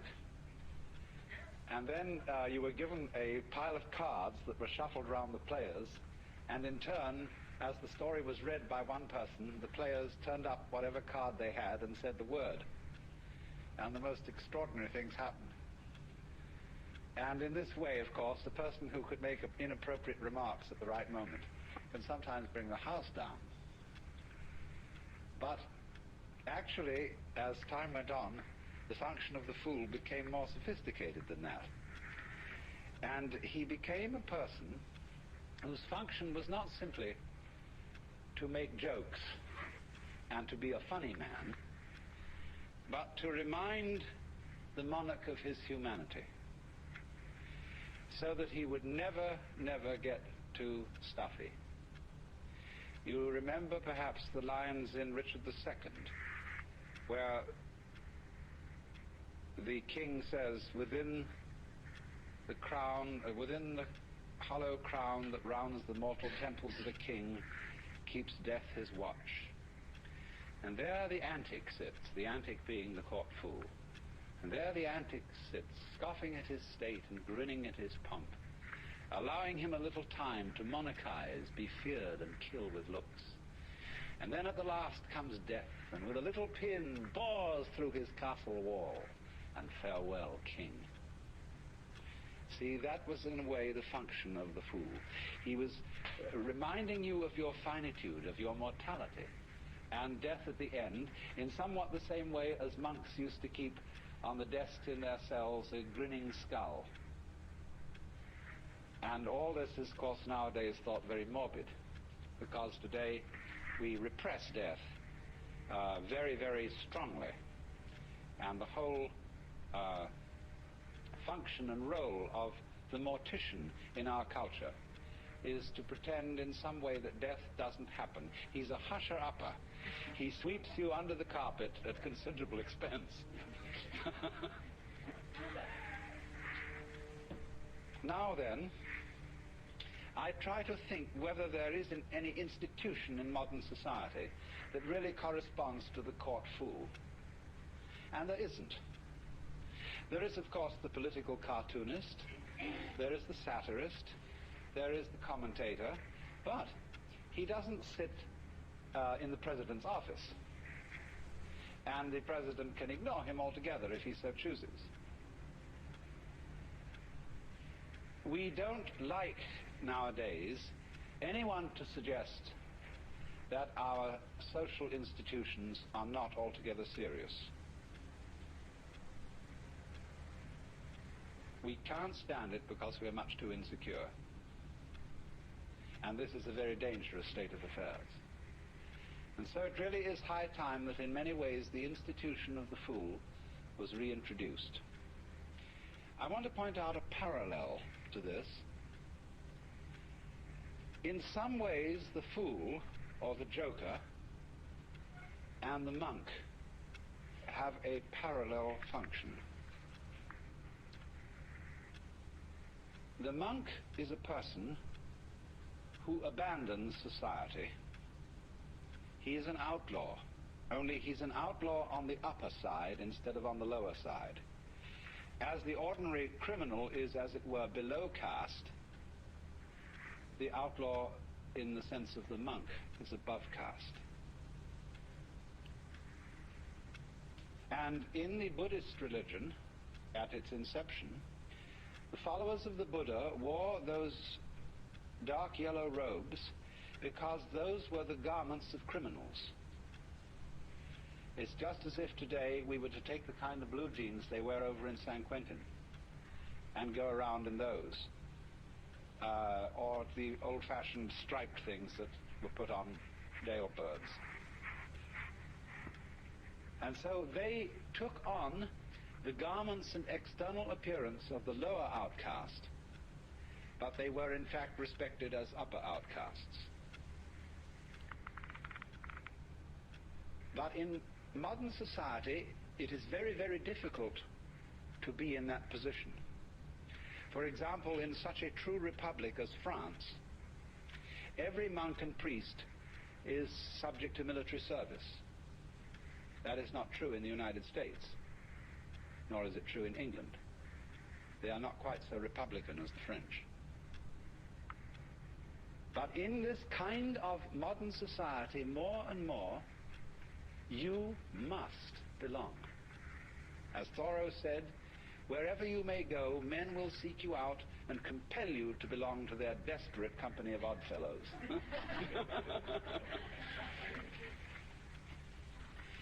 And the monks that exist today, Catholic monks and Anglican monks, are really a little bit of a freak in our society. They represent, in other words, the opinions and the discipline of a particular sect. They are not really, they have no actual official and social recognition. Because, you see, our society cannot stand non-participation. It cannot stand really fundamental criticism. And so it's in a very, very weak state. I remember as a boy in London going often to Hyde Park Corner and listening to people orate against anything they wanted to orate against. They could criticize and vilify even the most sacred institutions, and the police would stand by and pay no attention, sort of lean against the lamppost and let it all go on. And that's because the people as a whole in those days had a tremendous sense of security. They knew they were right, and therefore there was no point stopping anybody from criticizing them. But when you're not sure you're right, you have to stifle criticism completely. And the worst kind of criticism is the person who pokes fun. Non-participation of the monk isn't so bad, but the person who somehow suggests that society occasionally is something that needs to be giggled at. You see, this is the whole position. The joker doesn't outrightly deride things. He's not a slapstick comedian. He gives people the giggles about things that they thought were terribly sacred. And that is extremely demoralizing. So, in our day and age, you see, you must belong. And we need to relax on this and allow for non-participation under certain conditions, and these are the ancient conditions. That the person who does not participate in society cannot call upon society for certain things. He cannot call upon the protection of the police or of the army. He cannot call upon education for his children. He's not supposed to have any children. He may, I suppose, in this day and age, make what arrangements he chooses about his love life. But he mustn't be the head of a family, and he mustn't feel entitled to the protection and support of the community. If the community respects him and wants to support him just out of its own free will, then that's their affair. So that's the way of the monk. But the fool is in a different class from the monk. And to understand his role fully, we have to go into a number of preliminary things, the most important of which is to understand the nature of a social institution. Because, you see, the standpoint of the fool is that all social institutions are games. He sees the whole world as game playing. And that's why when people take their games seriously and put on stern and pious expressions, the fool gets the giggles, because he knows it's all a game. Now, when I say that he sees everything as a game, this does not mean mere game. Hamlet, although it's a play, is not mere entertainment. Or when you go to listen to a great orchestra, it is playing music indeed. But you are not seeing something purely frivolous. The idea of game basically is this, that the nature of the world is musical. That is to say, it is doing all these forms of trees and stars and people and all their complexities just to do them. It has no purpose beyond doing it. And in exactly the same way, in music, music has no destination. It isn't aimed at the future. It does travel in time, that is true. But it doesn't aim at a goal in time. The point of music is every phrase as it unfolds itself, and as you perceive the relationship of those phrases to earlier and later phrases. But music itself is dance. It's dancing with sound, and likewise in the art of dancing, you are not traveling. You are not aiming at a particular place. You are dancing to dance. And so what you might call the musical or game theory of the world is that everything that is happening is its own point. It's true that things do develop. For example, the seed develops into the tree. And you might say, from one point of view then, that the point of the seed is the tree. That's the purpose of the seed. But that doesn't really hold up, because then the tree goes and has seeds again. And so you might say then that the purpose of the tree is the seed. Which is which? The whole thing is one process, you see. They really aren't parts. The seed isn't one event and the tree another. It's all one long continuous event, going on and on, just for the sake of going on and on. Now, of course, you can read purpose in it in another way. That is to say that a tree is only possible in a certain kind of environment. There have to be, for there to be trees, there has to be a certain kind of temperature, a certain kind of atmosphere, and there have to be insects, and there have to be bacteria in the soil, and there have to be weeds, there have to be birds. All kinds of things are necessary if trees are to live. So you could say this is symbiosis, that the tree lives to look after the birds and provide them with perches, that the birds live to eat the worms which might destroy the roots of the tree, and so everybody lives to support everybody else. Well, the word to, or in order to, is not quite correct. It's a little clumsy. What we should see rather than that is that the whole relationship of trees and birds and worms and bees and so on is a network. And every aspect of the network, you might say every part of it, depends for its existence on every other part. That means, you see, that the network as a whole is a single organism.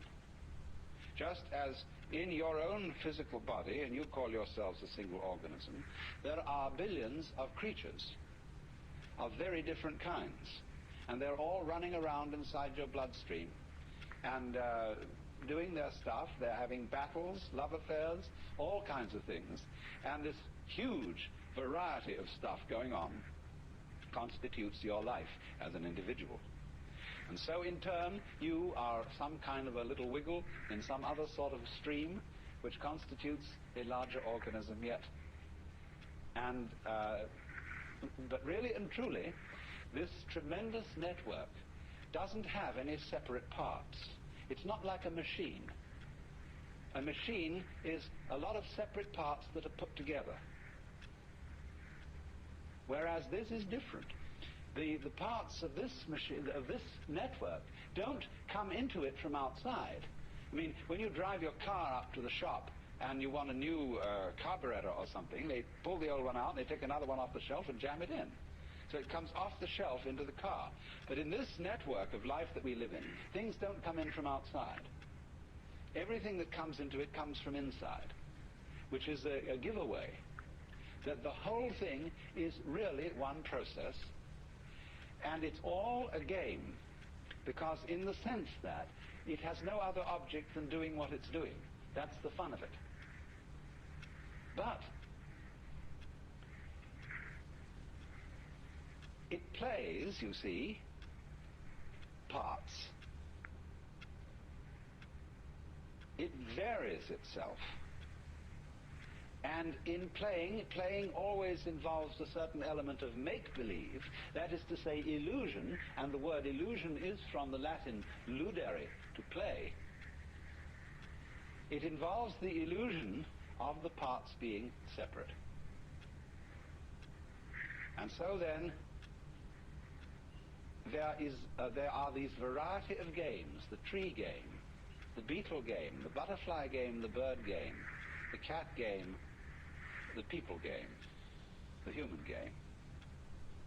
And if you will look on all these things as differentiated in the same way as chess and backgammon and football and hockey and polo, or as rumba, waltz, twist, minuet, or again as concerto, partita, fugue, sonata, you will begin to see that it's a perfectly reasonable attitude to look at the world as a game system. Now, you see, we're looking at the fundamental games of what we call physical and biological entities or events. But over and above those, we have the social institutions, the subdivisions of the human game. Now then, the social institution is of many kinds.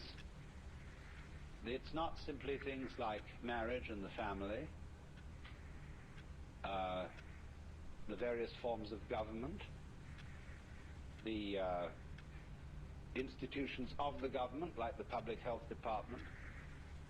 It's not just things like hospitals and banks and business corporations.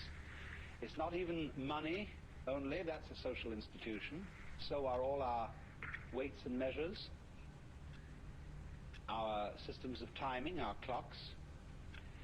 And you see, what makes these things social institutions is that they are, in another sense, conventions, things that we agree upon. From the Latin convenire, to come together. We come together in agreement about where the equator is and where longitude 0 is.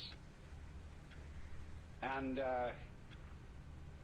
by agreeing about these things, we can order our lives, order our communal intercourse.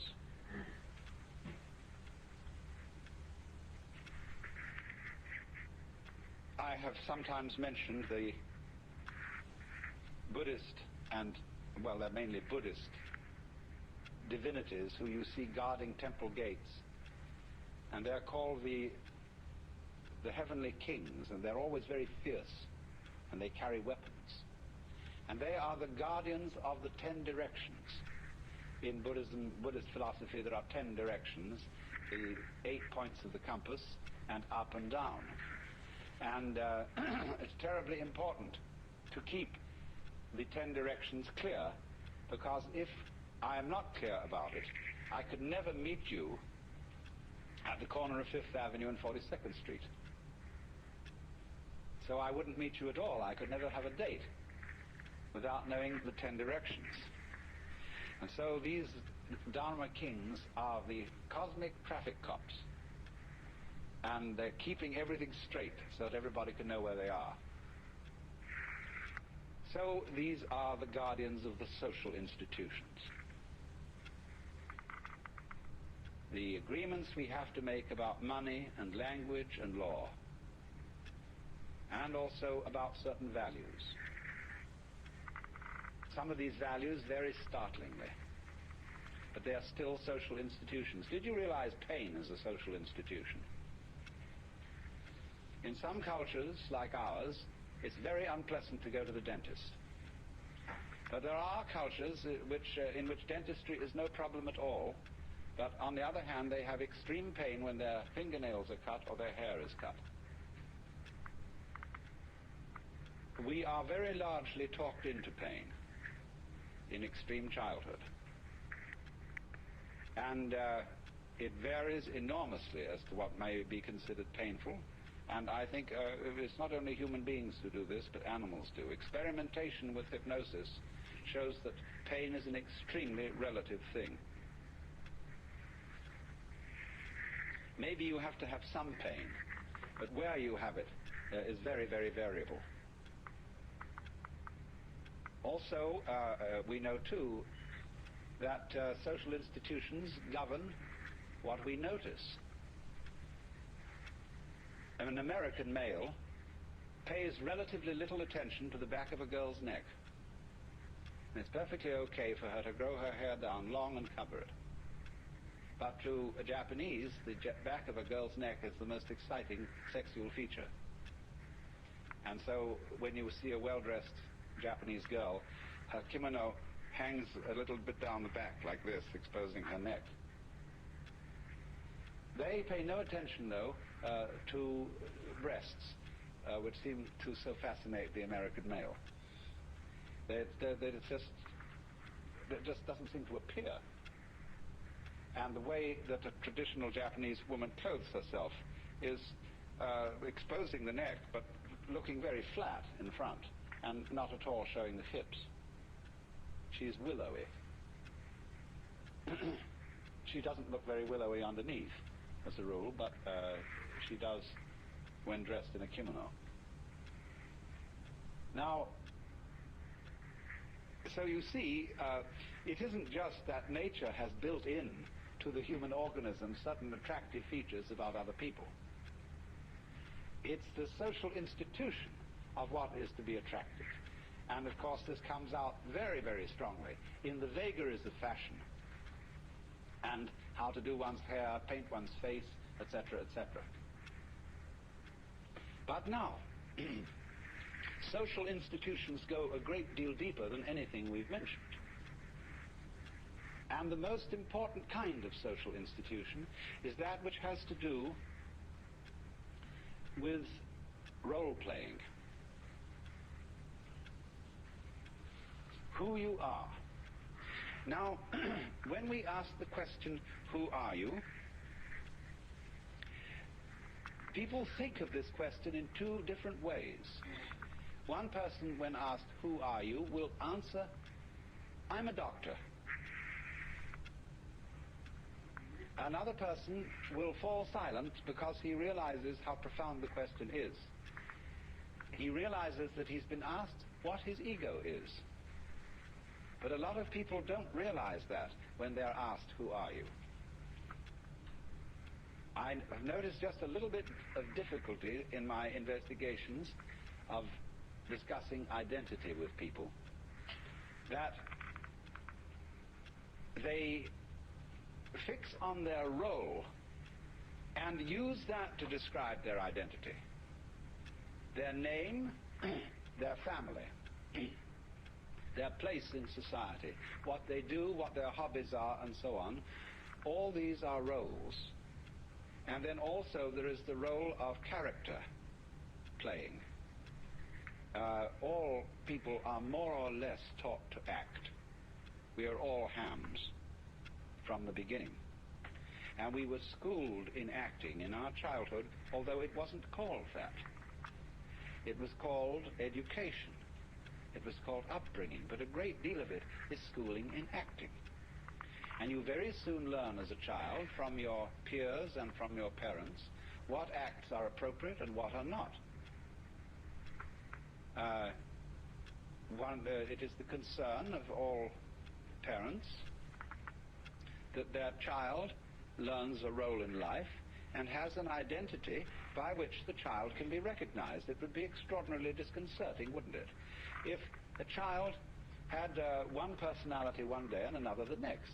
But children can do that. Don't you remember as a child that you were many different personalities, depending on your environment? That you were one person at home with your parents, you were quite a different person out alone with other children. Then when you went to visit your uncle and aunt, you were somebody else altogether, and so on. And finally, the whole trend of education is to shake all this down and make you more or less constant in every sort of social environment that you enter, so that everybody knows who you are. Otherwise it's disconcerting, you see.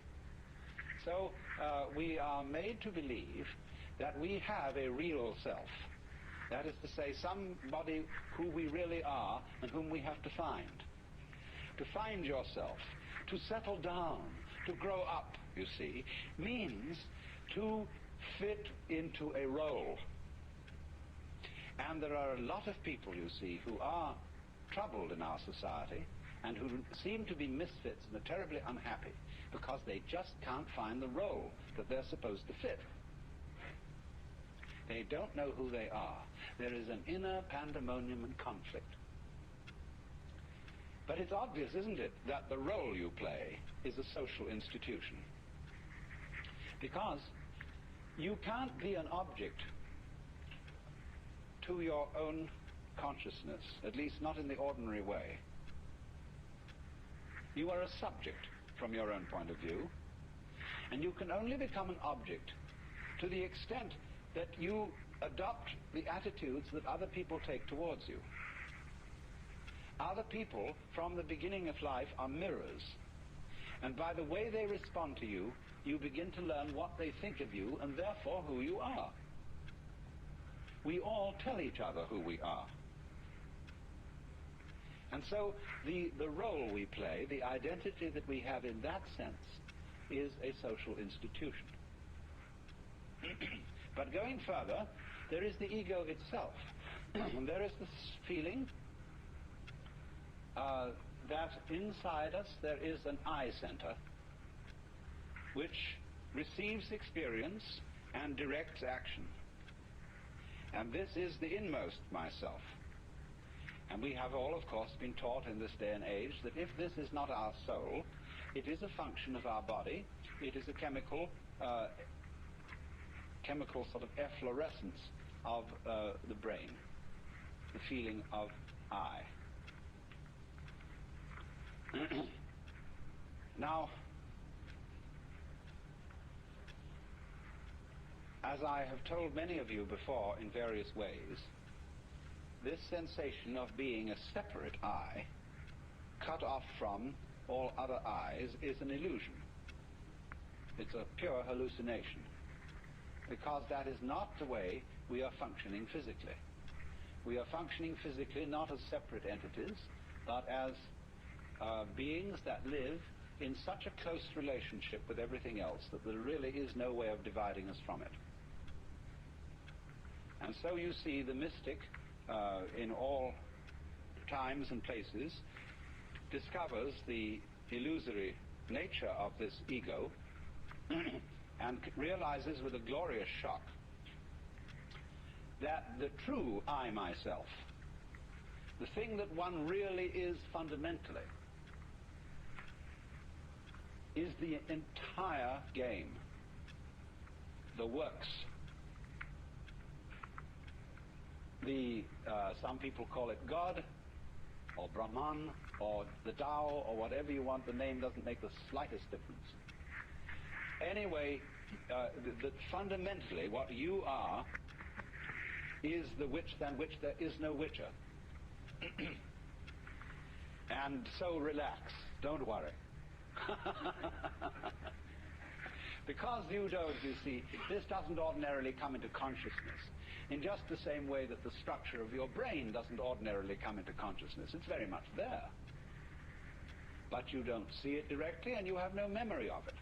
So in the same way, you have no memory of being the witch in which there is no witcher. But there's no need to have a memory of that, because the thing doesn't need a memory.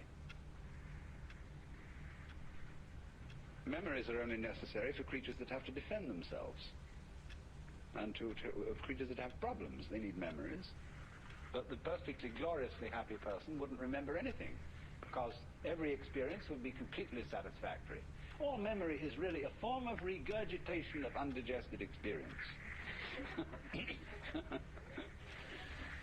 But you see, also, don't forget, as we all know, memory can be fun, and so can burping. And but memory isn't necessary for the whole thing, except in certain brief forms of memory, where the continuance of anything at all, you see, of any particular form, is a sort of memory, in the sense that it's a repeated gyration of certain physical vibrations. But it's possible, you see, to wake up and realize that your ego is a game, and that what we call the necessity for survival is also a game. But society is playing a very, very weird game, the first rule of which is this game is not a game. This game is serious. And so the great social institutions that we inherit from the past, like the church, are places to be serious. I don't think there ever was a jester in church. Of course, the church formed itself around a particular jester, and who couldn't be stood and so had to be crucified. This is too much. But the whole attitude, you see, of the church is that you are standing in the presence of the most serious God the Father, who really is in earnest and no fooling, you see, and everybody has to keep a straight face. And so also in the court of law, in our excessively serious society. I was giving evidence not so long ago, and the two defendants were smiling at each other. And the judge suddenly rapped his gavel and said, "You young men ought to realize that you're on trial for a very serious crime, and it's no joking matter. And I want to see proper behavior and conduct in this court." And the attorney stood up and said, "Your Honor, this is the first time they've ever been on trial, and they're not used to these things." And he said, "Well, it's about time they learned."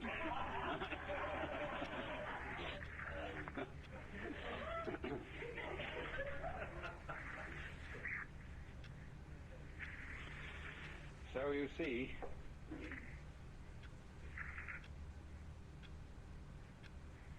the thing is that the game, there's always the fear, the underlying fear that the game may be given away. Now that fear isn't altogether unreasonable, because part of the fascination of games is to get involved and in a way to forget that they are games. The actor on the stage does his damnedest to persuade you that he is moving in the real world. And children love to get completely absorbed in their games and get the actual thrill of adventure in playing at war and so on. And you see, one reason why people don't really want to know the future, why a really expert fortune teller gives most people a little bit of trepidation, is that if you know what the future is going to be, it is less worthwhile going ahead towards it. If you know the outcome, why bother? See, this is one of the ways we are trying to stop war. The RAND Corporation is trying to make computer systems that at any immediate future date can predict the outcome of a war. so that it won't be necessary to fight it. So if we did fight, this would happen. So the person who gets the winner claims the diplomatic advantage, and we go on.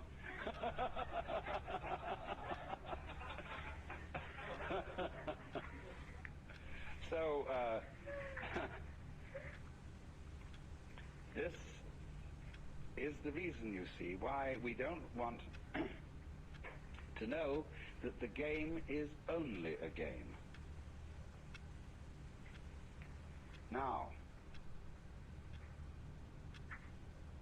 if we can make believe that the game is real, whatever that means, we are not really very clear about that.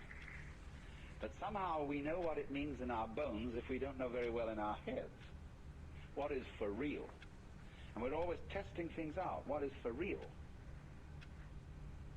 But when the whole world game becomes too real and people become too earnest, it's highly necessary to play a new game, which is the game of game against non-game. As how far can you get away with giving the show away about the game? Nobody really wants to go the whole hog until you're ready for final nirvana. You know, then you give the show away so far as you're concerned. And that's it. But in the meantime, the fascination of seeing how to put together knowing it's a game and still playing it. And doing this is what in Mahayana Buddhism is called being a bodhisattva. A bodhisattva is a person who doesn't give his show away completely. He doesn't simply release his consciousness from playing the human game. He is released and yet still in it. He knows the human game is a game, but he goes on playing it with considerable gusto. And his gusto derives in a great deal from the fact of knowing it's a game. You see, you can do that. And it's one of the peculiar properties of self-consciousness to be able to know it's a game and yet enjoy doing it. It's like being happy and knowing you're happy. Now, a lot of people are afraid of that. They feel that if the moment they say, well, I'm happy, that it will somehow stop. That it'll be like being too conscious of digesting your food. There is a point there where enjoying dinner, it very slowly merges into disgust. But it needn't be like that. The real gourmet never gets into that bind. And so in the same way, the doing something, being happy and knowing that you're happy, has about it a certain quality of what I would call resonance. For example, if I talk in a room which is completely soundproofed, it's terrible. I can't stand it. There's no resonance. No little tiny echo. I feel I'm talking into the proverbial wet blanket. But if there's a little resonance, if there's a feedback, you see, that makes the thing go vibrate a bit more than it ordinarily would. So one gets feedback from an audience. And it's much easier to talk to an audience than it is to a microphone, because there's feedback. And so consciousness is feedback. So for that reason, your voice sounds better when you're singing in the bathtub than it does when you're singing out in an open room, because you get resonance. And so we put resonators, like say a guitar or a violin has a sounding box in it. That's a resonator to make it echo a bit. And so great churches at one time was, or still are, built by acoustic experts. So concert halls, to give them the proper resonance. But when resonance gets too much, you know, it starts chattering. It gets a system of echoes set up. And some of the old cathedrals, which weren't built with acoustical knowledge, you can hear the echoes of a choir going on forever and ever and ever. It sounds very marvelous from a certain point of view, but it's not from a musical point of view. It's a kind of it's more sentimental.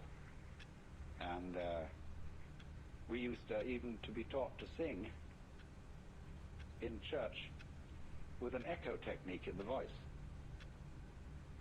So that even if you weren't in a great cathedral with its echoes, you'd slightly sound as if you were. Isn't that trickery for you? That's real showbiz. So, to play the game and to know it's a game can be quite fascinating. And not really giving the show away, but giving it away enough somehow. And that, you see, is the Joker's function. So,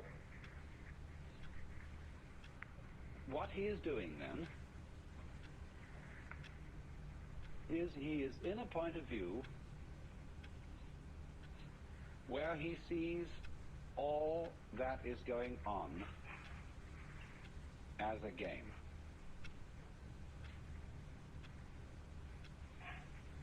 He doesn't take anything seriously. But don't forget that that doesn't mean that he is simply shallow and frivolous. Because, for example, if somebody were to say to me, "I love you," and I turned to them and said, "Are you serious?" she might say, "No, I'm sincere." Because love isn't necessarily serious. You see, we use the word serious very frequently, where we should be using the word sincere. And the lack of proper delineation between these two words causes a great deal of confusion. It's like the confusion about the word must. You must do this, whether it's a commandment or whether it's a condition, a state of affairs that simply is so. And so in the same way, we need a clarification of must, and we need a clarification of serious. And it can be divided down into serious on the one hand, or sincere on the other. What is sincerity? Sincerity is being integrated, being all of a piece. Now, you see, we often think that the person who doesn't take life seriously isn't all of a piece. That is to say, his heart's not really in it. He is out here living, you see, and going along and talking to people. But the feeling is of an insincere person, there's something in the back of his mind that isn't participating. That's what worries people about actors. Are they acting in real life? Are they still playing the part? Is this person I'm introduced to as Charlie Chaplin the same man as, or different from the funny little man with the derby hat? And so actors occasionally bother and bug people, and people may be apt to say, well, they're always on the stage. They are never really genuine. And we have a feeling, you know, when we know when somebody is being genuine, see? But mark it, when you know somebody is being genuine, they are not necessarily being serious. They're not necessarily being grave or solemn. What I want to give the idea of is sincere laughter. And also sincere play. There is a perfectly sincere laughter. And it may be, ideally, I mean, the sincere laughter expresses a spirit of irrepressible gaiety. And It is not, in other words, a defense mechanism. Laughter is often a defense mechanism. We laugh, what we call a nervous laugh, or laughing someone to scorn can very often be a forced laugh that isn't really funny at all. But the real laugh is, of course, the resolution of anxiety. The anxiety is serious. And anxiety is a state of palpitation, of the trembles. Anxiety comes upon us when we cannot decide which way to go, or which way things are going to go. And so we tremble between alternatives.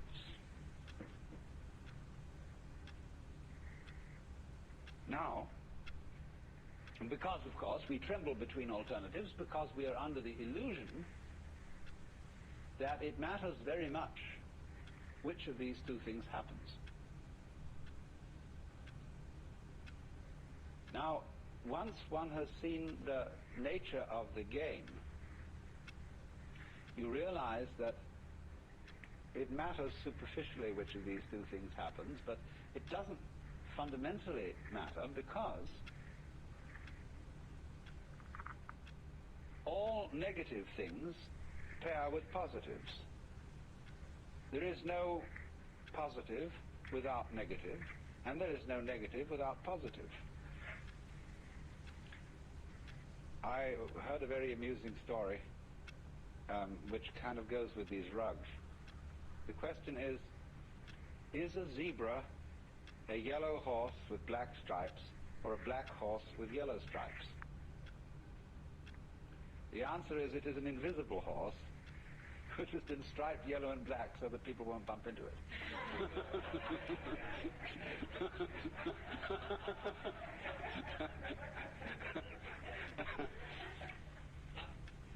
Now, in a similar way, reality is an invisible state of affairs, beyond all description and thought, but it has been striped black and white, so as to be seen. And this is life and death, up and down, sound and silence, the whole vibratory character of being. And the game, the fundamental game that the universe is playing, is to forget that this is so. You see, what you might say, feel in theological language, the invisibility of God is his self-forgetfulness.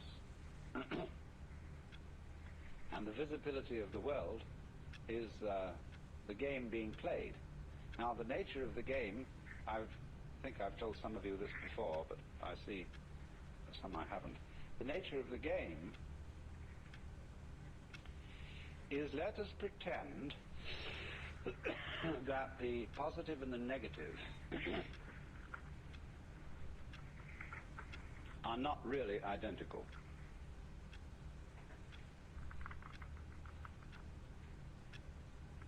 You see, they're explicitly different but implicitly the same because they always go around together. And that reveals a hidden, implicit conspiracy between black and white. And the truth is you can't have one without the other. But if we can pretend that they don't go together, that they are actually enemies, then we can have all sorts of games. The first game of which is, oh dear, black might win. The next game is, but white must win. And from that position, you can develop all the games you want. And it's interesting, isn't it, how so many of our table games, like chess and dominoes and checkers and so on, use the black and white pieces. And you can find in the conventions of chess, one could discuss all the problem in terms of chess. When I bring up the Joker, of course, we're in a way discussing it in terms of the game of cards, because the Joker is the card beyond roll, the card that's wild, that can be any card in the pack. In other words, it's delivered from being a particular someone and can be in anyone. And it pops up here, and it pops up there, and it pops up here. And you never know, where is the joker? Who is the joker? You see? The thing that we have to understand, really, is that all the roles are the joker playing them. And the joker is looking at you out of all pairs of eyes. There he is. Only he's pretending very often that he's not the joker at all. Oh no, this is just me. I'm not the joker. Where is the joker? Well, let's have an intermission. Now, to revise a little bit about this morning's talk so that we're all up to date, I have been discussing the role of a certain person called the Joker. The Joker being the one who has insight into the fact that all our social institutions are games. The social game is played with an initial rule. The first rule being, this game is serious, or this game is not a game. And therefore there is a tendency within society to resist very strongly any notion that what it is doing is not altogether serious. And at a still deeper level, beneath the level of social institutions, there is also the recognition on the part of the Joker that the basic forms of nature are also games. The human game, the rabbit game, the mouse game, the bee game, the tree game, the stone game. Because all these are forms of a musical nature, that is to say, they are forms played for themselves. They are played in the most intimate interconnection and interrelationship with each other. But they don't have any purpose beyond what is happening, in the same way as music and dancing. But when people take games seriously, and part of the fun of a game, you must remember, is to take it seriously, they acquire an attitude which strikes the Joker as being half funny and sometimes a little pitiful. A good Joker is inclined, really, not to laugh at people, because if a person is terribly seriously involved, in the sense of the kind of person we call colloquially a square, the Joker feels sorry for them because they live a deprived life.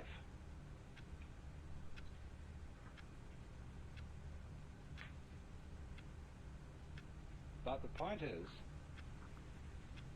that he is the one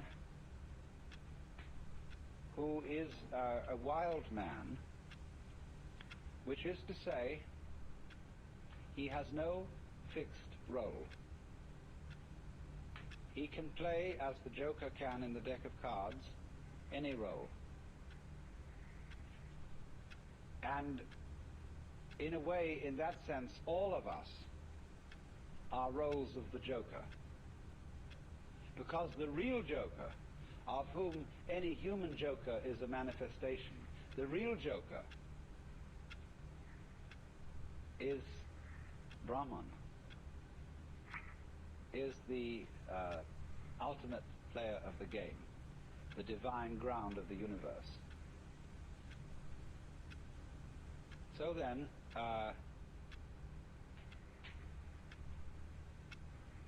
if you look upon the world as play, as what the Hindus call the Vishnu Leela, Vishnu being the one of the names of God, and Leela meaning sport or play, from which we get our word lilt. Then Vishnu, or Brahman, is the big joker, and anyone who realizes this is the little joker.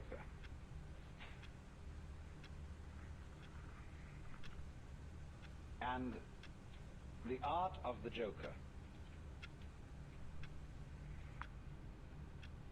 is very paradoxical, because it is to give the show away that it is a game and yet keep the show going on.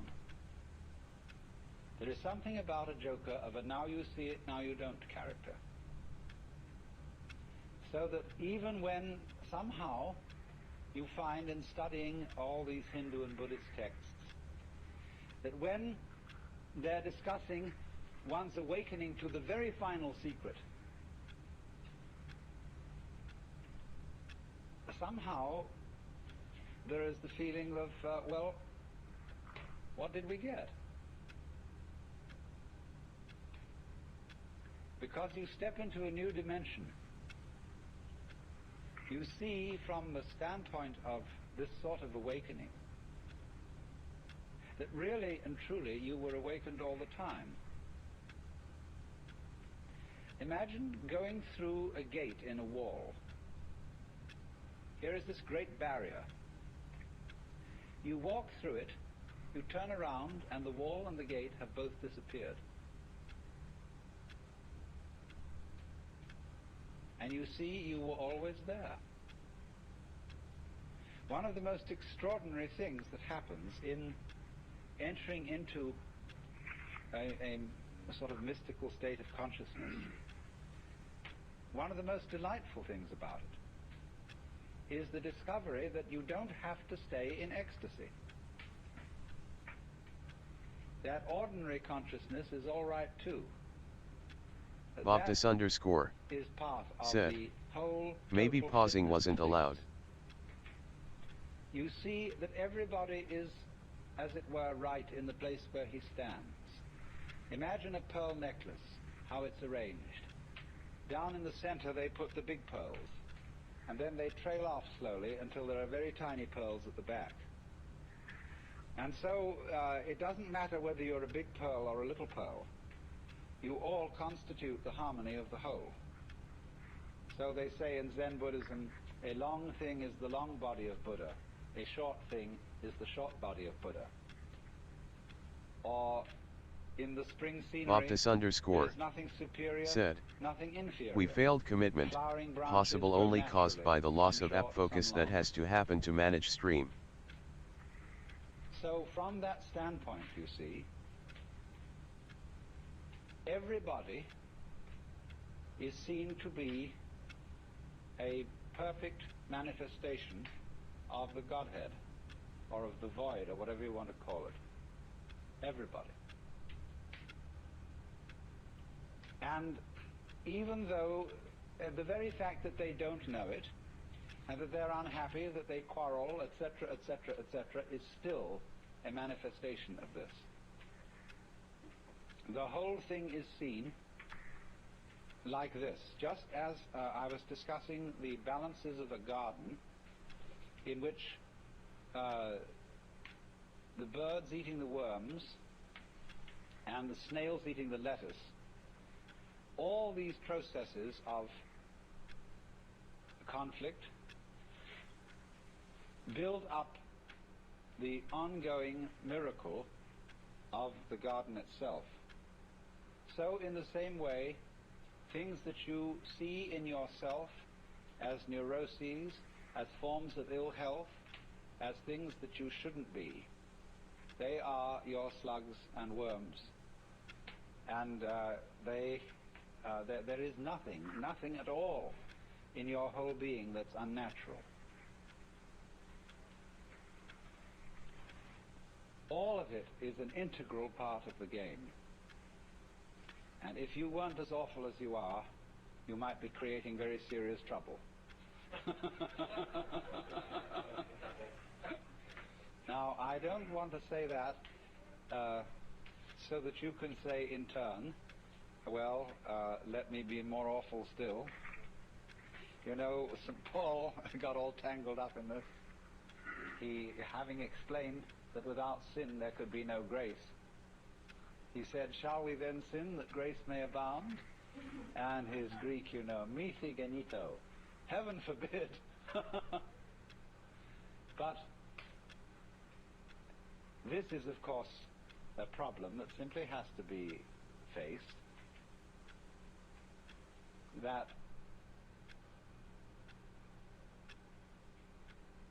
the universe in its grand design has nothing special to do with morality, or rather no more special connection with morality than with anything else.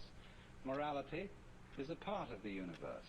It's a way of playing the human game. And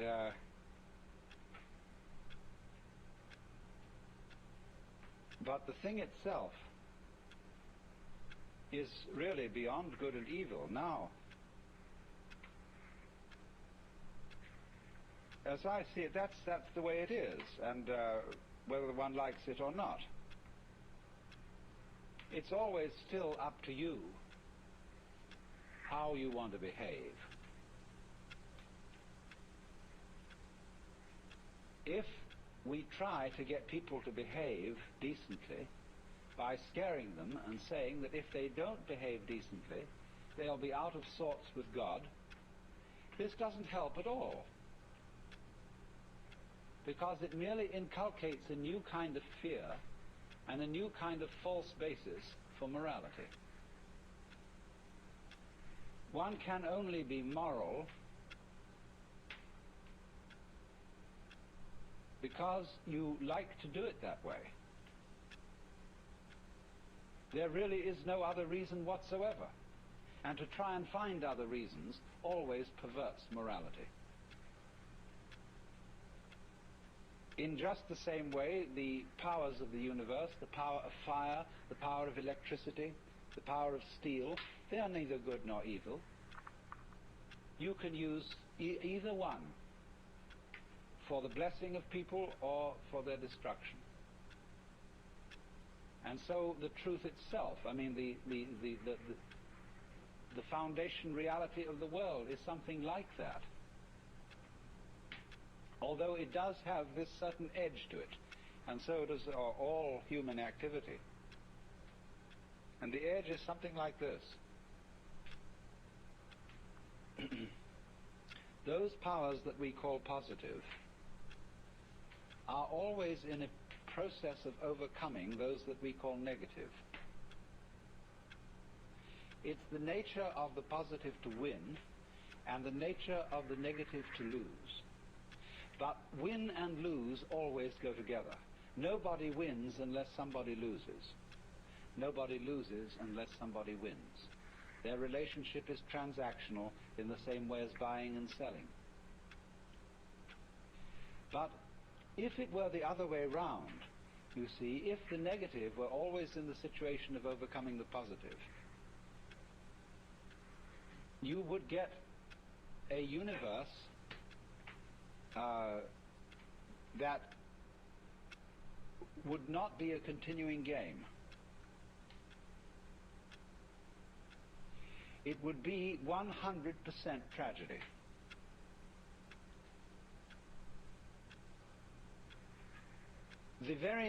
You see, the positive and the negative together constitute existence. We have to use existence as a neutral word that doesn't have as an opposite non-existence.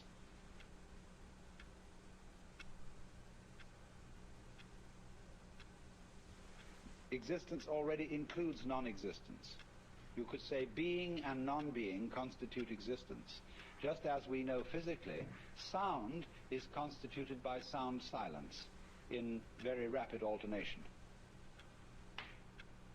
So being, non-being constitute existence, and existence is something of which you may say the game is worth the candle. If it weren't, it wouldn't be. It's like that. Some people try to say there is good and bad with small g and small b, and they together constitute good capital G. Or one might say that humanity is, and the good of humanity, is a curious combination of beneficence and rascality, of reason and passion. And if human beings didn't have those two sides, they would be less than human. Man is in a certain sense redeemed by his passions, redeemed by being something of a rascal. Because if he weren't, he would be like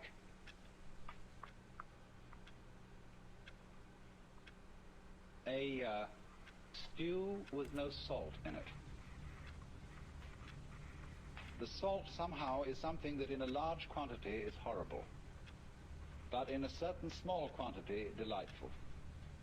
And so everybody has to be salted with a certain amount of unrespectability.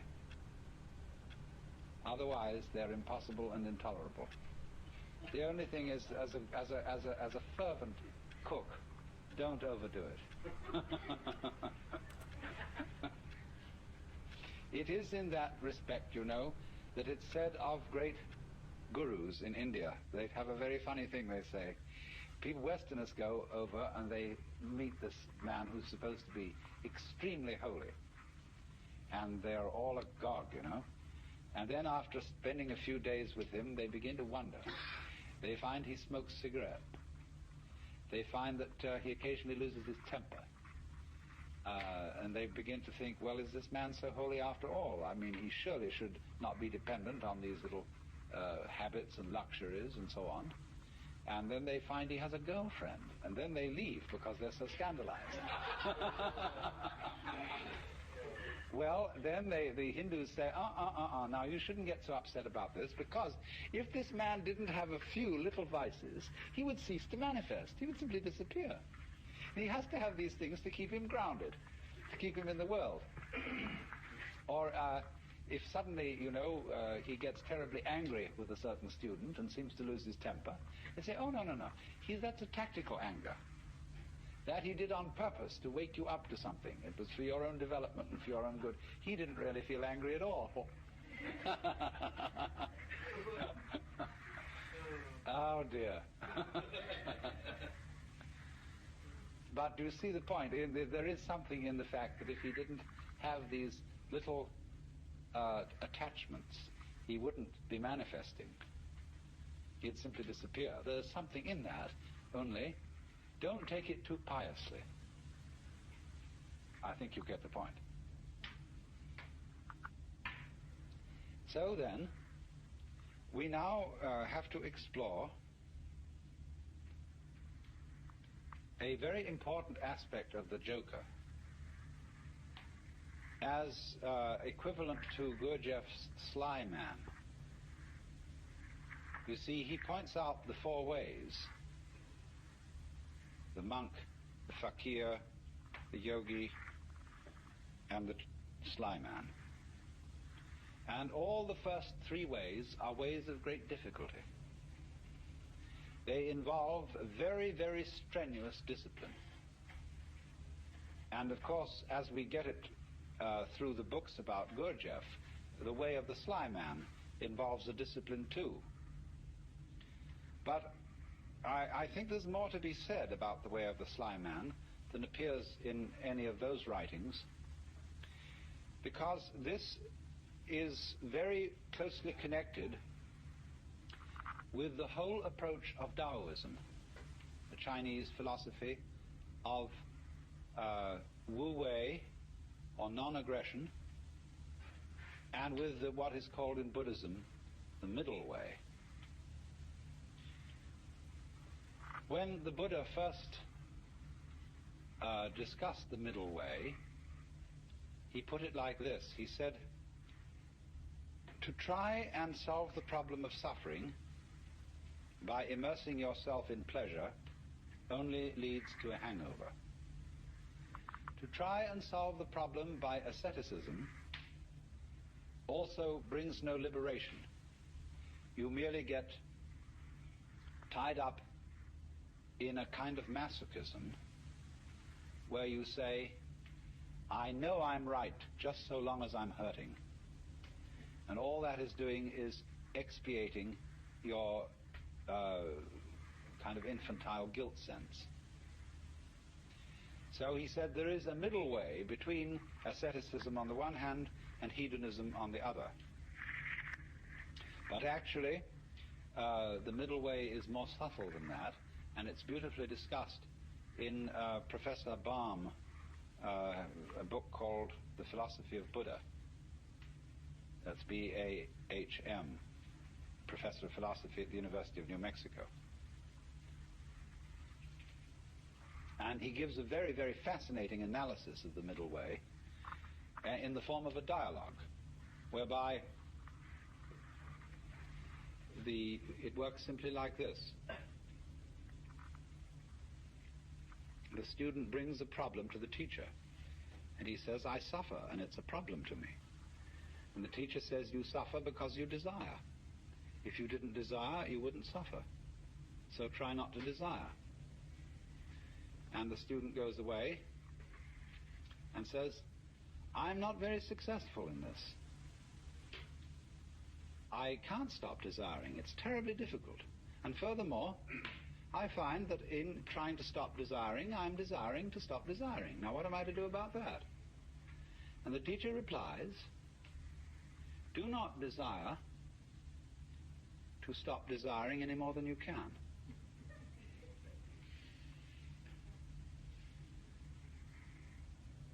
And so the student goes away and practices that. But he comes back to the teacher and said, I still find myself desiring excessively to stop desiring, and it doesn't work. So the teacher says,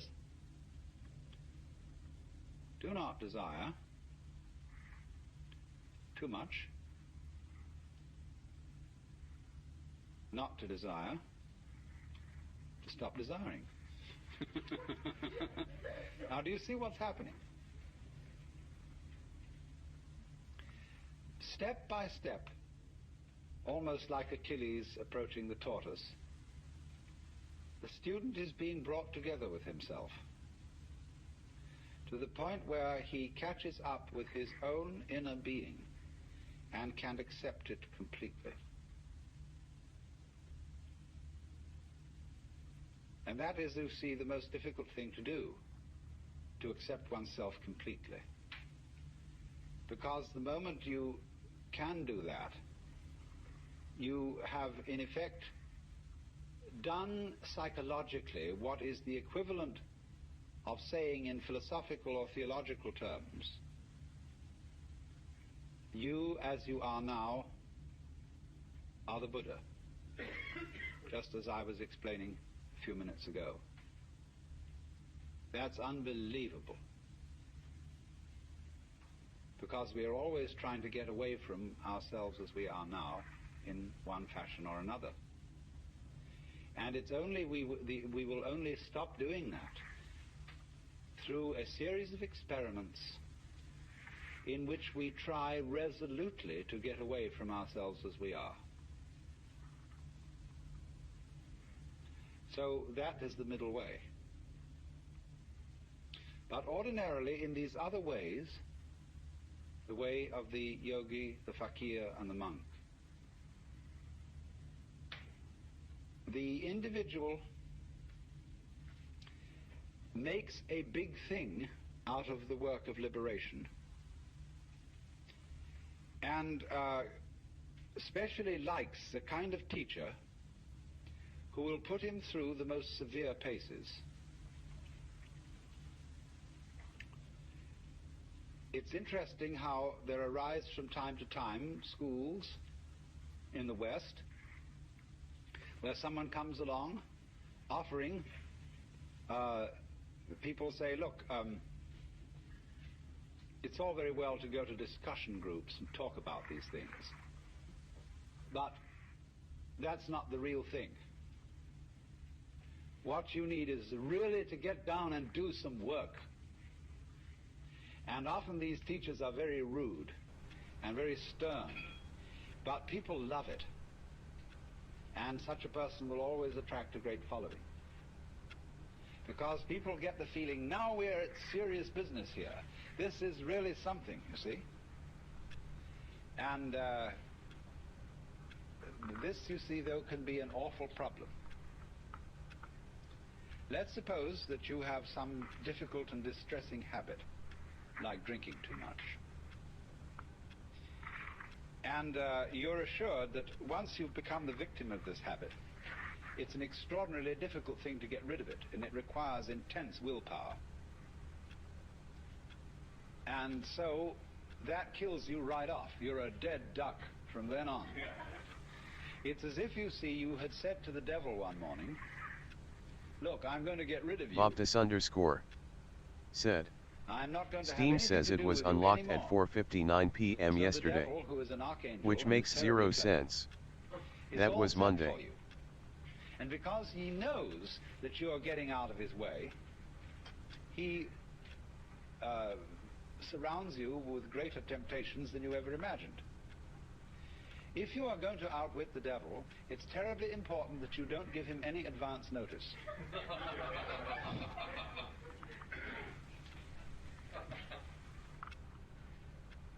And this is where the work of the sly man comes in. Put it in other terms, in Hindu or Buddhist terms, in the popular terms of popular Hinduism and Buddhism, liberation is getting out of the toils of karma. It's like this. During your many past lives, you've done all kinds of deeds, good and bad, and you are reaping the consequences of these deeds today. And also today, you're setting up future consequences. Now, before you can be liberated, you've got to pay off your karmic debts. And so the moment you set your